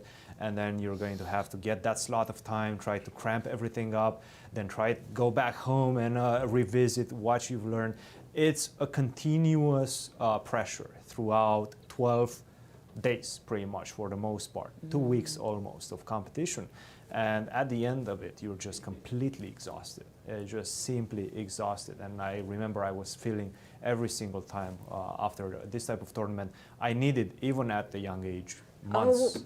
By the way, yes. This one, we do have the resignation as we expected, and Annie Wang will retain pole position going into the weekend. But please finish the thought that you were saying, that you were just totally spent. Exhausted by the end of the tournament. Yes, you're totally spent at the end of it. You need weeks to recover from this type of emotionally draining competitions when you have such a big prize at the end of it. And these ladies, the juniors, the seniors, they have such big prizes at the end of it. They will qualify, the junior sections will qualify to the national championships, to the US championships, to be playing against Hikaru Nakamura, Fabiano Caruana, Irina Krush, this type of players, this type of legends that you have looked up to for all your childhood, and now you have a chance to play against them. But first, you have to go through this event. And it's an energy-draining event, and I'm sure these players will agree with me. If you guys hadn't fallen in love with chess, what would you be doing now? If you hadn't dedicated your life to chess? For me, it was very clear. My parents had already picked out an education and an academia. I was going to go into medicine. I was going to be a doctor because I always felt that that was the highest calling in life. Yeah. Saving somebody's life, what could be more rewarding, fantastic. Instead, you kill people through checkmate. Exactly. Instead, I went the other side. Thank you, Sharon. Keeping it positive. Christian, what would you have done? I have no idea. Okay. I honestly have no idea. I did international relationships and international political economy in college, so probably I would be like a diplomat or something like that. Who knows? But I never had like any other true calling outside of chess. You just knew. I've been playing chess since I was 5 years of age, and I never even thought about abandoning it at any point in my life. So, I never asked myself that question. A quick question for you, Christian. How many languages did you speak? Because obviously you spoke Romanian, but were you required when you went to school to study, for example, Russian? No. We had English and French, and I think we had a little bit of Spanish as well. But for Romanians, the Latin languages are quite easy. The Romance languages, especially Spanish, French is quite easy as well. Which Italian, are quite similar to each other as well. Italian, yes, but I've never studied it, nor have I went to Italy as much as to hear it and kind of digest it. Right. So I did speak quite good French back in the days, not so much right now because I haven't practiced it in a very long time. I can understand it, but yes, French and Spanish, and I would say, let's say, 4 languages, 2 of them proficient, 2 of them conversational. What about you, Yasser? How many languages do you speak? I feel like a complete moron when I'm in Europe. Seriously, like the Dutch are born polyglots. They wake up at birth and they speak Dutch, German, and English per force. I haven't met a single Dutch person that doesn't speak at least those 3 languages. My wife is pretty good in Russian and French as well as those 3 I just mentioned. Wow. And her Spanish is more than Not so passable. bad. Okay. So okay. there I am at these European dinners. Not having any idea what's going on. And just, it's just like. Oh, so you don't get to share your incredible stories No, with the dinner table. no. I'm the one just eating and past that. It works out for me too. Well, someone with an incredible story, Christian, who's with us. Thank you, Sharon. Yes, we are here with Annie Wang. Annie Wang, first of all, this was a very difficult game. It seemed like you were on the back foot at one point. Did you feel the pressure at any point in the game? Yeah, I was definitely feeling a little shaky after the queen trade. I kind of underestimated how strong knight c5 would be, so I was a little concerned at that point. Were you concerned about losing that top position at any point in the game? Were you thinking about that, or you were just taking it one move at a time? I mean, kind of. I was just trying my best not to lose, in the middle. So obviously, when you lose, if I lose, I might not be in first anymore. But I think overall, I was just concerned about my position. I was a little scared. Very important game for you. Take us through the game. How did you feel about the opening? Did you feel like you had the upper hand in the opening? Yeah, I actually didn't expect her to play this for the opening, because usually when I looked at her games, Anjana plays a line of the Rogozin, I think. Rogozin? Yes. So then when she went for, just a very normal Nimzo, I was a little confused. And I was actually considering trying to go e3 instead of queen c2 on move 4, just to see if she would transpose back into, like the d5 Rogozin lines. Yeah. But then after that, I've played this line of the Nimzo a few times before, but I haven't really used it in a really long time. Usually I opt for like bishop g5 instead of knight f3. So this knight f3 move order is a little, unfamiliar to me now since I haven't played it for so long. And I knew it was line all the way up until like queen c8-ish. Because actually, and I was kind of like thrown off by this move, queen c8. It turns out to be a mainline move. And I thought, gee, you posted up your queen so powerfully on c6. It's like, white is, like doing all the pushing. And Christian said that this was actually a main line. I was like really stunned. Optically, it looks great for you. Yeah. Yeah. Yeah. That's what I say. Yeah. But you said that knight c5 surprised you, and the strength of the move actually caused you to doubt your play. Yeah, because when I was looking at the line, at the position before knight c5, I kind of looked at it briefly, but then for some reason I forgot that after knight d3 and king d1, my rook is still hanging after she recaptures the queen. Right. So I was a little, unsettled by that. The knight attacks both your rook and your pawn. Were you concerned that you will be losing the b2 pawn, or did you quickly realize that she cannot touch that pawn? I wasn't too concerned about the b2 pawn. I was concerned about the d4 pawn. Which he targeted right away with the move rook d8, right? Yeah, now this was a moment, I think, where we expected something different from what you played. We expected a very sharp, very difficult to calculate variation that went knight f3, defending the pawn. More or less, she's obliged to play g5. King would go to c2, attacking the knight, and more or less the knight is kind of trapped, so it would go back. Now she's threatening to take the pawn, and you have this spectacular move, knight takes g5, which is a kind of a funny one because you don't see this very often, that the knight and the rook, you win back your piece. But in the game, unfortunately for you, you ended up a pawn down. Yeah, I think I actually looked at this line. With knight f3. Yeah, but then I didn't see the knight g5 idea at the end, so then I was just like, oh, this position sucks for me. Exactly. Yeah. Exactly. If you see g5, king here, knight here, and you think, oh, I've got to move my bishop back, yeah, this sucks. Yeah. no fun whatsoever. So, yeah, that move knight g5 is really spectacular. As it happened, though, it's, you're a pawn down, but you still got some play somehow. It's not like, all on one goal. So were you terrified? Were you just worried? Or did you feel that, you should be able to hold? I mean, I felt that I had some compensation for the pawn, but I think I was still a little worried because, I don't know, I was thinking, like, what if she gets her king out and then uses her other knight to protect the pawn, gets her rook out or something, and then something I'm just down a pawn. Okay, then moving ahead, suddenly the outlook changed. She played knight c5, which I think was a very bad move, and now you're on the sunny side of the superior position. And, well, pretty soon, in fact, it wasn't just a superior position. Right about here, it was a winning position, and you recognized that, and you brought the point home. What did this victory mean for you personally, Annie? Well, I'm very glad I won. Right. It takes kind of, you know, a lot of the pressure off. 6 out of 7. Pretty good. It's huge. Annie, I was wondering how you were first introduced to chess. How old were you initially, and how were you first introduced to it? Okay, so I actually don't remember when I first started playing because I was really young. I was only like 5. Yeah. But my parents always tell me that we have a local park near our house, or we used to, and they had chess simultaneous every once in a while. So one day I just saw them playing a chess simultaneous, and I was like, this looks really fun. The pieces are like toys. So then I told my parents to sign me up for chess lessons, and then I started playing.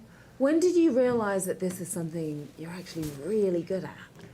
I mean, I'm not sure if it was just like one specific moment, but I remember when I was 7, I think, I went to Pan Am's for the first time, and then I thought it was super cool. Like I could travel to a foreign country like Argentina, whoa. And then I won first, so I was like, oh wow, that was unexpected. And that's when you started to really enjoy it. We were talking about that, is when you win, right, that you realize how fun it can actually be. And how far do you want to go with chess? What are your big dreams? I mean, I'm kind of at, you know, like a crossroads right now because I just started college like last year. What's your major? Computer science. Okay. So it's like I spent a lot of time doing academic work right now, and you just, you know, like school-related work, so there's not so much time to play chess. So it's kind of like... look, and you're still killing the tournament when you barely had any time to prep, you were saying. Yeah. Yeah, so I'm kind of, you know, like debating. Taking it step by step and seeing where it goes. Well, we're super impressed. Congratulations on your 6th win now out of 7, and I'm sure there'll be more. I'm impressed, Annie. Keep up the good work. We'll see you this weekend. Thank you. Absolutely. See you soon, Annie. Just quickly going to a remaining game, the single remaining game in the ladies section. Sophie and Ru Yang. It looks like this game is headed for a repetition and a draw. I don't know if they've been repeating for a number of moves. Gotcha. And we're expecting, like, I don't care, knight e3 check, and then king f6. Big time difference here as well. 3 minutes and 35 seconds for Sophie, 38 minutes for Ru Yang. Yeah, absolutely. That is a big time difference. 2 remaining games in the U.S. juniors. Oh my goodness, that is a crazy position. And should we take a break and then come back and find out what that crazy position is? I have this crazy Leave idea. us hanging. Yeah, I have a crazy idea. Let's take a break. What do you think? Okay. Let's do it. Let's do it. I like right. the way you think. We'll be back, guys. Can you hear it? It's the sound of hope and health and strength. It's the sound of compassion, of open doors, where people and machines are in tune and miracles occur. It's the sound of personalized healthcare and active communities. It sounds like life, and it's what you hear when you really listen. By now, you guys probably know there's a lot to see and do in St. Louis. But when it comes to the art scene, there's more here than meets the eye. From Laumeier Sculpture Park and the City Garden to the stunning Cathedral Basilica, one of the largest mosaic collections in the entire world. So if art is your thing, St. Louis is on display all year long. Ooh, now that's an exhibit. St. Lou is always exploring.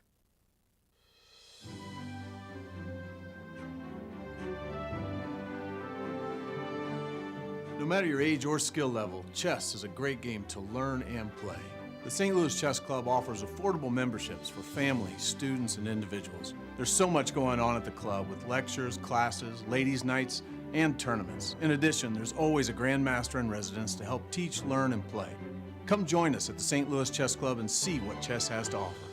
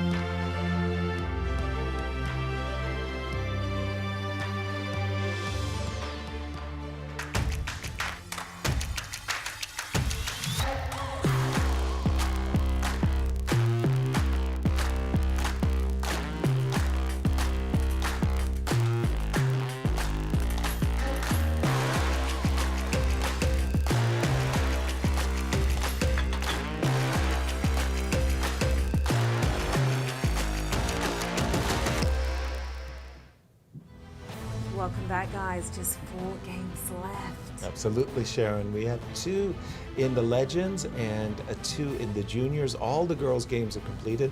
In the Legends, we have this position, a very unusual imbalance of 3 minor pieces, which are worth 9, against a queen that is worth 9.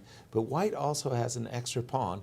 Shabalov is in trouble because the queen is, quite frankly, no match for the 3 minor pieces, and I'm expecting a white win in this game. Again, thanks to this extra pawn. I mean, it's not trivial. For sure, time trouble is going to be a factor. Yeah. But I think it's a slow, inexorable process of white just improving his pieces. So Igor with the upper hand there. No question about it. And then in this other game between, the other remaining game is between Yermolinsky and Fishbein. Alex Fishbein. Battle of the Alexes, by the way. Exactly. I'm seeing an inevitable draw on this board as it's 2 versus 2 on the king side, rook versus rook, bishop versus knight. So I think that this game is heading to a draw. Much more interesting is what's going on in the junior game. This game of Nico, a number 1 seed in the junior, who is not having a successful tournament. I repeat, he's not having a successful tournament. So it's sort of like, even when he gets the good positions, yes, they're good, but are they winning? In this particular case, all he's got is 1 extra pawn, 2 versus 1 with knights on the board. In truth, this is closer to a draw than it is to a win for white. Yes, it's a 2-result game favoring white, but I would be really surprised if Nico could pull this out. And guess what? He needs wins. He's at that point in the tournament that he just cannot afford to make more draws. And when you think about who he's playing as well, Ben Lee, who's all the way at the bottom in terms of ratings in this tournament, that's a big loss. Or, I mean, is that really a loss for Nicholas? Yes. Even if it's a draw, it's a big loss, isn't That's it? right, yes, because he's such a rating favorite. Now, in the other game between Brandon and Praveen, Brandon's got this game. I mean, no doubt. No doubt. He's a pawn up, and unfortunately... No, he doesn't. What? Oh! No, he doesn't. This position is an easy draw. No. I'm just going to go rook to e8. You cannot make any progress. Oh, I did not see that. He played rook to e1. Wait a minute. That's the easy. Oh my! No. Can we look at the time as well? 1 minute and 21 seconds. He does this every time, Praveen. That may have been a howler. Did he just? He played rook to e1. He didn't understand what Christian was about to explain to us. The rook by the rook dropping back on e8. Notice that white's king cannot cross the boundary of the e file. Oh, so my he's going to goodness. take this pawn. White is going to happily take this pawn. But this is Christian's point. After rook takes h5, the rook immediately shifts, hits this pawn on g3. Any transposition into a king and pawn in game will be a draw. And if you don't, there's nothing you can do about rook takes g3. But Praveen's choice of rook to e1, however, that is a real howler. Let me just, after rook to e1, then rook takes, and white is right back in business. Oh my goodness, that was huge. Incredible. Rook to e8 gosh. would have, well, Drawn. if you see this idea of just attacking that pawn on g3, once your opponent takes on h5, it's over because white cannot do anything. There's the king no- is cut. You cannot approach the pawns with a king. So the only thing you can do is at some point take on h5. Right. I have 2 squares, e8 and e7, so I can shuffle the rook as much as I want. When you try to take those squares away from me with the king by bringing the king all the way up, well, then I can put the rook on e3 and directly attack the pawn on g3. So just let me just show the But now it's people over. what you're talking about. The rook will go all the way. You bring your king all the way to d8.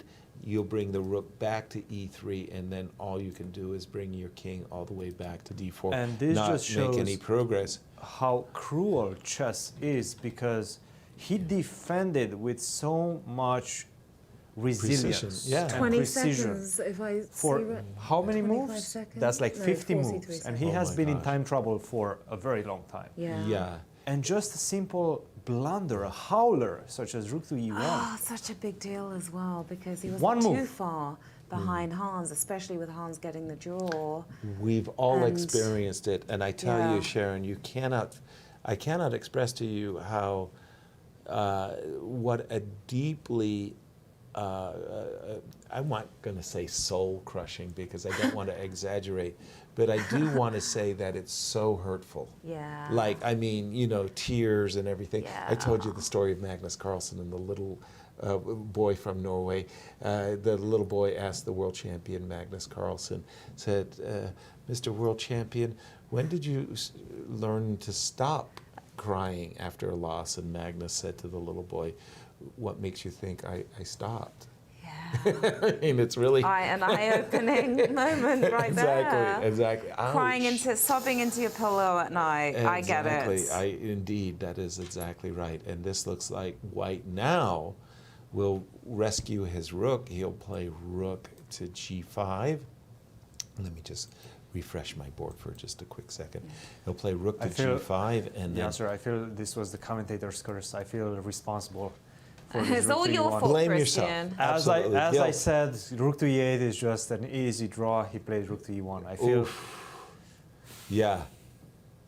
it's my Does he mistake. realize, do you think? It's hard to tell with the mask on, but do you think he realized that was a howler right there? I think the moment probably passed him. He hadn't even realized. Mentally, kind of given it up that he was going to lose the game. He didn't even realize that at that moment he had a save. Quite a nice save, by the way, with rook e8. We've got it in slow motion, actually. This haven't we? So painful, you could bad describe as we see it happening. Okay, so here the move retreating the rook to e8 would make a draw.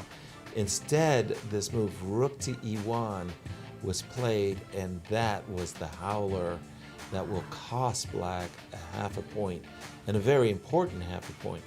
Probably the time got him to move a little too quick. Is that what Exactly. happened here? Yeah. He's been in perpetual time trouble. He's been relying upon the 30-second bonus for quite some time, and now I wish we could see Brandon is Brandon's just- face when he saw this move rook to e1 Yeah. because I Don't bet he know was if we have shocked that. at that point.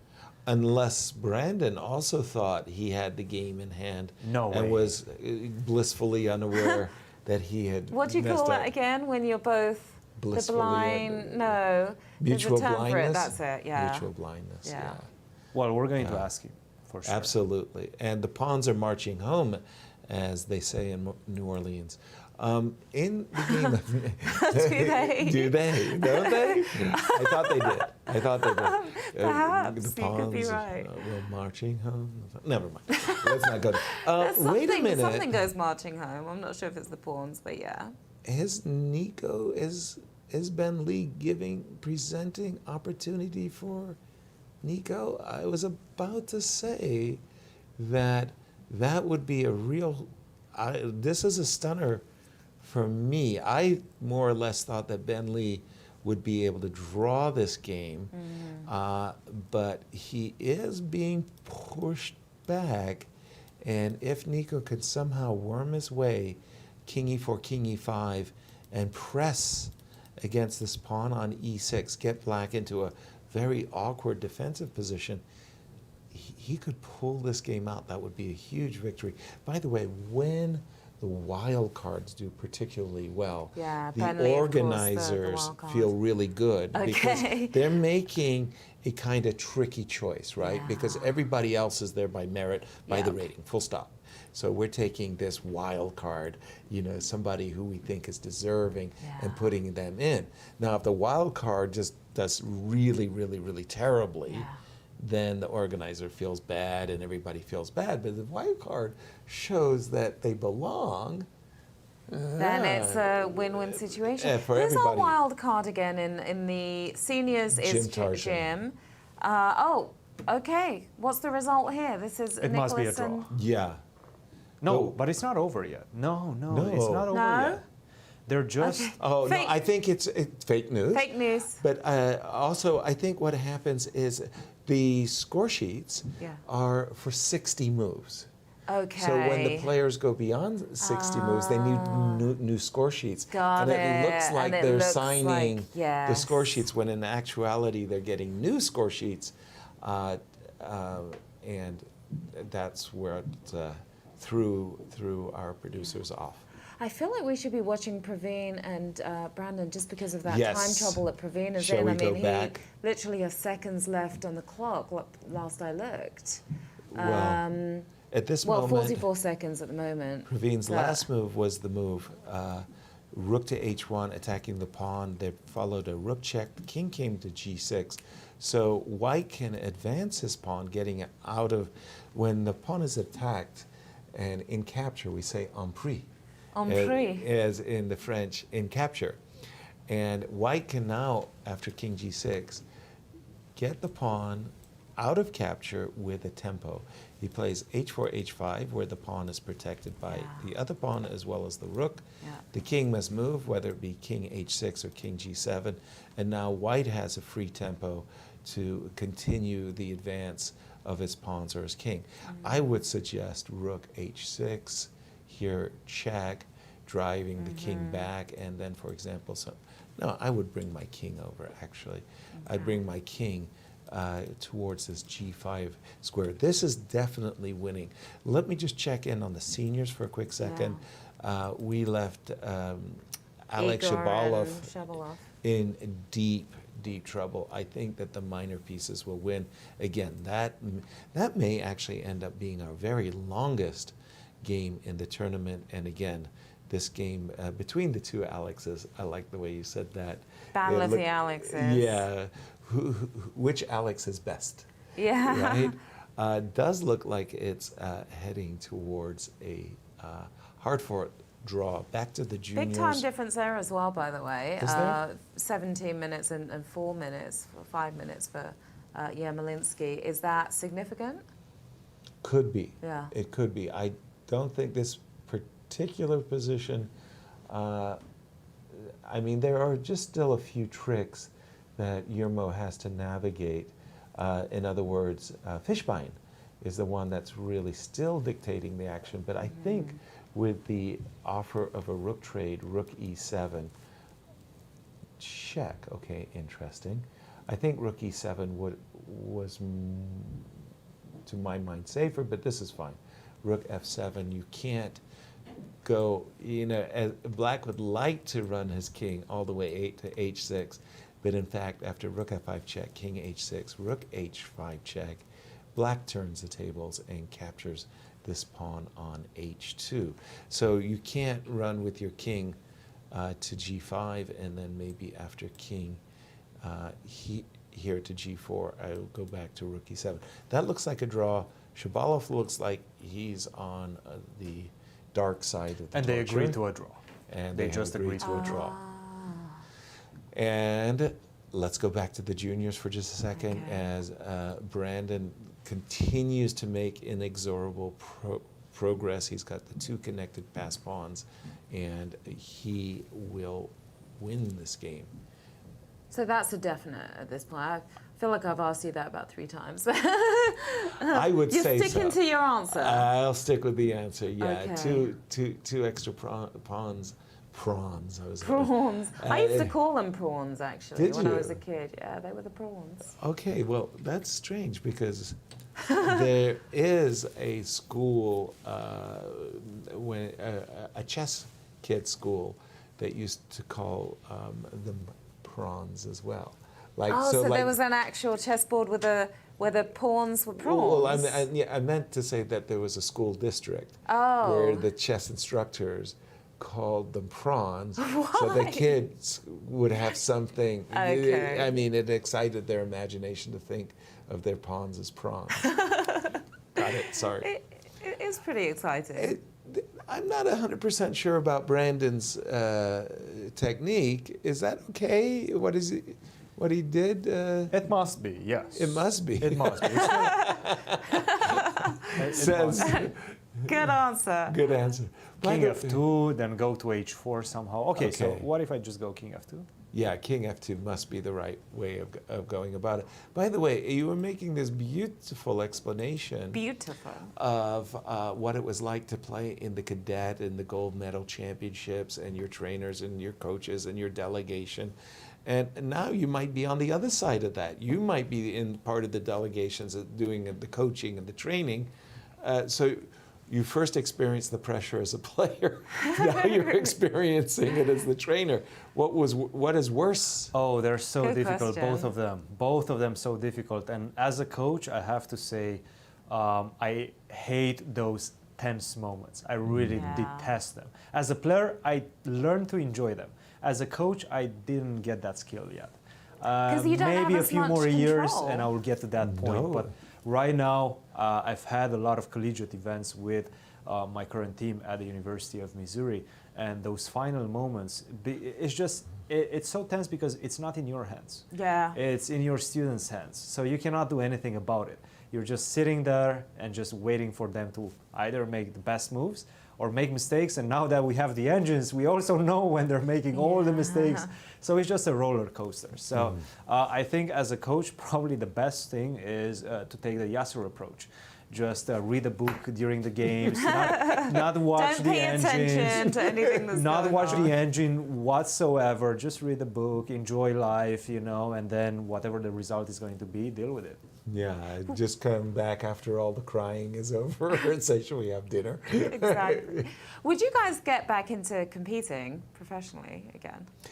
For me, I have to answer it with a definitive no. Oh. Not as a no thank you or anything like that, but with the idea that I know what it takes to compete successfully. Yeah. And it does take dedication. Yeah.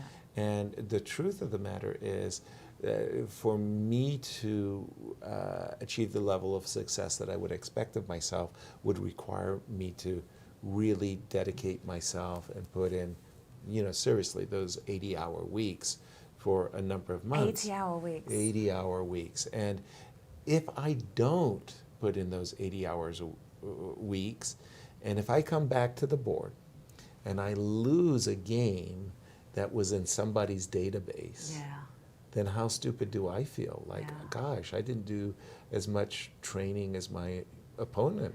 Power to them, but shame on me, right? So I'm sitting there going, I know what it takes. It's really, really hard. And quite frankly, sitting here doing a broadcast with you and Christian is so much more fun, and easier.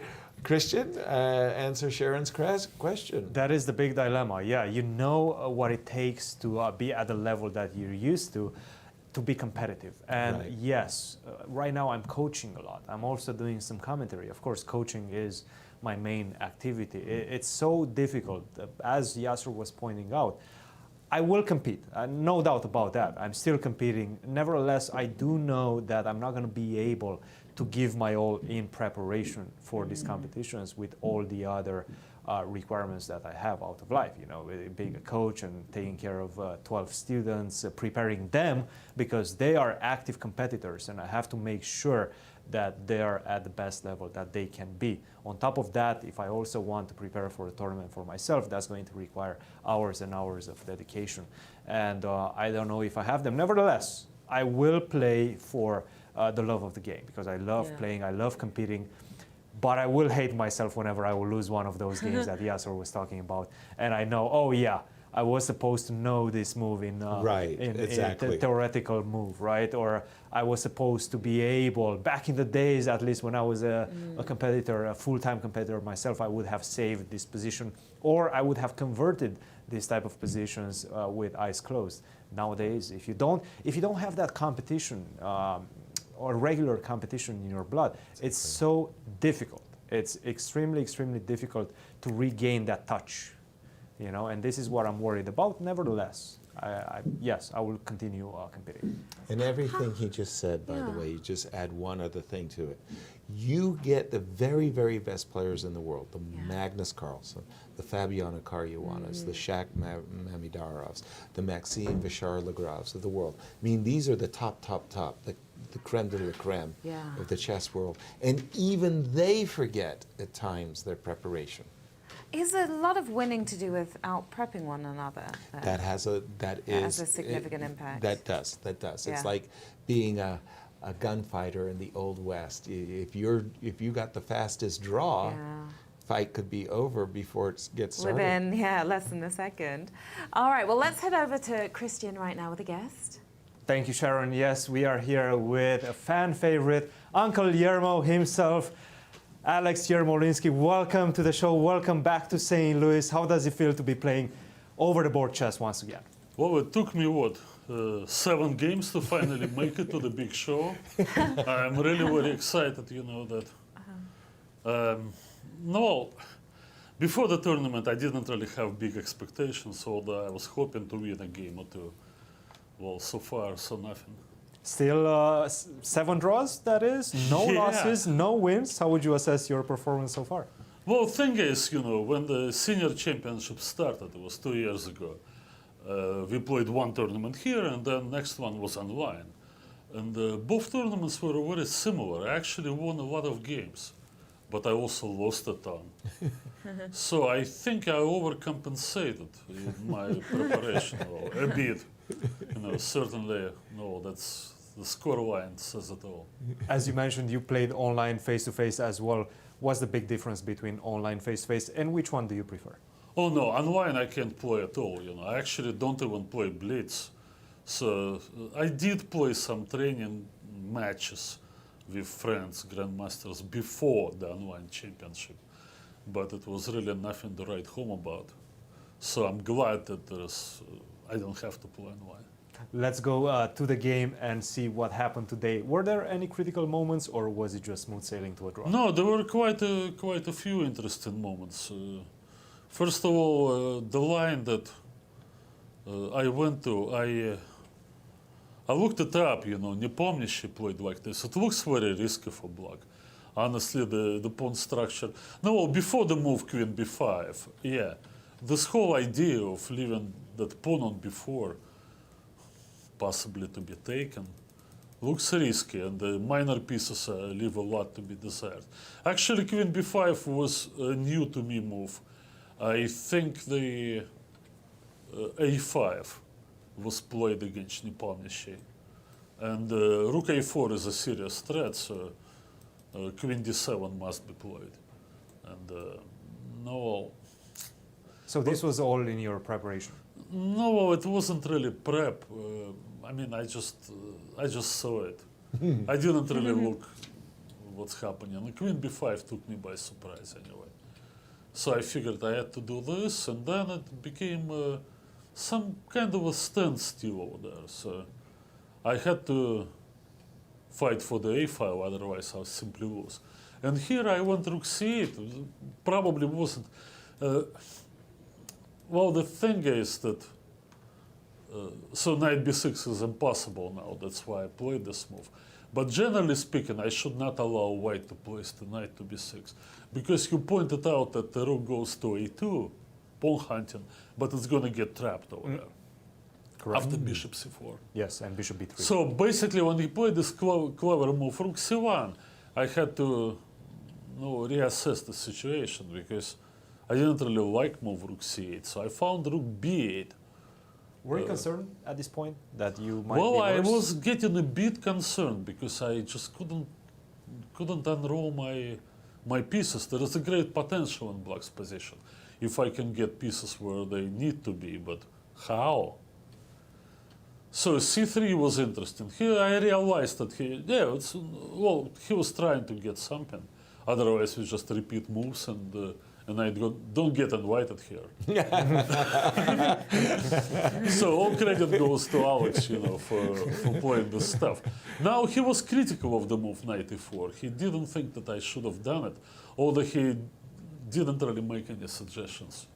So the main ambition for this game was to come here on the show with us. Well, knight e4, f5, Looks logical, though. You get to play f5.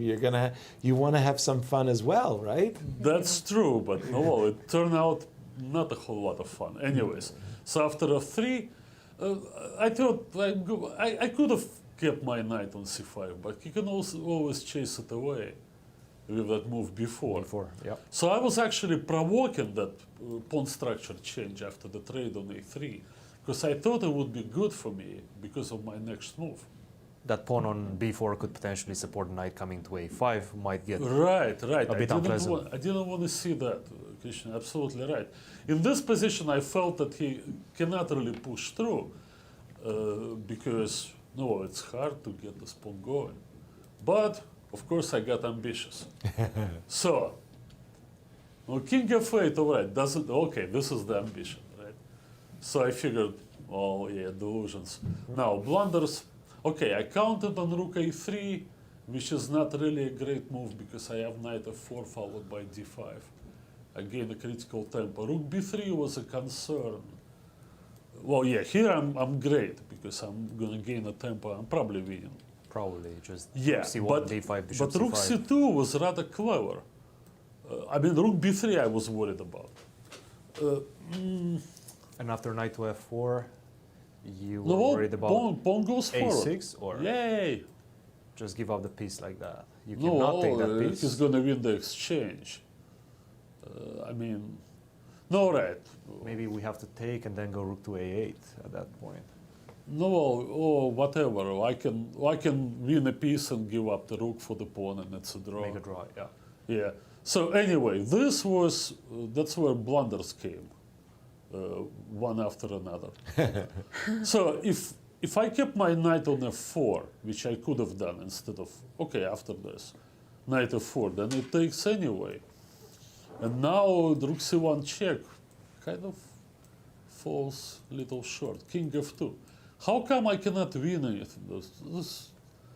There's seemingly like dark squares, some kind of forks, but oh, that's bad. Rook f6, and oh yeah, that's another blunder. I thought the blunders were going to come. Well, hot yeah, and yeah, heavy, blunders. Euro. Well, certainly. No, like I mean, there was no shortage of blunders. That's for sure. So finally, I came up with this down to a couple of minutes because knight b5. I realized that would be worse because ironically, I cannot keep that pawn. Luckily, my knight on d4 is quite good, so I was able to use the most direct method. Unfortunately, we have a couple of games that are ending. At this point, the game went on to be a draw. 7 draws in a row. What are you hoping for in the last 2 rounds? I don't really know. I'm playing Gregory Kaidanov. Ooh. I mean, no, well, look, the damage was done by Melik Kachian, right? So that the Fisher Price was gone much earlier. So no, anyway, I'll try to do my best. Well, basically, I had tournaments before where I played all 9 draws, not really for lack of trying. I'm afraid that maybe another one like this. I hope to avoid it somehow. Okay, well, very good luck for tomorrow, and we'll see you tomorrow. Yep. Thank you for joining us. And we have in Any the more junior results? and the junior game again. This Right. junior Praveen, championship, Brandon. everything is going Brandon's way. He has set up the perfect. He has achieved, pardon me, the perfect setup with the king on h-file, escorting the pawns up the board, and there's absolutely nothing Praveen can do. Now Praveen is being faced with a threat, like let's say we just make a pause with a pass move with the rook. If, for example, rook b6 by Praveen, then comes a check. The king has no choice, it has to go to h7. Then comes another check, verrassing, or as the Dutch would say, surprise. And after rook takes, another check, separating the king and the rook from one another. And after white captures the rook, black can happily resign. So this is the current situation. There's nothing really for Praveen to do here except tip his hat, say well done, and I'll get you next time. Will he do that before his time runs out? I'm wondering. It's an awful temptation to let your clock run out and say, "Oh, what a pity!" Exactly, it's all on the my clock. That's it. I flag." was about to win too. Yeah, I was so close. I let it escape, and I see. And I see that on your board, Christian, you've got the remaining game. Yeah, that with one Nico is and going to Lee. be over very soon as And- well. I think we reached this position. And Black. The thing is that after king to c6, my threat is to take on d4 and take the last pawn Exactly. on c5. So you have to play the move knight to e5, but after king to c7, you have to find a way to defend the pawn on Exactly. d4. One way is to go knight to f3 and then repeat the position. Right. The other way is to give me that pawn and try to win with one single pawn. That's not going to happen. I'm going to chase down the pawn, and then I'm going to sacrifice the knight on the pawn for the pawn, and that's just going to be all she wrote. I think we're going to see a shake of hands in that one in just a second. And this is like one of the tragedies of chess too, that sometimes even as the big favorite, you are getting the favorable positions. You're a pawn ahead, Nico's a pawn ahead, he's pushing the whole game, but he doesn't get the victory. He just gets the moral victory, like I was better, I better. It just But what's can't- better when it ends up being a draw It's anyway? a draw, my friend. It's a draw. Yeah. And that's really the kind of tournament he's having. Sometimes we just say, you just don't have much luck. Yeah. And And he then we came in see- oozing with confidence He did. that first day, didn't he? I But do. it didn't work. He convinced me. He He had was your my top vote. pick. Yeah, absolutely. I mean, I you didn't come fall in for it, and there you have it there. Yeah, exactly. You understood it was all bluff and bluster. Draw agreed. Draw agreed. Okay. And Nico at this moment is just wondering, what do I have to do to win a game around here? These guys are, it's like, sometimes He it just, started off well, and then it just, yeah. drove it into the ground from Exactly. there. All right, do we have any senior games left, or just this one last junior game? Okay, This this is is the last game. 53 seconds left for Praveen, 22 minutes. The last 22 and a half. Well, Igor did win that game against Shabalov. Okay. Oh, yeah, we didn't announce that, did we? We did not. No, Igor did win that big game against Shabalov. Very important victory for Igor. Exactly. And for you as well, Christian. My chances are so low right I now that know. only a miracle will help me. But that's a good moral victory. Yes. I believe in miracles, don't you? Occasionally. Come on, keep hope alive. Only if my Positivity, name you is know? Tani. That's true. Tani believes in miracles, so we should too. And our senior standings following the victory of Igor Novikov as he comes up to third position. But it's all the Gregory Kaidanov show. It's all about Gregory. He's still a full Wow. point ahead of Larry Christensen. Who's in clear second at 5 points. Igor Novikov pulls himself up with that very nice victory. Yermo, as he just described it himself, seems to be in a more peaceful mood, still combative, but only draws to show for all of his hard work. Yeah, and James is in there as well. Jim Tarjan, yeah. Third place. And this one is just seconds away as King H6, and checkmate is inevitable. There There was we a nod, go. a shake of the head, and the hearty hand clasp. So, not a good look for Praveen there. Not a good look. Let's take a look at the girls' standings after 7, Sharon. This is a great look for Annie Wang. 6 points. Isn't she? She's leading all 3 tournaments at this point, isn't she? Highest score, I don't know, I believe. think Because I think Greg- Gregory. Is Gregory 5.5, 5.5? Or 2 draws, I thought. I'm not sure. Okay. We'll double check. We'll go back to Yang that. Yan at clear second, by the way, nicely, but trailing by a full point behind Annie and And Sophie. Sophie not far behind, just with a half 4.5 a point, yes, behind Wu Yang. exactly. Yeah, so still pretty tight there. So help us out. Who's the highest scoring? Who has- Is it yeah. Gregory, Annie, or both? They Both. share. Both. Okay, Six so points they're each. both at 6 6 points. Okay, points okay, each. you Yeah, were 6 right. out of 7. Yes. Got it. The And- difference, though, was that Annie lost one game. Yes, and won Greg- all the others, and Gregory has 2 draws. That's right. Yeah, And I that's- think both of them are being chased by 1 point behind. Yeah.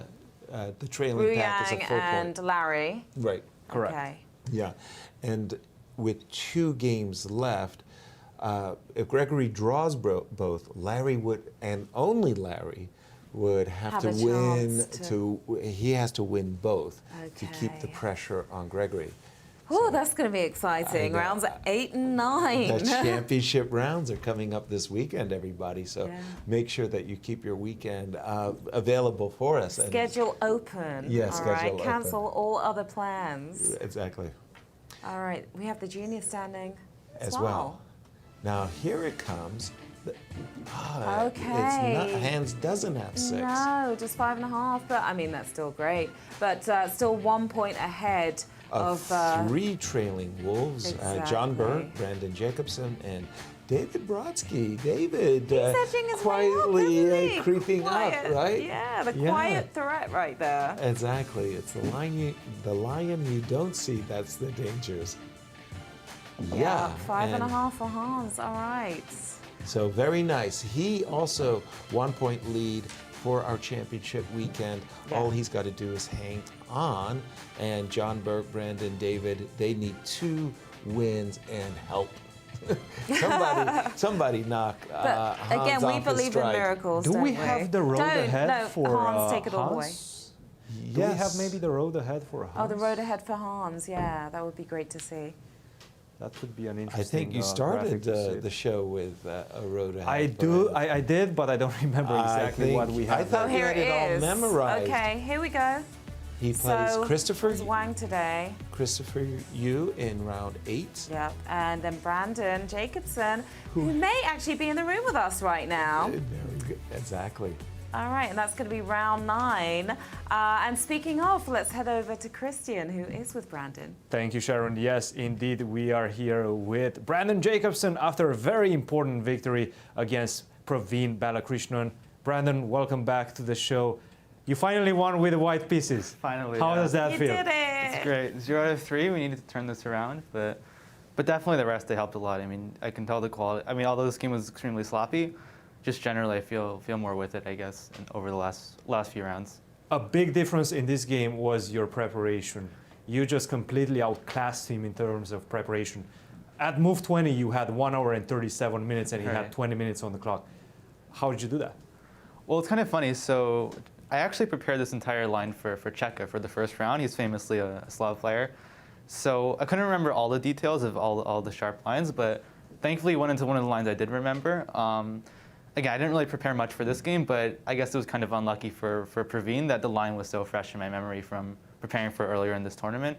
This whole line is a bit better for white. I mean, there's not really, I mean, there's no clean equality, I feel like, but I think the main thing for Praveen was he just spent too much time in the opening. Because I feel like he probably could have found all the same moves in a blitz game. I mean, he's a very strong chess player, but you know, I think when I'm blitzing out stuff, it's a lot harder to just trust your instinct and play fast because you don't feel like you're playing against a human. You know you're playing against a computer pretty much. It's your opponent's preparation, so it's much harder to trust yourself in these situations. So I understand why he spent a lot of time, but yeah, I mean, it was very sloppy. Like, I think if I didn't go for King D5 as I did in the game, just complicating things. I know he had a draw toward the end, and I think if I just when King D3 kept pieces on the board, it should just be a pretty smooth victory. And he was extremely resilient as well. Right, for Did sure. you feel like you're losing control, or did you feel that he's just putting too much resilience? Well, I knew he was defending extremely well. I just assumed the position was so hopeless that there's not much he could do. Again, when I walked my king to the king side, I couldn't calculate all the variations concretely, but I assume there must be a win somewhere. But again, yeah, there he defended extremely well. And maybe we can see that on the board right now. So you got, thanks to your preparation, this right up to here, we thought that you had the game pretty much in the bag. Right. And you were just marching your king towards the A pawn, where you could pick it up for free, which is precisely what happened. And here we kind of thought, well, game over, and somehow, well, you have 2 pawns. You played the move King D5. Yeah, I mean, a very, very impractical decision by me. If I just go king back to D3 or something, or B3. Or B3, either should one. Just be, I mean, I don't know. I guess I saw a ghost. I thought somehow his rook could get in on the E file, and it'd be hard for me to push my queenside pawns. But I mean, there's no way that's enough counterplay. Exactly. For a draw. So you gave him a chance right about here. I think this was probably still winning the whole time, but it became extremely difficult for me. So in the game, I think everything I did was right. I haven't checked it with the computer yet, but what I felt during the game is after. So I think king takes f6 should win. It was, yes. Okay, so the bar is agreeing. Yeah, so king e6, king rook e2. I think- Yeah, it was just so sloppy. I mean, I think after rook f2, king e5 here should just win, yeah? Exactly. Yeah, Yeah, king that's e5, and I realized as soon as I moved, I mean, I was trying to play fast, assuming that it's all the same, because in case he had a miracle draw, he was already getting low on time. So I was trying to play fast, hoping he wouldn't be able to think on my time. And I assumed that like there's no way king e4 or king e5 can make such a huge difference, but yeah, I mean, that was just very sloppy. I think so the difference is that in the game now, my king kind of shoulders out his king. So if you go to the game and we see what happened after king e4, yeah, when he got in this king e7, king f6 idea, I mean, it's already a draw, I think. Okay, apparently h4 is a blunder, so maybe it's still winning here somehow. I'm not sure what my move was supposed to be. Pretty much, oh yeah, the problem for me is, so originally I thought this defense wouldn't work because king e3, king f6. I think king e7 was actually a bad move. Really? Because right now I think instead of king e7, maybe king f7, rook f5. Okay, Yeah. that doesn't work. So after king to e7, king to e5, can you do that and try to do a triangle of some sort? I mean, maybe, but I think it was saying king e3 was good, right? King e3, king f6. King f6. And yeah, I mean, the problem is the king and pawn game is not winning because black has this king h4 stalemate trick. So. Is that really? Or maybe I'm missing something here. How do I? If g3, then king f6. King f6, and so you keep the distant opposition, huh? Yeah, nice. this is supposed to be a draw. Okay. I think. Okay. So maybe the computer just misevaluates it.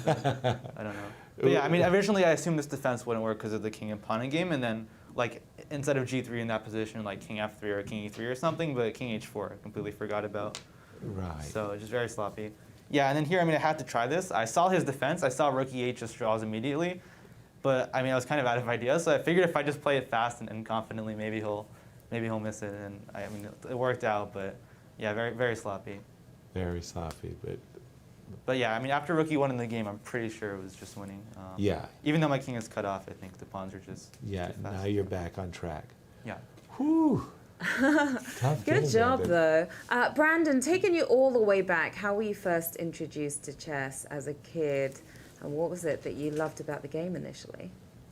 I learned chess because my brother actually learned first from an after-school program, so we thought I should try. I don't know what it is exactly that drew me to the game, but I don't know, just something about the mental challenge. I mean, I probably would have liked any mental challenge you gave me, but thankfully it was chess, and here I am. So. Does your brother still play? Yeah, he's a FIDE master, so. Oh, okay. And what happens when you two compete? Well, I think we know the answer to that question. But it used to be the other way around. So. Got it. How does this tournament compare to others that you've played in? How tough is this one comparatively? Well, especially in the U.S., I mean, there are pretty much, besides what St. Louis Chess Club is doing, there are pretty much no tournaments with only one game per day. Normally you're playing chess like 10 hours a day, and then it doesn't become a question of skill level, it becomes a question of just like mental stamina. So it's definitely a huge difference. And obviously, I mean, there are no weak opponents in this tournament, so I guess it balances each other out, but it's definitely a unique experience. And last question, who is your favorite chess star? And then who is your favorite non-chess celebrity? I would say myself to both of them. Yeah. And what about non-chess celebrity?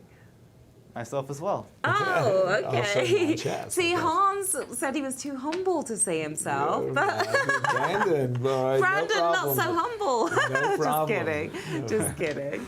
Thank you so much. Any other questions? No, just it was a long, tough day. Get back to your hotel, do what you got to do. How are you going to prepare yourself for the championship rounds? I'm just going to do what I've been doing, just relaxing and getting a lot of rest. I mean, not thinking too much about it. And that's Works for working me. for you, Yeah, it's obviously, been- really well. Exactly. sure. Thank Thanks, you. Brandon. Congrats. Thank you. Thank you so much. And there to wrap up, again, another stellar round full of excitements. And let's just kind of have a peek Let's have a peek at the pairings for tomorrow, at right? some big matchups. Right. Here's with the ladies. Okay, so Sophie Morris-Suzuki versus Talia Cervantes. Sophia with 4.5 points. That's a big score. Yeah. In the next game, Sheena versus Rochelle. Rochelle has 4. Yeah. Sanjana versus Susanna. That's not going to get them on the podium. But this next game. This is going to be interesting. It's Alice Lee, our youngest, of course, versus Annie Wang. And remember, Annie said that Alice she sees as her most fierce opponent. Exactly. Remember that first interview with Annie? She So did. that's going to be interesting to see how that goes down. To play the 11-year-old. And then Yeah. Ru Yang, who again is trailing Annie by a full point. Ru Yang is saying, please, Alice, stop, Annie, I'll take you out to dinner, versus Martha. And in the juniors. All right, in the juniors, ooh, what do we have? Okay, it's Praveen, took a loss just there, but he's going to be going up against John Burke, who is half a point ahead at this point in time. Exactly. And in the next game, Ben Lee, Ben pardon Lee. me, versus Andrew Hung, then Justin Wang versus Nicholas Cheka. But this next game is what It's- everybody's eyes are on. Christian versus myself, Christopher Yu versus Hans Niemann. I think I'm feeling pretty good about that one, actually. Yeah, I think you are as well. And Brandon Jacobson, who just won against David Brodsky. Oh my gosh, big fight, and they're tied Big for fight second. here. Yeah, both of them 4.5 points. And in the seniors, it's the In the Gregory seniors. Kaidanov train. Is it still rocking and rolling? Gregory, yes, it certainly is 6 points. Going up against the Yerminator with 3.5 points. Leonid Sokolin versus Alexander Fishbein. Melixet versus Joel Benjamin. Joel Benjamin righting the ship, Yeah. as is James Tarjan as he was going up against Alexander Shabalov. But And hopefully then, he'll be in studio with us tomorrow because we I haven't spoken hope so to James too. yet. And, then the your all-important guy, the all-important Larry Christensen with 5 points to his name. in second against in Igor. second place. Obviously, Larry's sitting there saying, I hope I can do something more with White than I did with Gregory today. And please, Yermo, I mean, rise to the occasion and play the game of your life. So big pair. Some big games, big pairings for sure. Okay, here's our schedule. Just 2 days left of rounds. Tomorrow's round 8.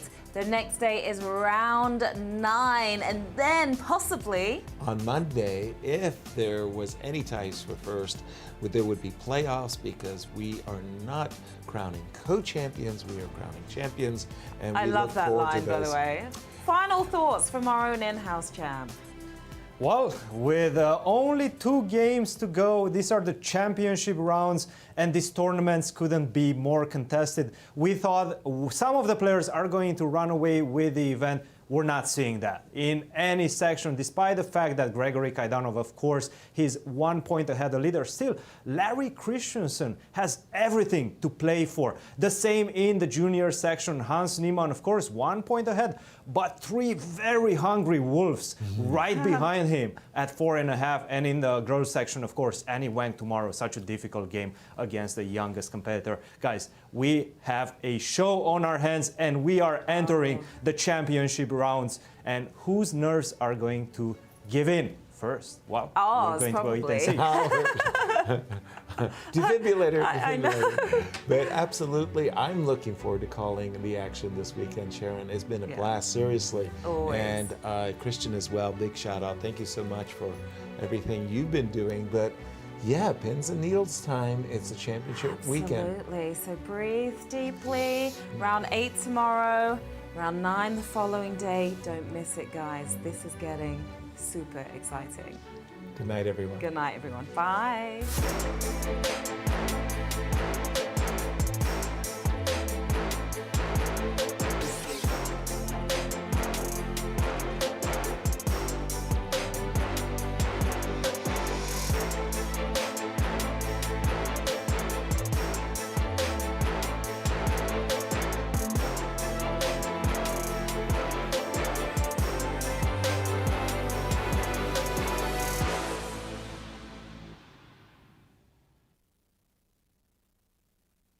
This has been a presentation of the St. Louis Chess Club. Any reproduction or distribution of this content without the express written consent of the St. Louis Chess Club is prohibited.